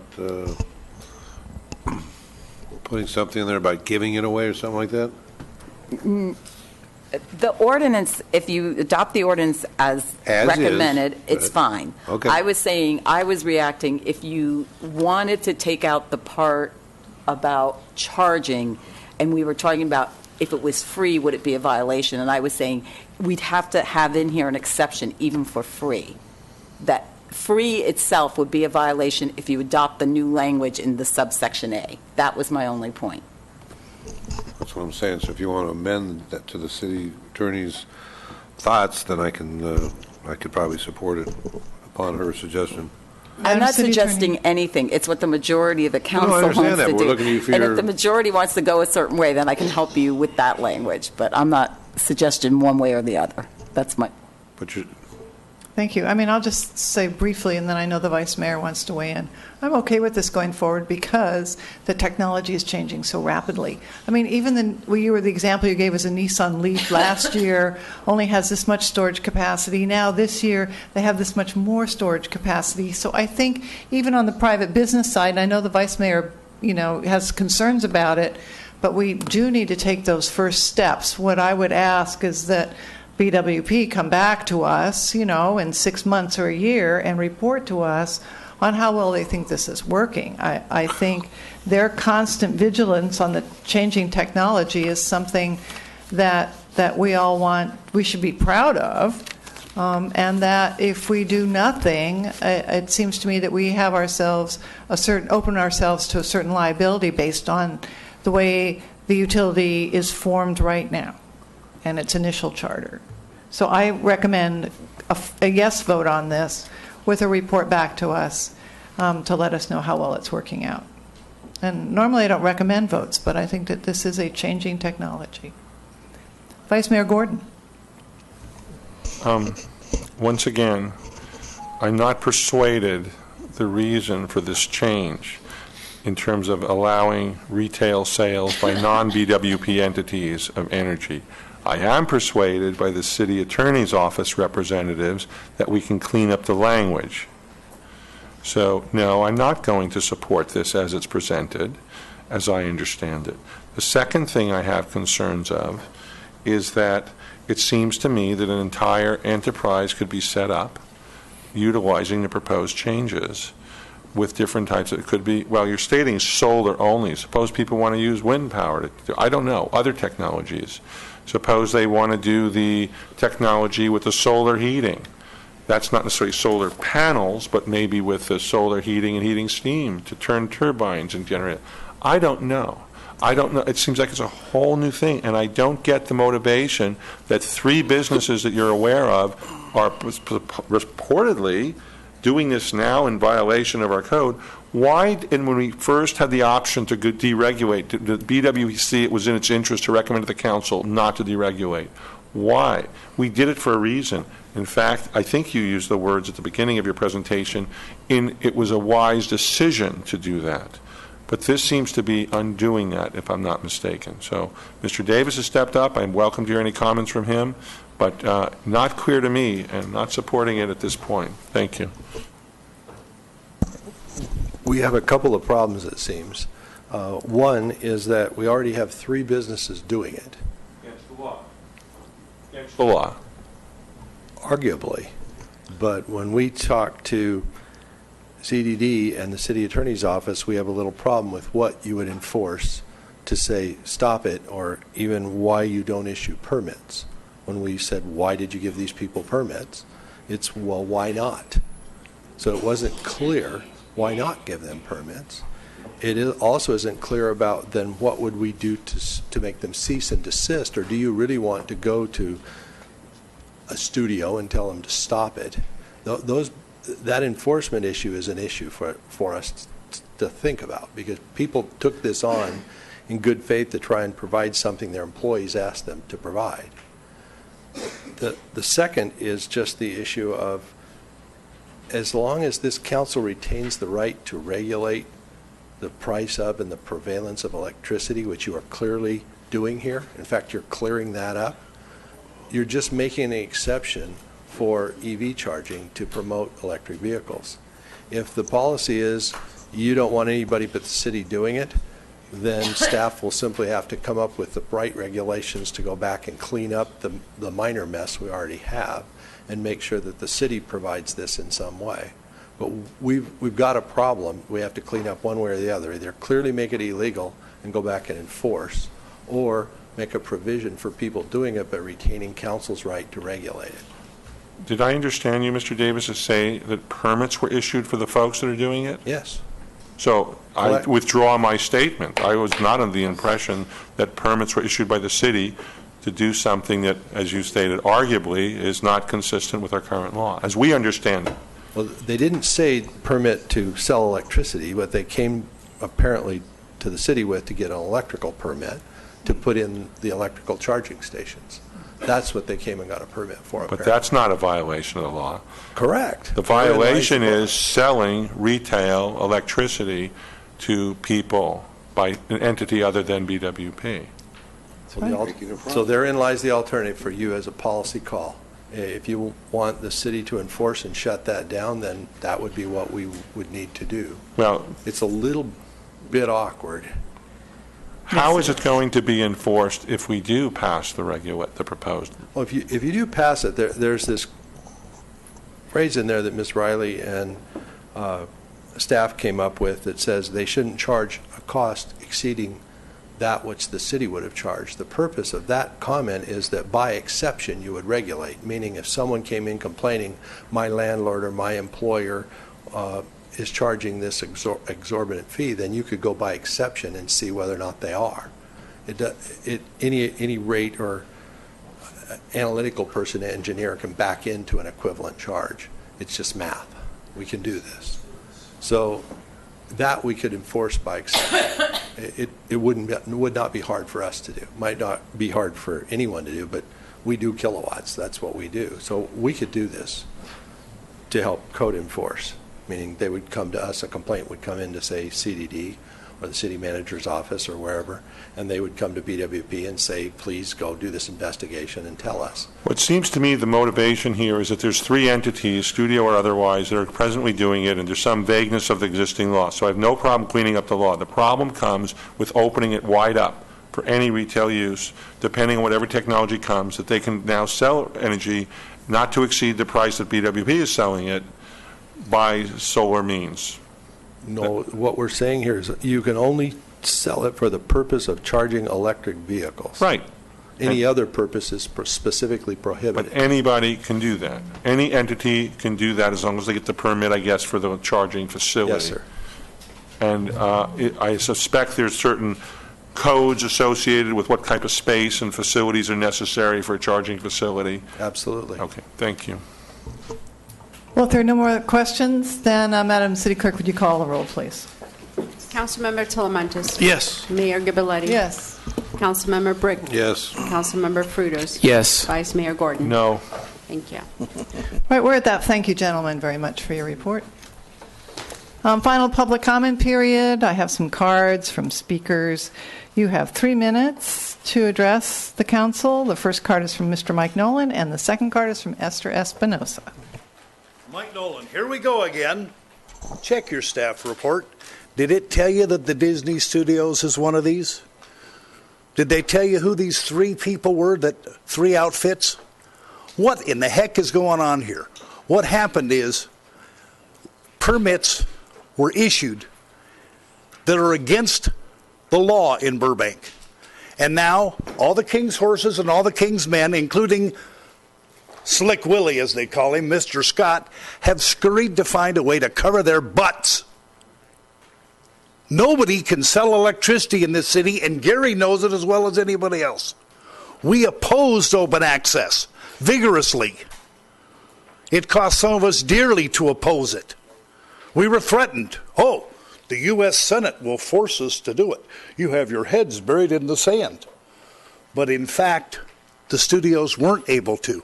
And look what happened up and down the state with deregulation. Millions of dollars of public money went down the tubes.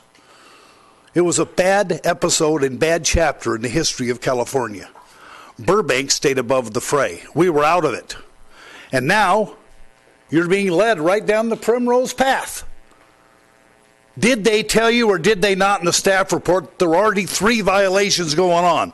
It only came out because of questioning here before the council. Staff hid the information from you again. The motivation for putting that item on your agenda was a staff screw-up.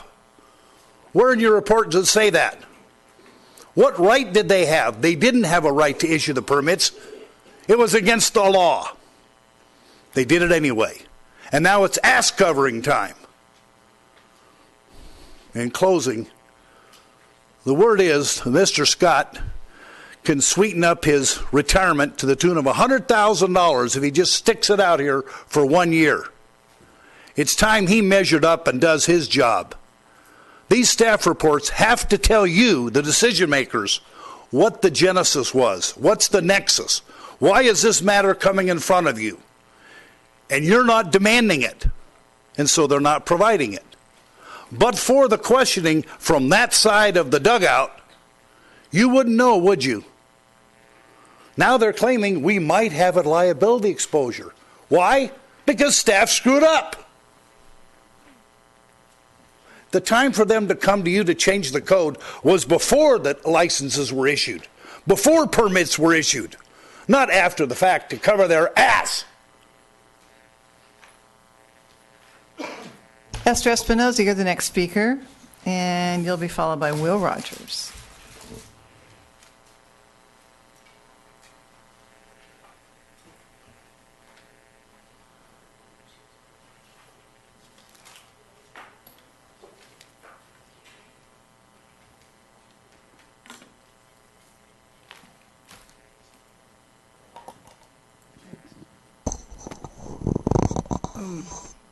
Good evening again. Okay, like I told you, I'm concerned about what happens in the city of Burbank, and I'm watching what's happening in the city of Burbank because this is my hometown, and it's my business to see what's happening in Burbank. Okay, Saturday there's an article in the newspaper about a woman files bias lawsuit. 11-year employee of the city alleges race and age discrimination. A 50-year-old African-American city employee has filed a lawsuit against the city of Burbank alleging race and age discrimination after multiple successful attempts to get a new job with the city. Records show Terry Quickly, an 11-year city clerical worker, is suing the city after she applied for and did not get 3 jobs since 2008 that were each subsequently filled by a Caucasian woman in her 20s, according to her lawsuit filed in Los Angeles County Superior Court last month. She claimed that she was passed over despite having equal, if not superior, seniority, qualifications, and abilities, according to the lawsuit, which states that Quickly is African American. Her attorney, Marcus Mancini, declined to comment on the case, stating that further details will be revealed during discovery. And it goes on to say Burbank City Attorney Amy Albano, and then, but I don't want to read that. I'll stop right here. Anyway, I don't think that's right, because it is important that our elected officials, those to whom we give our public trust, be ethically sound. City businessmen are producers of social satisfaction for people connected with it, and tries to get things done through and with people. The economic aspects of life are important to everyone. Each of us participates in the economic sphere as consumers, as wage earners. Through the business system, we earn our income, receive the services that contribute to our welfare and well-being, and select what we prefer. So that's what we want. We want our elected officials to be ethically sound and work for us. And when we come here and ask for petitions and everything, they should listen to what we say. Anyway, and I think Thank you. I'll talk to you later. Will Rogers. You'll be followed by Laverne Thomas. Thank you, Mrs. Espinosa.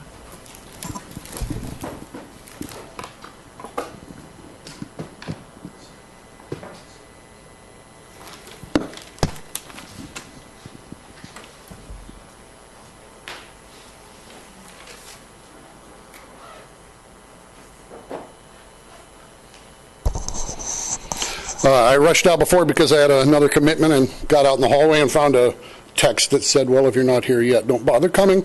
So I decided to come back in.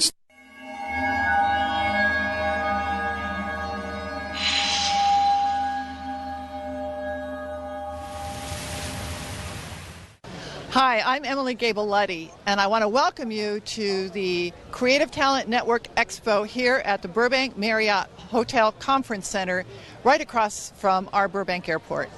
This is an amazing... Telemente's last week during that debacle, one of the concerns you expressed was that city officials elsewhere are expressing concern about Burbank, and we look like we've lost control here. And just personally speaking, there's nothing less I'm concerned about than what any other city official thinks. Pasadena's grossly overdeveloped, has a huge crime problem. Glendale, you can't cross the street. They're usually in gridlock. I'm going to be moderating a forum of candidates in a few days over there. I'll bet not one resident asks the candidates what they think of Burbank, and I don't think we should care. I was astonished by Mr. Gordon's remark with regard to my piety. Astounding, really. That takes big ones. I feel like Donald Trump made fun of my hair. But the later comment about my association with Dave Golonsky, I don't understand why some folks continue to insist on doing this. This 6 degrees of Kevin Bacon game to determine whether the substance or value of what someone says should be paid any attention to based on who they know, who they talked to, who they walked in with, who they left, who they were seen with in the parking lot. I don't do that. I wish council members didn't do that. I think that's part of why things broke down last week. You came very close to an actual solution or a compromise, but things broke up a little bit in I don't like him and I don't like her, and so I'm not going to listen to you and you're not going to listen to me, and I'm asking you to stop it. Is that pious? Maybe so. I'm asking you to stop it. To stop trying to scare citizens, to stop trying to portray anyone as the only person who cares about the citizens. I believe every person here really does care about all of the citizens in the city. Some of you have better tools for accomplishing something along those lines than others. I believe that is a concern of each and every one of you, no exceptions. Please stop accusing others. It's one thing I learned. You can't tell what other people's motives really are. Thank you. Thank you. Laverne Thomas, you're our next speaker. You'll be followed by Gary Garrison.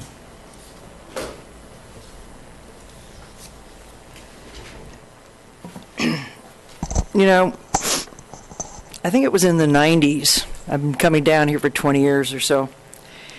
And I remember I was sitting right there, because that's usually where I sit. And there were two ladies sitting in front of me. At that time, I was, about 52, 53. And they were about my age now. And they sat there, and we had a break. It was going on and on and on and on. And we had a break. And they said, well, they turned around, and we introduced ourselves and whatever. And they said, well, we're going home. She said, I'm getting in bed. And so I put that TV on. She says, that is the best TV you ever want to watch down there at the Burbank City Council. I agree. It's not getting better either. But anyway, the gentleman that was up here with regard to EV charging, I believe, maybe I didn't hear him correctly, but I believe he said that you could produce electricity, I guess by any means, photovoltaic panels or whatever, as long as you consumed it for your own use. How do you relate to that when, let's say, you're producing all of this energy, but you're not using it in your own household, and your meter is turning backwards, and it's going back to is it back to the grid? I don't know how to, back to the grid, and therefore, you're not using it. Other people are using it. It's just a thought. I don't know. I need to have somebody explain that to me. I believe that's what he said. As long as you consume it for your own use. Well, that's not consuming it for your own use. That's sending it elsewhere to be used. That's sending it elsewhere, and I believe that BWP, I believe that we also sell that elsewhere, don't we, from time to time when we have all of this other energy? Not that what we consume in our own town? Okay. Well, anyway. I agree enforcement, it probably is going to be an issue. I'd sure like to see how it's going to work, because I know that we have a lot of issues with regard to enforcement in this city, because we have conditions of approval and we have codes on the books that are not right. And I remember when Judy Wilkie, who was Judy Sarquez and was our city clerk way back in the 90s, I believe it was, late 90s, whenever, and I believe she was going to start looking at all of our codes that we had on the books, and we were going to start correcting those so that there were no, what do I want to say, two ways to interpret, and that kind of thing. That was way back in the 90s, and here we are today. And we still have all of this stuff on the books that's not right. Anyway, with that, good night. Thank you. Gary Garrison is our last speaker. That is the last card I have.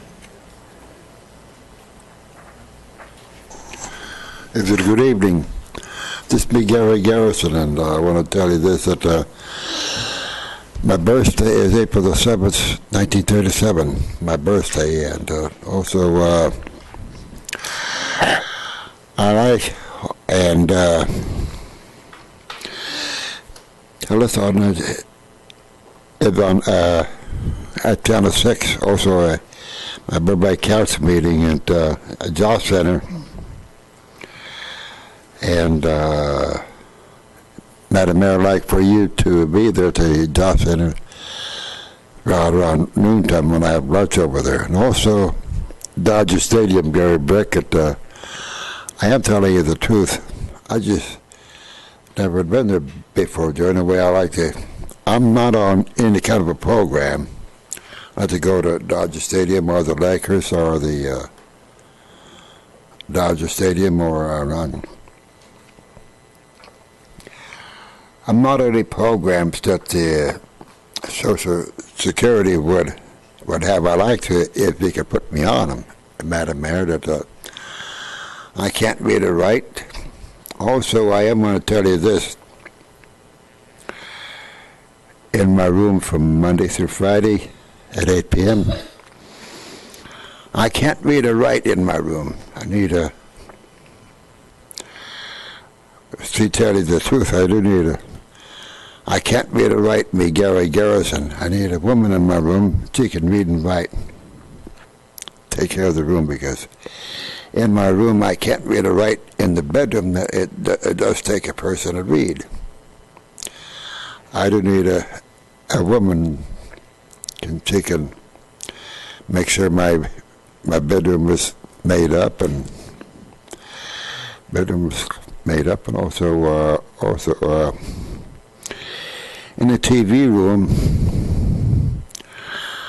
I don't have anything to put on television, because landladies somehow. I need a better landlady in that compared to what they got now, though, because I like one lady we had there once before, but she's not there anymore. Also, I want to tell you this. I don't care. You're the best mayor in Burbank. You're the best one here in Burbank Council meeting. Also, I'm tired of me, just one person. Okay. Thank you, Mr. Garrison. And thank you. Does staff have any comments? Council? Vice Mayor Gordon, followed by Mr. Brick. Mr. Rogers left, and perhaps he'll pick this up on replay when Charter and whatever figures out what's going on with the broadcast. Just so it's clear for the record, I welcome Mr. Rogers' comments. I welcome all people's comments. I may or may not agree with the material. I welcome the process. And I can assure Mr. Rogers I view Mr. Golonsky in a class by himself. He is what he is. And I will definitely take your suggestions to heart. I will embrace the expression of the late Martin Luther King, to judge people by the content of their character. So if you wish to participate and come forward with ideas, I welcome them. If you wish to attack me, I may or may not respond to them. If you wish to discuss things with me, I may or may not discuss them. However, I do welcome your input to the process. That's about it. I don't attribute one person's character to somebody else's character. Thank you. Councilmember Brick. Thank you, Mayor Gabalotti. Mr. Garrison, before you take off, promise I'll get you a game this year. I think we've been to 3 or 4 over the years. That hat you're wearing, I got you a couple years ago. I know coffee, no sugar, ketchup only on your hot dog. I know how you like it. I'll get you there, and we'll attend at least one game. I don't know about if it's going to be Burbank night, but we need a wheelchair for you because you had a little trouble getting around. That was the problem we had last time. So we'll get to a game this year, I promise you. Thank you, Mr. Garrison. Thank you all for sharing your opinions with us tonight. We're adjourned until April 18th. Good night, everyone.